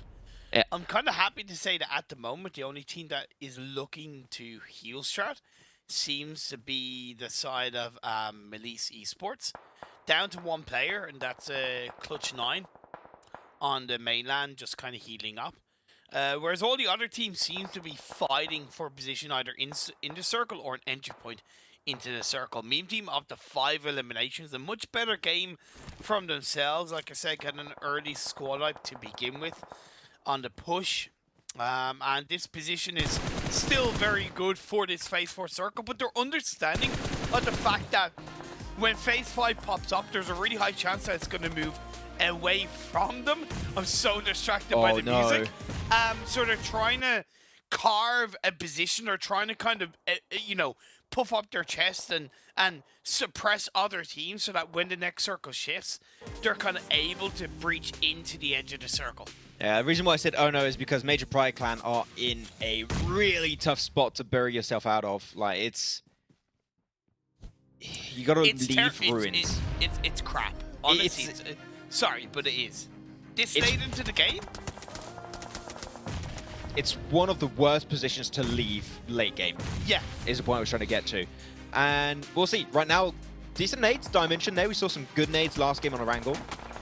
It's going to be spotted though, third party. That's the thing. You're just never safe when you're around ruins. Doesn't matter if you think you have a good angle on a team. It's another team that just rotate in late game and they're just going to spot you out and you're pretty much done. You could also chuck nades through the roof. I forgot that was the thing you could do, but hey, no, GTA could definitely try and pull a spanner in the works right now. What's worse is that it's not like they landed there and have stayed there. They rotated to this position. It's just unfathomable, and the first kind of harsh criticism I'm going to give towards Major Pride Clan in this final so far. The next phase did pop up, and luckily for all of the teams, bar those who are on the north as Vengadors go down at the hands of the Real Brave, is that it has shifted down south, so we're not going to have more of a water split. It is going to be a Southwest Island finish. MP Academy, though, still going to keep the Major Pride hope alive in this game, but that's the issue. I do not think the Real... yeah, they have no idea. Yeah. They had absolutely no clue that Naxi Sport were in that position. They lose one player instantly. They are very spread. They're sending 2 players to the bridge and 2 players through the water. So just trying to put their eggs in different baskets, which I do like. I think that's a good plan coming out from the Real Brave. But is it going to open up an opportunity for chicken dinner? I don't really think so, Imperium. Molly chucked up, good idea, but a little bit short on the chuck. Yeah, and then the Real Brave were being pushed back. The 2 players who were going for the water by the side of Icefrag Esports, and the player that was swimming in the water has been knocked, so it's just the Real Brave left for the Real Brave as the final solo player on that Northwest Island. Meme Team do push across. That's what they did earlier on. They recognized that it was going to push away. They sent it in. They're going to make the crash onto the side of TTA. We don't see that fight going on, but we do see the eliminations in the kill feed as Potato, Karen, Toffee, and Pastor push in onto TTA. Mike Culler's also in a really good spot. If they want to regroup onto Grasky, we'll have to see, but it's time to push for Toffee. Nice initiation right through the smokes. The Bloom shots are doing their job, and that's it. Meme Team dominate on the outskirts of ruins, get himself an extra bunch of elims, and 11 elimination points so far. And even if they leave this spot, there's not going to be too much of an issue because there's no teams really looking at ruins right now. Everyone is looking at the circle, so they have a safe rotation, and Pasta is already on the move. That's what was so good about how Meme Team have played this Sanhok game. I saw it with my very eyes in the previous circle, and they're playing with purpose. However, Sicily Esports are not a team to be messed with, and their next battle is going to ensue for a southern edge of circle position. Keystone with the nade in the front line. Another player comes through. That's 2 behind the rock. 1 nade from Meme Team will get a double knock. That's the issue with those rocks. They're great when a team is in front of you, but if there's a team over on the side, you're pretty much done. And it didn't quite work out for them, unfortunately. Meme Team still trying to get a little bit involved. Pastor Shaw got picked up, unfortunately. They're down to 3, but already saw how deadly this team can potentially be. So as a 3-man, the hope is definitely still alive. And these rocks are just making it so much easier for them to just climb their way forward. You got to be careful, though. There's a player of Major Pride Clan right behind them. And as I say, Epic strikes them down and gets himself so... Wait, are they... What? Wait. Oh, my. They just lost 2 like that. That was instant. And Epic of Major Pride Clan just ruined everything. Don't have any game audio, but we can still cover what's been happening in this game. And IceFrag Esports has been just looking fantastic. Imperium, a central position north of Ruins. The circle is still looking great in their position. They do not have to cross the roads. They still have a few buildings in play. This is IceFrag's Esports game to lose. Man, if main team had kept more than one player alive, I'd kind of put them in the running for this chicken dinner. But like you correctly pointed out, this is IceFrag's chicken dinner to lose. And the macro that they built up into the first 3 games, it leaves them in a position where they deserve this. But they do lose one to Merciless of my color. That is a player that is importantly down and carves a spot for my color to push in. Do they have the bodies to make it work? You do have NPA on the other side, and as far as I know, Merciless is on his own. Tannic trying to pre-fire, but his other players, other teams need to be careful about, and Grasky's to want to open up the hostilities. Awesome team is still trying to eke their way forward. Grasky is just taking every single shot, every single spray he can. I think this is actually the good play. He's going to try and regroup with his teammate. Merciless? Push as a team, but Tofifi here for Mean Team clears them out. MP Academy are going to be sent back to the lobby. 15 eliminations, Imperium. 15 for Mean Team on this game. While 5 teams are still up and running about. Tofifi. Oh my god, Dude, he gets so much. He gets what? 2? Bro? What? Tannic helped him out, but he just got himself another elimination. 16 for Mean Team. Well, IceFrag Esports now, still their game to lose. They cannot afford any mistake here. Tofifi has been just too punishing in these games. And a hill strat for Major Pride Clan is still unfolding, can still secure a 2nd place position for Major Pride Clan if they keep this pace up. Can't believe what Tofifi has done. It is 1v3. I kind of want to say that Tofifi can pull it out the bag. Just want to put it out there. I don't think it's going to go well for him. I know. But we shall see. I know. Malise Esports also going for the heal strat. Still 3 first aids remaining. Major Pride Clan did lose their player, so currently Clutch 19. Can you get yourself a 2nd spot? Not too sure. The push has yet to happen, but here you go. The Blue Zone now pushing in. It's a tie. It's a fight against the time right now. It's a fight against the clock. Tofifi here, eking his way forward. No more first aids remaining. Clutch 19 knows it's over. That's a cool emote, by the way. The kitty goes down with the player together as needed. And Tofifi takes a few shots. He's now spotted out, and that's it. That's the chicken dinner secured, and it will be going the way of IceFrag's Esports Imperium. Great position, great hold, and great fights until the very end. Great logo, deserve a chicken dinner. It's been leading up to it. Throughout the Miramar games, throughout the Erangel games, they've showed their ability to rotate into strong positions in the early game. And Sanhok is the kind of game that macro is very much understated or kind of forgotten about because how harsh it can be when it comes to circle shifts involving all 3 areas of the map. But when you lock down a very solid macro and put yourself into a good position, remember that was the compound that Nax gave up. True. To prioritize a bridge camp for the sake of what?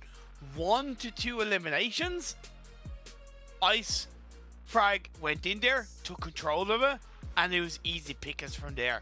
Deserved chicken dinner once again. I would say it was down to the circle shift that made it that it was a bad play from Nax, but I don't think it was a bad play from Nax. I think that foothold they were trying to set up on the bridge was a good plan, and it did like ruin the opportunity. If I think it was the real Brave that were trying to just beat themselves down into the southern western island. It didn't quite work out because of that foothold from Nax. Yeah, I think it was a good plan. Unfortunately, the circle had different plans for them, it seems. But man, I'm telling you, it is great stuff to see that IceFrag Esports has been good when it comes to rotations. They just needed to start fragging out, be a little bit more controlled, decisive to those locations, and they could maybe wrap up a match, which they were able to do. They're able to ship themselves a great chicken dinner right home. And talking about shipping, also, thank you very much to DHL being one of our partners here for the Snapdragon Pro Series for all regions combined, Imperium.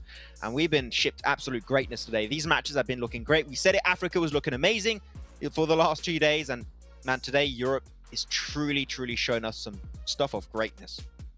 Africa said, you know, we'll show you great gameplay, or show us some great gameplay. And Europe and Turkey said, hold my monster. And have just delivered us arguably even better in the first 4 games today. Like, Meme Team, 16 eliminations, Max. The highest elimination count we've had in a game so far, raising the bar, and arguably I kind of didn't see it happening, right? You know, Mean Team have showed us little bits, but it was only really in game one, and as a team, the performance kind of hadn't shown. But man, that was coordinated, it was calculated, it was purposeful, and to take the fights that they took, absolutely sweet as a nut. Well, anyways, Icefrag Esports take himself their first chicken dinner of the day. Can he get himself a second before we wrap up day one here of the Snapdragon Pro Series PMCO Open Finals? We'll find out right after the break.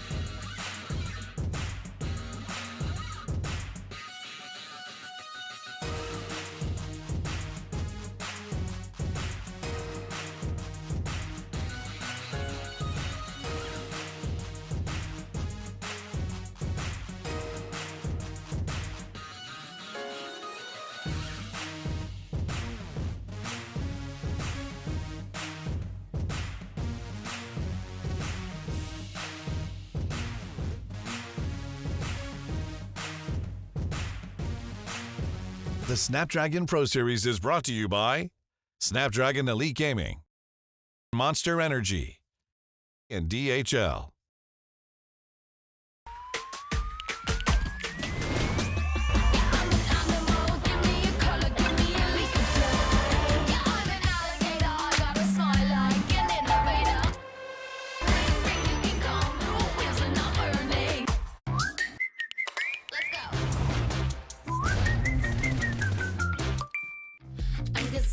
They wanna buy me, baby, I'm too pricey.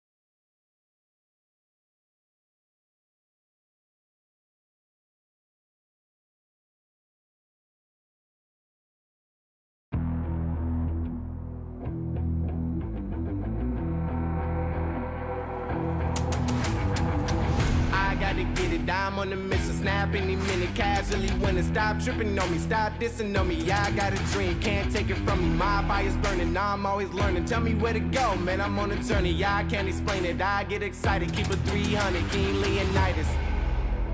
Strap in, cause it's gonna be a long ride. Working on me every single day and night. There comes a time when your worlds will collide. If it's holding you back, push it right to the side. Ain't got no time for no fear. I work too hard to get here. Ain't got no time for no fear. I work too hard to get here. I don't got the time, put me in, coach. I've been going hard, time to let it show. Everything raw, give it to me now. Let me have the spot, man, it's going down. Gotta get it here, I don't wanna wait. Take what I want, then I go train. Gotta get a win, I won't lose the game. This is my year, I ain't gonna break.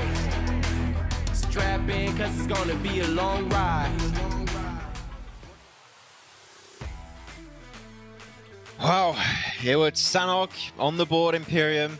It played out, no, as we expect from a Sanhok, which is, the river's in play, teams have to cross, it's all over the place, but one thing stands for sure is that we had some great position control from Icefrag Esports, getting himself their first chicken dinner of the day. It's an impressive one, and that's definitely going to help them to rank up high on the leaderboards. I do want to say that it's been 4 games and 4 separate winners. We've come close to a team grabbing 2 chicken dinners, but we've had separate winners each game, and Icefrag topping that one, like you said. Spoiler alert, by the way, 28 points they got, 12 eliminations, so definitely a good result for them. Once again, an intense Sanhok. The circles led into that, but there was a point in the game, much like the previous Harangle, a little bit later on, mind you, that did confirm to be a Southwest Island finish. I do have a lot of questions around why Major Pride Clan went through ruins at that point in the game. Right, you either do it super duper duper early, i.e. within the first 2 phases, move through it, by the way, don't stay there, move through it, or you do it super duper late, such as me and team.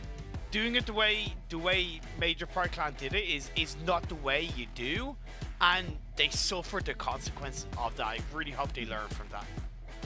But you say that, Imperium, but after that you have Epic, the last player of Major Pride Clan, that just stays alive and backstabs Meme Team. It's not like that's not down to like a mistake or anything. It's just like, unfortunately, you have one player alive to steal behind you. One easy spray gets 2 easy knocks, and I gotta say, it was still almost a clutch coming out from their side of Niki. It was a really good attempt. What was that? 16 eliminations on the game. That's a massive performance after what we've seen so far today. This is definitely a major step up. It was good to see. No, it's Sanhok, unfortunately. You're always going to have potentially a player out in the blue that can just ruin your chances at the snap of a finger. You just got to be very, very careful about that. But I'm hyped to see. I don't know when we're going to be seeing the points. I want to see how many points we actually won this match from these teams. Hopefully, we'll have the match rankings very soon, because the competition at the top, I think, is getting a little bit tighter between some of the teams. With now 4 teams having 4 different chicken dinners. The top contenders for those top 3 of Turkey, and also the top 3 teams that have the chance to make it into PMNC for Europe, it's going to be getting tighter and tighter every single match. Definitely. I'm just kind of sending a message that the points on the spreadsheet are a little bit wrong between a couple of teams. We're just informing the producers about that. One more game to go, Max. So it's kind of the last opportunity to give yourself, if you're one of these teams, a strong finish leading into tomorrow. Much like Africa, they'll have roughly around 24 hours, give or take. Mind you, between sleep and otherwise, that does slow down or does lower quite a bit. But the point is, they have a relevant amount of time to look back on today's broadcast, look back on their own VODs, and basically look to evolve for tomorrow. So I'm not necessarily expecting one of the lower teams to get a strong finish today, but I will be expecting it tomorrow. I will be expecting a ramp up in performance from a number of these teams tomorrow. For the end of the day, I wouldn't be surprised if we do end on a second chicken dinner from any of the teams that have won the first 4 games, or maybe even we will have a return to stronger form from Major Pride Clan with their chicken dinner in the final game. Or we're just going to have a repeat of what we had in Africa Snapdragon Pro Series, which is every single team gets a different chicken dinner until the last match, where you have one outplay team that's able to get himself that final extra chicken dinner to get 2 on the board, because those tiebreakers are pretty important right now, Imperium, and know that when it goes to tiebreakers, that 1 extra chicken dinner point can make the difference in the long run. We'll have to see, of course, how things are going to be panning out. I'm seeing right now that things are getting a little bit salty. We don't have any graphics, don't have the leaderboards coming up. Hopefully very soon so we can stay updated before heading on to our last match. It's going to be back to Erangel. Erangel, as you said, so far has been looking great, but I mean, if there's only one team that really stands out to us right now in Pyramid, it has to be Dagestan. Second place on the first match. Really? Chicken dinner going into the second Erangel of the day. True. They're looking like the kings of the grassy pastures right now, Imperium. The kings of Erangel. It's hard to take it away from them. Yeah, but look at Vengadors, right? Also true. They got a chicken dinner in the first Erangel game and second place in the second Erangel game. I agree that I do agree that for the most part Dagestan have overall looked a tiny bit stronger. But on the same level, Vengadors have performed extremely well in Erangel, so it could easily be another game that goes their way. We've seen definitely kind of more northern finishes in the two Erangel games, right? So I would like to see a southern-based finish or southeastern-based finish. Hey, Military Island, wouldn't say no to that. I don't think you'll ever say no to a melee finish in Imperium. I think you'll take it every single time they come your way. Yeah, true. But yeah, I mean, we'll have to see, of course, how the circle's going to be panning around this game. I do like, though, the pick of Vengadores once again, because this is a team that we saw has been, for example, playing Pachinki. They had himself an interesting play on Pachinki Hill, which I love. Pachinki Hill, I think, is one of the best scouting positions in the center of Erangel you can play. And then they have this interesting transition where they have 2 in Warehouse and 2 in Churches of Northern Pachinki. So I like how they just manage their position around Pachinki itself, if it's inside Pachinki, if it's the way they do it outside Pachinki and Pachinki Fields. I feel Vengadores is also a really solid pick. As you said, also another team to go himself a chicken dinner and then a second place position. But I would be lying, Imperium, if I said I do not want to see a major Prior Clan game himself a chicken dinner. They got close on multiple occasions. I love how Dimension has been playing on the long range with those snipers, playing well with that M249 if he has it in hand. I feel it's time to see a major Prior Clan chicken dinner. Yes, yes. For a sec, I thought you said you wouldn't want to see them get a chicken dinner. That's why I kind of initially kind of reacted. Oh, I said I wouldn't say it. Yeah, there you go. Yeah, you wouldn't. Yeah, fair enough. I'm with you on that one. You mentioned Dimensions, and there has been a solid amount of team performance, because if you look at the previous Erangel game, they kept all 4 players up until the end, until they kind of got third-partied, and I think they've been one of the more successful teams at keeping a full squad up for the majority of the game, right? And that will go their way in terms of leading to a chicken dinner if they keep it up. So you're right about that. Want to highlight as well the Real Brave, their strongest result so far in that Sanhok game. Did they leave it a little bit too late to make any kind of potential move into the Southwest Island? Arguably less, but like Nax, they chose to wait it out on the Northwest Island, hope that the circle shifted away, and it just didn't go their way, so you can't really hold it against them. At the end of the day, up until that point, they got themselves 8 eliminations, and that is, again, a big positive. If you could get 8 eliminations every single game, man, I will take it. That's a pretty decent amount to get on the regular basis. But with that said, it seems like we have a little bit of a delay for this match, so we're going to head on over to a very quick interview with Icon from Rise Esports. We'll see you guys in a few.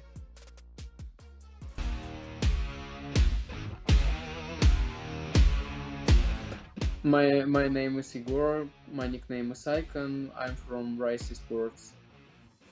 Anton Blicksnake is the captain, Artyom Kvart is a support, I and Sasha Smetana are fraggers. I think that each of the players contributes an equal benefit in the game, and we don't have someone specific. Nobody of our team haven't killed, we know how to take defeats with dignity and just sort of all the mistakes. We trained hard every day. The train consists of training ground, team deathmatch, public matches, and we play practice games with teams who participate for final.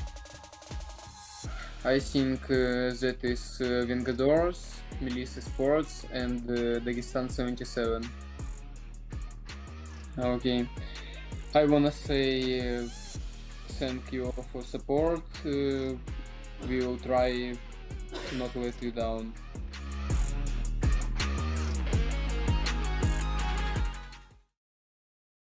Another player Imperium that says the Vengadores is a team to look out for. And you know what? I understand why we heard that also in the first interview on the pre-show today.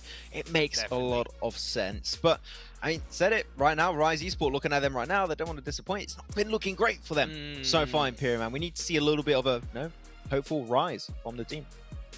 Hey, it's a shame that kind of the most we take from a narrative standpoint from what we've seen so far today is what he said about Vengadores, because the team hasn't backed up anything that he talked about. We haven't seen them. Preparation. Yeah, we haven't seen them. And look, that's not like in shade. It's just something factual. I hope they give us something. I said it in the Africa region about all the teams and credited Darkness Africa even when they did a in the last 2 games when they had, when they weren't in the running. I said, well done, guys. So yeah, Rise Esports, please kind of allow us to go back to that interview and said, yeah, they kind of lived up to that. Right, they've trained hard, they've improved. This could be day one jitters, right? He looks, with all due respect, pretty young, and that could go against them from the nerves of what's going on around them. But you've got to take those nerves away and you've got to focus on what is in front of you. Well, the cool thing, at least in Imperium, is that even if you have a bad day one, it's a 2-day tournament, you can initiate a comeback in another day. Exactly. Right? It's going to be do or die tomorrow, though. I'm not going to lie. The pressure is 100% going to be there, but it is not an impossible task at hand. It is still available for them to make it happen. It didn't quite work out for some of the Africa teams at the bottom, but Europe might just be a completely different ballgame. With that said, Game 5 on the way. Back to the grassy pastures of Erangel, and as you say, you want to close off day one the best way possible, just to be comfortable heading into tomorrow, and you can really, really stretch out your playstyle. We'll have to see as the teams are now ready to go. Stretching out the drops, though, as we see the most normal playing path we've had in Erangel finally touching on the south side of the map, right? And we do see an instant change in drop spots.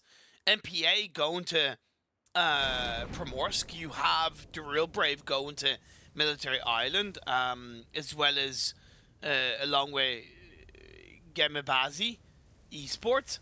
So does this kind of open the door for them to say, hey, look, in the first 2 Erangel games, the playing path made it so much harder for us, we will show you our true form? If that's the case, they're going to have to do it in a very tricky phase 1, because that goes massively against all of the teams who've gone down south. One thing we didn't touch upon too much in today's broadcast, Imperium, is going to be secondary drops. George Bolt, we had 3 teams over there in the past. If all of the teams are rotating that normally drop in George Bolt are going to rotate there, it could cause some early game issues. Just want to keep that in mind. It's always good to have a secondary drop location in the case where your drop is not in reach of the playing path. You're just going to avoid a lot of initial hassle. Vengadores in Pachinko, you talked about it. Great spot, great control, especially as they had to transition away from it on the last Erangel match. But as you can maybe see on the minimap, they are going to be surrounded by a few blue dots. Which team is that already? I do not recall. I can't see it. But definitely want to be careful because they are not alone in this position. Attempt number 2 for Rise Esports to take advantage of arguably the best drop position and the best spot to move into strong positions in the early circles. They land in Severny. They didn't do it in game 1. I criticized them for it. Will they turn things around? I say in the early circles because this phase 1 has so many solid positions, and when you're looking at Shooting Range Hill, it's a very tricky spot to lock down. We know how sparse and massive that hill is, so you just got to be able to react in a comfortable way.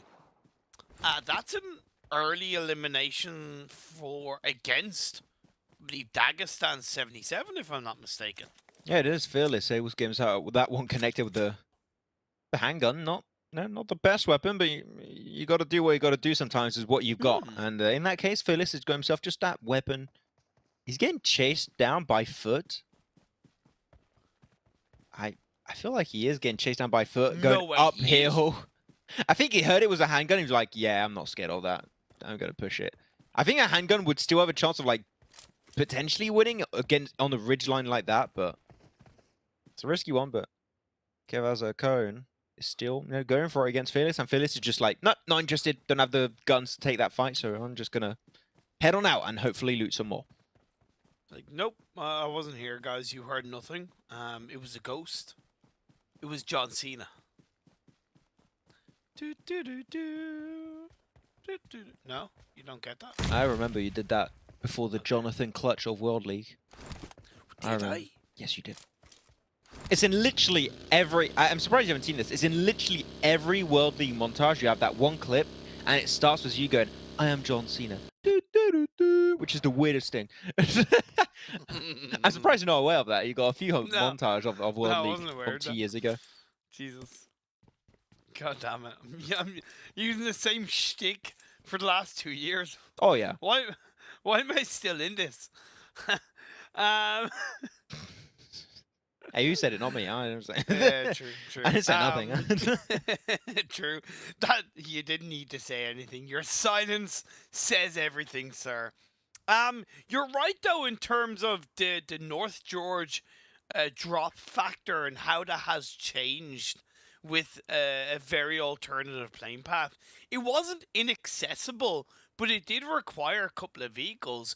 But none of the teams that dropped have felt it's worth getting the vehicles and taking the time to then go to North and South Georgia and then have to rotate back. For example, actually, I could be eating my words, but Major Pride Clan, at least up until the 5.5 minute mark, have not gone to North Georgia. They've been looting on the outskirts of the north of the river, grabbing vehicles. They are making their way towards Cube Compound. I don't know if they're going to settle there, or if they're going to continue to head towards North George. But if that's the case, they are the only team that has gone there. Again, the two other teams haven't felt like it's worthwhile. And I really like that, Imperium. I think that's a great little thing that we've witnessed there in the early game, is that teams are not dependent on being able to get access to George Bowl. If you can get to George Bowl later on, that's fine, because I think that that's still something the Major Pride Clan are trying to do. They're still trying to make it to George Bowl, because it's got way better loot, right? It is known to be great for loot, but it's not like, let's stretch it with like no loot, no cars, no anything, and just maybe get picked up on the rotation by a team in a better spot. Like it is drop somewhere, pick up the loot, get the cars, then go to the spot, which is a way better chain of actions. But as a counter kind of question, would it be better if they left one player in an anchor position while the rest of the team went to North George? If that anchor player has a car, then sure. I think that right now in particular, they could have left a play in Cube.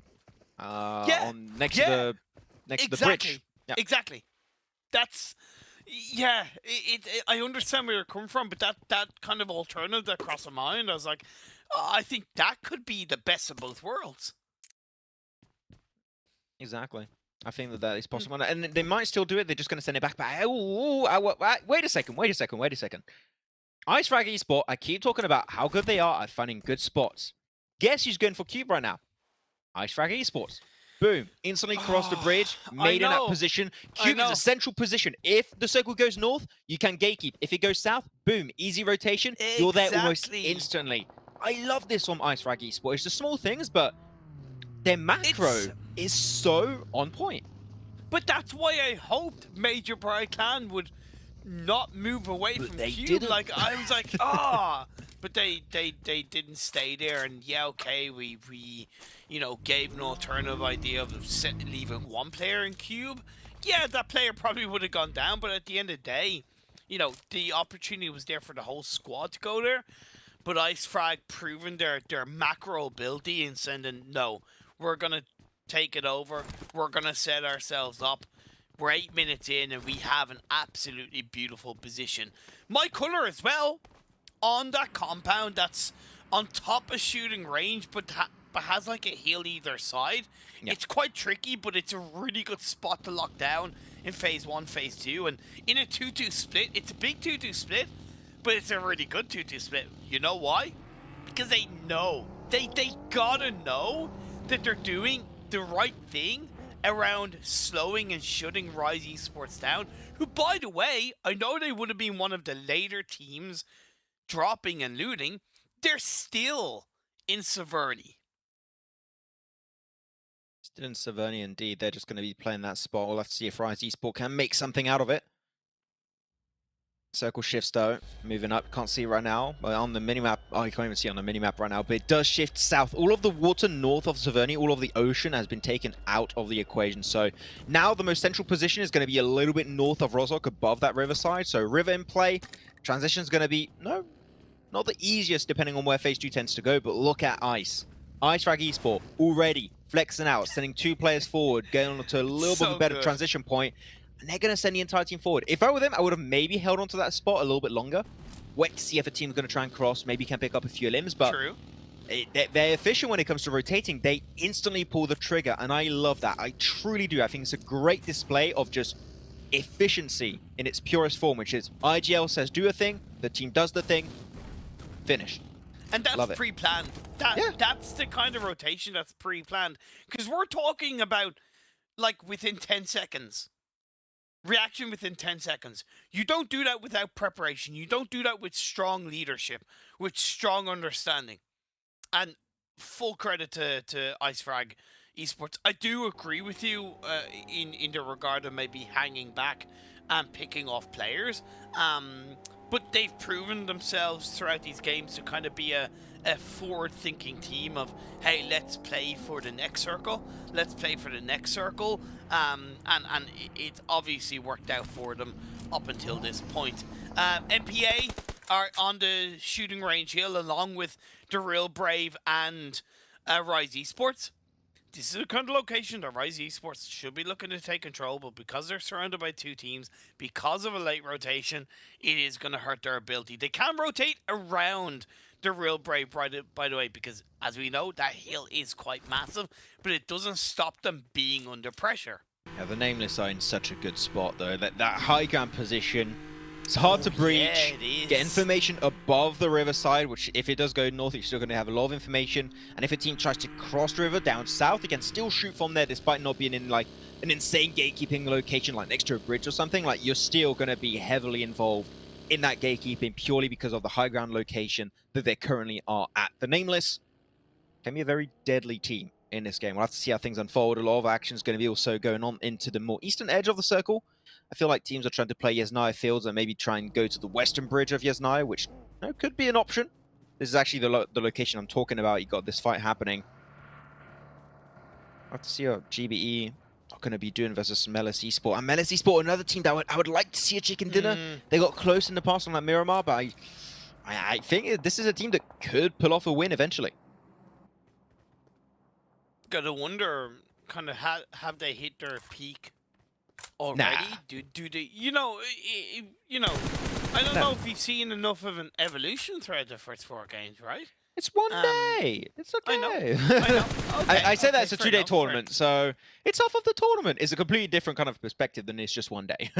but I get your point, right? Is that they're that one hit wonder kind of scenario on Miramar, and other than that, it hasn't seen much. But I want to see that replicated to some extent. Ooh. I've got a fight here. It's going to be Eska taking his fight versus the Real Brave, it seems. MP Academy. A little bit of a tough spot against that nade, potentially. Oh, the nade doesn't get the damage, surprisingly enough. They do get another of their teammates knocked down.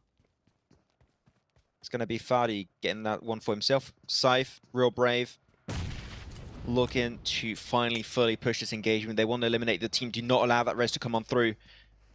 But it seems like the backup is here, Imperium, and it might just turn out in an outgoing war of a 3v4. It's getting third party. Oh yeah, wait. I had the impression all the... There's 2 different teams, but they're just so similar in color.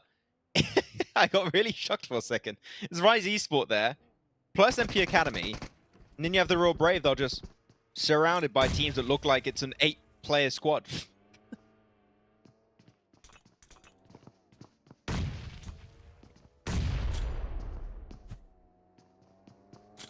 like Imperium is gone. Yeah, I believe Imperium has unfortunately disappeared, so it's just going to be me. You'll have to make do.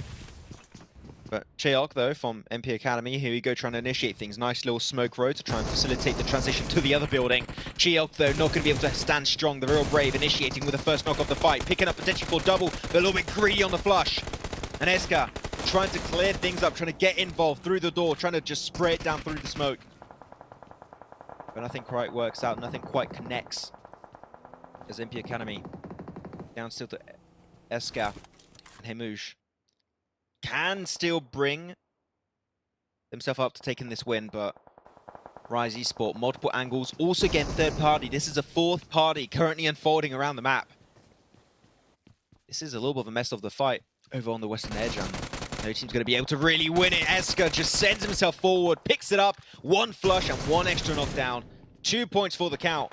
And Real Brave now standing strong as a solo, but goes down, and unfortunately, it was not meant to be. MP Academy wins the fight and secure the compound. Sorry about that. Had a little bit of a connection issue. My internet died, but luckily, because I have 2 internet connections, it was just swap it out, and I'm back in now. Honestly, it's like it's such a savior. I'm so happy, worthwhile paying for it. But indeed, I am back in the game. I don't know if I've missed much, Max. It doesn't seem like it's a case the Real Brave have gone down, which is really a bit of a surprise, considering, you know, what we hope to be another strong result, considering what they showed us in Sanhok. But that's not going to be the case. That compound that they had clearly ended up going against them, because other teams, I presume, went ahead of them, and they lost the ability to move in. There was one thing that happened while you were gone, which was there was a fight happening over on the western side, and it was a third party unfolding from Rise Esports, and you had MP Academy there too, but they all had very similar player icons, so I thought it was like a 7-man team. Okay. That's a bit weird. That's a really big team fight. But that's just like, you weren't here to see it and witness it, so it doesn't seem funny, but I swear it was. No, I believe you. I totally believe you. I always believe you. Melissa Esports, though, believe me, they're in a good spot too. I'll tell you that much. And I would agree with you that much. Thank you. That they are in a good spot. Is a 2-1 split? No, a 2-2 split. Is that not too much? What if they get crashed upon as a 2-person team? That does worry me a little bit, as teams try and swing around on towards the Severny hillside. That's a good kind of wide rotate coming out from Meme team, despite getting caught out a little bit by the side of who is it? Sicilia Esports. There you go. I actually like the 2-2 split from Elise. I think it's okay because it's so close. You can easily rotate. Like mostly, you want the 2 players on the high ground to go downhill. Going uphill, it will be a little bit more of a risk. We'll have to see how things are going to be potentially panning out. Dimension, do it. You know you want to. You know you're the sniper god of the lobby. You're the best. When it comes to that one, it's not going to take the shot just yet. Still waiting with that trusty M24 in hand. Man. But look, Max. Yeah. Look at Cecilia Esports split. 3-1. That's what I call a near perfect split in phase 4. Because I you thought have they were the 2 road different side teams. In the middle. What the hell? They're the same team. Because when you have the road splitting in the middle, giving yourself an alternative of you know, that split and that location of either side of the road is incredibly valuable. Plus, Keystone is on high ground, so he's able to get a lot of information for the rest of his team. I didn't realize, because the split was so big, I thought it was 2 teams. Yeah. I was like, wait a minute, wait, actually, from the same team, what's that split? Keystone just doesn't want to play with this team, apparently. He's like, that. I've been going solos in the lobby of Snapdragon Pro Series. We'll see how it goes.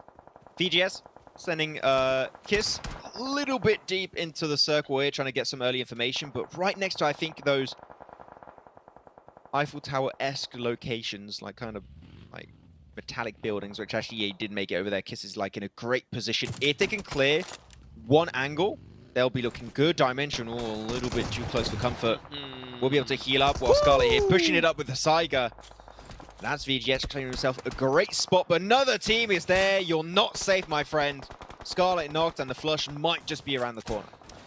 Absolutely fantastic stuff. Not even with the DBS as well. I believe that was the S12K, if I'm not mistaken. I think it was Shotgun Saiga? that was... I'm not sure. not sure exactly. Basically, not That's the a DBS. That's a DBS indeed. And he's going to need it as they're getting crashed upon on the south edge of the circle. It gets the side of the Nameless, as well as a little bit of a cheeky push coming out from Nax. No, sorry, Nox. Yeah, Nax. No, Nax. Nax. There you go. Yeah. Nax Should've on trusted knocking myself on their the first door. time. There you go. But Florax knocked down below, the res is possible. Ooh, not a lot of teams in the circle, but there's so much space. If you can play the ridge on the southeast right now, Imperium, you're good for that circle. The next rotation is still going to be really tough, but that position just to gatekeep teams away from making it inside the center circle would be magnificent. So interesting to see if a team like GBE potentially could go there. Yeah. The Nameless could also go for the rotation. Nax, if they want to leave this fight, which they could. They got themselves the res. They still have a few cars. They could leave the fight. But I think at this point, they're just too deep in the fight to leave it. They're too committed to it. You need to make sure you eliminate Ice Frag Esport from this position. The Nameless need to make a decision on whether they want to get involved in this fight or rotate around like you mentioned. My Color could also do the same on a side note as the main team get eliminated, but the My Color are going for a little bit more of a direct push and taking the fight against Dagestan. I don't know, not hit. That'll too good, but he's against the DBS. Oh, DBS versus DBS. Sanhok gets in, gets a little bit punished because the third party of the Nameless is currently good. Yeah, that's the one. That's the money maker. You know where he is. Did he get it? What? Yeah. No, he didn't. No, he's still alive. How's he still alive? How's he keep dodging these nades? Yeah, I have no idea. The Nameless. He should have died 3 times. That's a nade. The Nameless throw a nade, and I believe they get a knock. And they have no idea, I think, that RXR is in that position, so he could pull off a sick comeback in that position after this fight, third partying it. Nameless, time to initiate. Kenzo on the offensive with the AKM. Lovely. 1, 2, maybe 3. Oh, he's going full in, and Kenzo secures a 1v3. The team was there to back him up, but he's all you needed. And he survives it as RXR still there, maybe waiting to punish them from down below. But again, that was perfect by the Nameless in terms of what I wanted to see them do. Could they have done it around 20 seconds earlier? Yeah, they could have. But at the end of the day, when push came to shove, they didn't leave it too late. Yes, you're right. They have not seen the last player from Ice Frag, but surely they've got to put 2 and 2 together and recognize that no team kind of seemed to come up in the elimination feed, and they were taking shots towards somebody in that sniper tower before the Nameless third party. Gemi Bassi, I like what I'm seeing from them right now. A nice little bit of a split. They're playing that ridge I talked about, and now they shifted over to, well, you could call it a 2-2 split. It's more like a 2-1-1 split, but it's close enough where you could almost call it a 2-2 split. I do like that play from Gemi Bassi, taking as much control on the eastern side as possible, trying to clear an entire team as of Rise Esports. If they do this, they're going to be the kings of the East. Flushes out Elimbi, doesn't know. There's a player right in the car. Another fight's going to be Melise versus the VGS, and they cannot stand a chance. That's going to be it for Vengadores. No extra chicken dinner on Orango, it seems. And I'm telling you, Melise Esports, they're a team that can get a chicken dinner. And this game, sure, it's not given to them yet, but it's off to an amazing start, Imperium. This is a Gemabasi chicken dinner. You're bang on about that spread. And what was so good about it in the previous circle is that it not only covered the east and northeast, in the same car. but it covered the southwest of the circle. Oh my god, he did not realize that. I didn't realize that. That is crazy. What the hell just happened? Oh my god, you just brought him over. He's like, you're my barricade now. You'll be the foundation of our empire we take the chicken dinner with. Oh, amazing. Okay, incredible. Well, that happened. It doesn't happen that often, but when it does, it's just a treat for the eyes. As now Malay's still trying to take as more ground as possible in the northern edge. I love these 2-2 splits we've been seeing from Gemibasi and also from Melise Esports.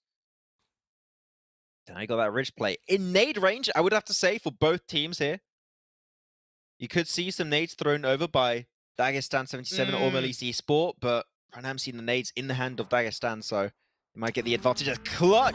Perfect by Shuts the nade. Yeah, and that opens up so much. Melise have to push Dagestan. They can't worry about GBE. They might know that they're there, but they have to push Dagestan. It just creates such a great opportunity now, and I like the taking a little bit of an angle. I am a little bit scared by Kiss's angle. True. You want to make sure you're not going to get backstabbed. You want to potentially eliminate the team before taking that angle. Nade connects onto Poser while he's moving in a buggy. Hard nade to hit, but still got a little bit of damage done. But they're not eliminating the team. You're going to get pinched. Melis, you need to breach this. You cannot allow Dagestan to stay alive. You need to squad wipe this team right now. I do have to say, Kiss did get a knock onto one of the Gemabasi players. So that is something that will slow Gemabasi down, but they're not the only team that is around there. The Nameless are still alive, and they might need to traverse a little bit more up the hill. But again, we're coming into phase 7. You're dead right that Melis do need to squad wipe Dagestan sooner rather than later. Nade. Oh, I was about to say that nade was looking good, and it connects. It was a bit of a risky play, but these nades on Kiss has just redeemed everything, and was the MG3. Blink, and you will not see the team get squad wiped by Kiss. Just going to send the car forward. Now he's got to eliminate the team. Oh, that was a close one. But Poser, he's getting in for second round. Bat! Oh, he jumped over it. Keep! He's a mentalist. What's going on? He just makes it out. And now Kiss U2K. No. The smoke Kiss dissipates, and he gets it secured. That's it for Dagestan 77. It's on 7 limbs. Melis Esports are looking great. 3 teams remain. And who's the one to secure the last game of the day? I believe it's 4v3 if I'm not mistaken. So the body advantage does go 4v3. Yep. Sorry, 4v3. The thing is, for Melis, they do have 2 angles that are technically blocking them. However, Gemabisi, they have no idea that the Nameless are there. Wow. Gemabisi able to open up the hostilities. The Nameless have some nades potentially available to try and confirm that one. Stop the res from happening. Stop that one. That nade is looking good. If you stop it, that's massive. Flush and knock. Oh my god, that is so bad from Gemabasi. After such a good game so far, they throw it all away with the silly mistake. The thing is that if a player gets knocked there and you try and go for the res in that exact same spot, you should know it was not safe. Yes, exactly. Trying to put off the res. A little bit doubtful that was the right play to go for. We'll have to see. But now that opens up a world of opportunities for the Nameless. Maybe of the Nameless chicken dinner is just about to happen. We'll have to see. Melis Esports, though, a little bit cornered here. One nade could have drastic impact on their location, but I'm still seeing some nades still available for Melis Esports. And right onto Champ FB, that could be a great nade if you can actually get it to connect. The Nameless taking their fight. The thing is now, Melis Esports taking 2 fights at the same time, getting absolutely sprayed down from 2 separate locations. Melis, sure, they have the man advantage, but still not given to them. No, it isn't. It isn't. That's the thing. With 3 teams still in this game, it arguably is anybody's opportunity to win. Gemabasi, off the back of the blunder, has made their life so much tougher, being whittled down to just 2 players. But once again, in a 3-way dance, sometimes the first to strike is the first to go down. Well, that's a good little bush to play in for the Nameless. That could work out great. If they can get close enough to these cars, one nade once again could be massive. Because I believe this car is not exploded. I believe it could still explode. So they could try and get themselves some nice damage. Cure play. Great crate to work with. The circle centered up, Max. Nobody's inside it. Oh, wow. I think a player of the Nameless is barely inside it right now. Poser doing the meta rotate, just send the car forward, pick up some speed, make sure you're not getting shut down. You can get some information, put down the car as a barricade. Now you got a little bit of courage, but you want to pop the wheels. You have to pop the wheels. You want to make sure in that position. Nade comes in, close enough. But doesn't get any damage done. The other one. That one could be big, but still does not connect onto Poser. He has 2 more nades than a molly. One's going to hit eventually. There's no way. Still a little bit too short. Right around the corner with the UMP, but it's just too much to deal with. He's going to be the first casualty in this fight. That's it for Gemabasi. Eliminated in 3rd. Still a good performance, but the end. Nameless. Nameless are now going to try and potentially pull their res off, but no Melasi and Miram, they're not going to give that one up. They're going to go for the chicken dinner. Good nade to open things up. No way! Kenzo No way, Kenzo! gets the knock, but he's just solo HP. I'm not sure if that's going to be enough. It's a 1v2 right now. gets prone, has the first aid with that nade of Poser. It's GG, it's game over, and that is the game Imperium unfolding under our very eyes, and Elise Esports secured himself the last game of the day. Oh my god, what a way to close out day one of the Snapdragon Pro Series X PMCO European Finals. So intense once again, that phase 8 centering up. You had 3 teams in the mix. A little bit of a mistake from Gambabasi here. The Nameless kind of huddled in the corner. You had Melisson perched on top of the hill. The rulers of the earth had done so much pushing onto Dagestan earlier on. But it still could have gone either way. That's what helped make it so exciting. At the end of the day, Poser pulled out the stops. He pushed forward. Kishu just gave the kiss of death to all the other players that he could around him. And yeah, it just came down to that. And so good for Melise. Like, it was such a well-placed game. And I was worried that the 2-2 split earlier on was going to go against them. But again, similar to Sicilian, because they had both sides of the road covered. As the circle shifted, it gave them so many areas of the map to navigate around and so much more control as all the other teams scrambled around them. It was a tough one, Imperium. Hopefully my audio is good. I'm not sure. I think my mic might have an issue. Can you hear me properly? No, your mic's great, man. It's good. Okay, I wasn't sure. I thought I had some tech issues on my side for a second there. But yeah, Melise Esports just taking so much control in the late game circle. And that's the thing I think that Melise has been able to perfect so far, at least in their playstyle. I feel like that's the thing that really sets them apart from the rest of the lobby so far. Yeah. Is how that when they have an opportunity to take that control, to go for these wide splits and just have full information on what's happening inside the circle in their close vicinity, they will be willing to go for that split. And we saw it with 4 players alive, setting pose especially to get those angles were great. I was a little bit skeptical when they were taking that fight. I think it was versus Dagestan, where leaving them alive behind them was a little bit risky, but then Kiss just gets some amazing nades. It works out great. But in general, I think that we've got a lot of the teams that got these chicken dinners today that have truly shown so much greatness, and I'm just really hyped to see how things are going to wrap up tomorrow. And even though it was a Melise Esports chicken dinner, for me the player of that game was Kenzo.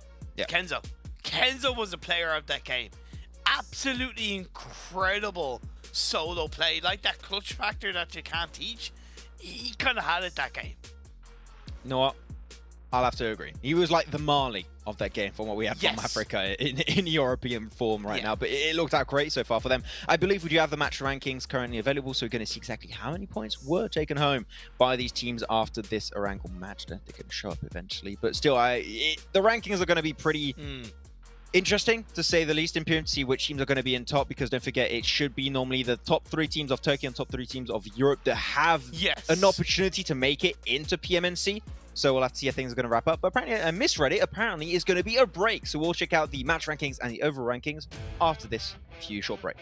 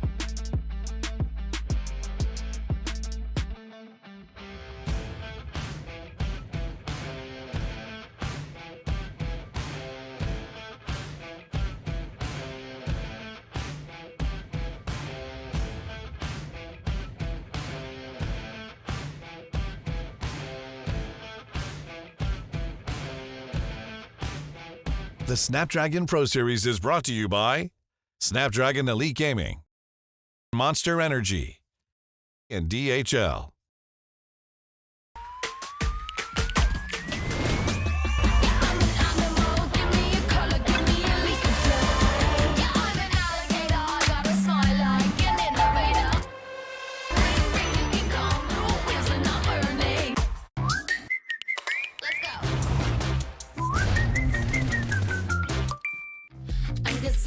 They wanna buy me, baby, I'm too pricey.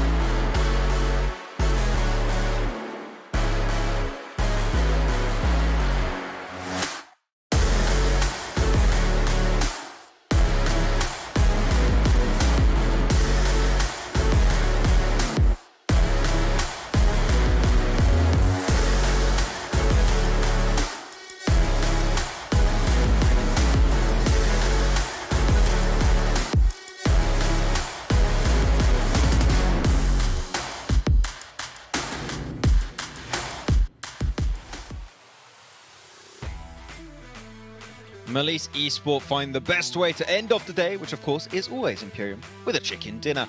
Great performance on our angle, great control on that 2-2 split at the end, just made absolute work of the teams around them, and now they're in a great spot to end day one and to hopefully kick off day two in the best way possible tomorrow. 5 games, 5 different winners. Shades of deja vu compared to the Africa region, but once again, arguably a little bit more intense from a number of these teams. That Malice setup all throughout that game, as we look at the up-on moments, is absolutely perfect. We also saw the solo plays from Kenzo right up until the very end, bruising and battering the side of Gemabasi as they made a little bit of a blunder, but it was Kenzo in that moment. It was so good. And then you have the full send of Poser, especially in that car, and he's just really he's really trying to create those foothold positions, those anchor points for the team that's not only going to allow them to facilitate future rotations, but also is going to be keeping other teams around them in check. That's what Poser does. He's the YOLO player pretty much of the team. If you had to create a new role for him, it would have to be the YOLO player of the squad. But it's been looking great. I can't wait to look at the overall rankings really, Imperium, to see where the teams currently stand. We got a lot of interesting positions that have been happening, some interesting chicken dinners. And no, at the start of the 2 matches, I think even the first 3 matches, we had like 2 teams at the two teams at the top kind of running away with it. I think with the last 3 performances we have seen in today's matches, I don't think it's going to be that close anymore. I think it's still up in the air as to which teams will be making it to PMNC. For sure. I do think for the most part there is still that kind of overall skill cap from a couple of teams, but arguably, you know, the likes of Melise and MyColor are staking a claim that they are capable of getting up to that level tomorrow, right? Again, like I mentioned, they're gonna have a decent chunk of time to further review, to look back, to, you know, tweak how they play, to talk as a team and go, yeah, okay, you know, this is what we did wrong, this is what we did right, this is what we need to work on. And I wouldn't be surprised, by the way, if a lot of the teams are going straight from this into scrims, right? This is peak gaming hours at the end of the day, right? Because sometimes sometimes for some teams it's better to sleep on it and then to go into the next day a bit refreshed and then talk about what happened or discuss about what you can do differently. But for a lot of teams, it's often that it's best to just go into scrims fresh off what happened and then work on those differences. And yeah, again, end result is to be better tomorrow. You could, no, Imperium, you could do that. Or you just go and get some rest, because rest is also pretty important. That's what I would do. You know what? That's also very, very true, dude. That is very true. Thank you. Or you can do both together. You do your scrims in bed. Boom. Easy. Look at that. Found the solution. World Hunger, you're next. You just gave up on me, Imperium, I feel like. But it is, you know, your scrims could be happening. We'll have to see how things are going to be matching up. I was told match rankings are going to be coming up, and we'll check out the overall rankings potentially after that one. But let's see the match rankings, see exactly how many points were taken home by Melise Esports with that chicken dinner. And it's going to be a total of 27 points total coming up. And we said it, Imperium, because it's such a short tournament, that 27-pointer will be a massive step up from Melise Esports. They need it, and they're going to be currently contesting for that regional top 3. Dagestan and Vengadors, that's why I kind of, you know, say I believe there's still that skill gap, because even though both teams didn't have, you know, that dominating chicken dinner-esque result like they did respectfully in Game 1 and Game 3 of Erangel, they still get good results, 12 points each. On the other hand, the Nameless, following suit with 8 eliminations, playing on that southwest side, coming in, sweeping in, third-partying, then following suit, getting 20 points, incredibly impressive. I am happier-ish with Rise Esports. It's 7 points. I don't want to end on too much of a sour note. Cecilia Esports, kind of a little bit stagnant, but I see the potential. And Nax Esports, your point that you made about Nax and Sanhok really opened my eyes to looking at Nax more in the final game, and I see shades of what they were trying to do, but again, still missing some fundamentals is why they didn't go further in the final game. I do think, for example, Nax and IceFrag Esports have similarities, which is they're very macro-focused teams. Sure, they don't have the same approach. Like, for example, we had in that Sanhok game, you had Nax leaving the location, which is where IceFrag Esports went, because they wanted to be a little bit more proactive and gatekeep teams from making it across the river. Compared to IceFrag, they're like, we're just going to bank on a central position and play for the long game. Compared to, like, Nax, I feel, is trying to take more control of their fate and trying to make sure that they can have, like, an impact on what's going to be happening in the future of each and every single game. So I'm really happy to see a good diversity of player style happening for these teams. But we'll have to see. I'm really hyped to see. Hopefully the rankings are getting prepared from the guys in the back end. Oh, I'm told they're ready. Okay, the overall rankings are ready to check out, Imperium, so we're going to be checking those out right now. And who's going to be standing in first place currently? It is going to be Dagestan 77. Not too surprised to see them still on top, but Vengador's 77? Melise Don't Esports. you I've mean been able 82? to. You Oh, said okay. 77. I guess because in then. Okay. You take it, Imperial. Okay. You Sorry. ruined it. You take it. Go for it. Oh my god, I feel really bad. I thought you said. Okay. No, now I feel bad, man. Now I Hey, feel take really it. Take bad. it. Take it. It's yours. Dagestan, yeah, 82 points. Vengador 69, nice. And Melise 63, top 3. Yeah, and what I like about that, dude, is that the top 3 all got chicken dinners. Continue. It's yours. This is your segment. Man. No, I'm joking. But yeah, Major Pride Clan, as I already stated, I do want to still see them get himself a chicken dinner. That would be the big step up for Major Pride Clan. That would put them in the top 3 currently. So, like, at least in their regional top 3. So they're looking. I think they already are in their regional top 3, if I'm not mistaken. Yeah, because Vengadores is part of Turkey. I think Dagestan is Europe. EU. Yeah. Okay. Well, I sort of struggled to like realize which team is from which region. Okay, something that's not written on this graphic. That would be really cool addition, by the way. Yeah, I'm happy with what we've been able to witness so far. My colors, hopefully, all of tomorrow's matches, they're going to be playing as 4-man. Surprisingly, or 3-man, because they're 3-man game. They got himself the chicken dinner, actually. So There you go. get rid of one of your players. Maybe, okay, that's a bit brutal, but still. At the moment, it is currently EU, Turkey, EU, Turkey, EU. You lost me. So basically, at the moment, Dagestan, Major Pride, Sicilia are the top 3 European teams. Vengadors, Melise, and My Colors are the top 3 Turkish teams. So what I really like about that is that it isn't kind of dominating from one region. The top 6 is devised of 3 Turkish teams and 3 European teams. That's genuinely kick-ass, right? Especially because, you know, again, we're reminded of how good of a region Turkey is. And to see the kind of up-and-coming EU teams playing in these kind of lobbies with Turkish teams leads to so much more potential for the skill base of EU teams in the future. So this lobby is really, really pleasing me. Yeah, tomorrow's going to be a very interesting day to see which teams will be able to make it to the next stage of their potential PUBG Mobile esports career. Don't forget that whichever teams make it in the Turkish side and the European side is going to be a big, major storyline for tomorrow to see how these altercations are going to be happening on the top of the rankings. But with that said, that's going to be it for us today. Thanks so much, Imperial, for joining me once again for the action. It's been an absolute pleasure as always. But don't fret, we'll be back tomorrow with even more action. Thanks also, as always, to Snapdragon Elite Gaming, DHL, and Monster for allowing these events to happen in the first place. We'll catch you guys tomorrow, same time, same place, for some more EU action.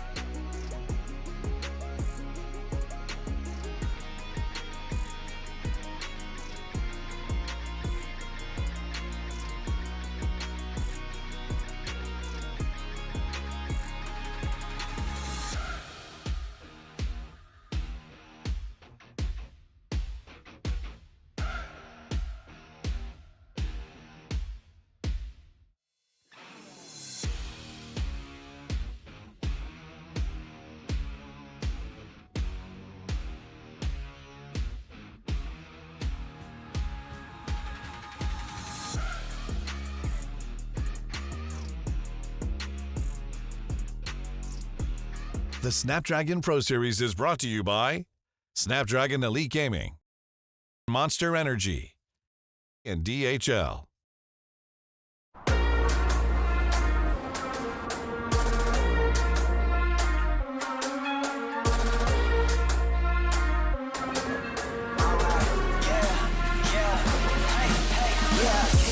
Won't stop going till a player on top know it. Rooftop penthouse suite. If you really want it, gotta own it. Fight through it, we was at the lowest. Blood, sweat, tears, the components. Riding all year, now's the moment. We are not friends, we are opponents. Yeah, I'm coming for mine. Yeah, I'm making a play, the game on the line. Yeah, I've been on the grind. Yeah, I jump in the spot, I made it my time. Yeah, look in the sky. Yeah, the stars align, no shade to shine. Can't stop it already. Emotional work and devotion, we put in this time. Look.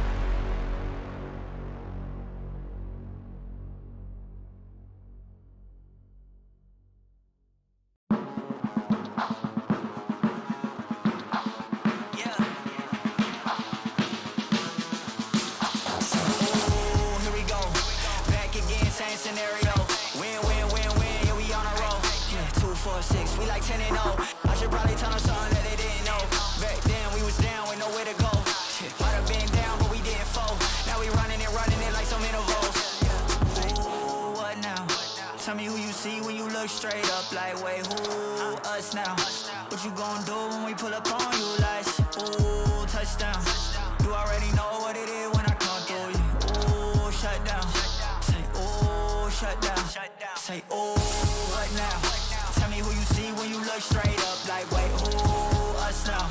What you gon' do when we pull up on you like, ooh, touchdown. You already know what it is when we come through you. Ooh, shut down. Ooh, shut down. Ooh, give me that crown. I need that now, right now. Ooh, shh, don't make a sound. This is my time.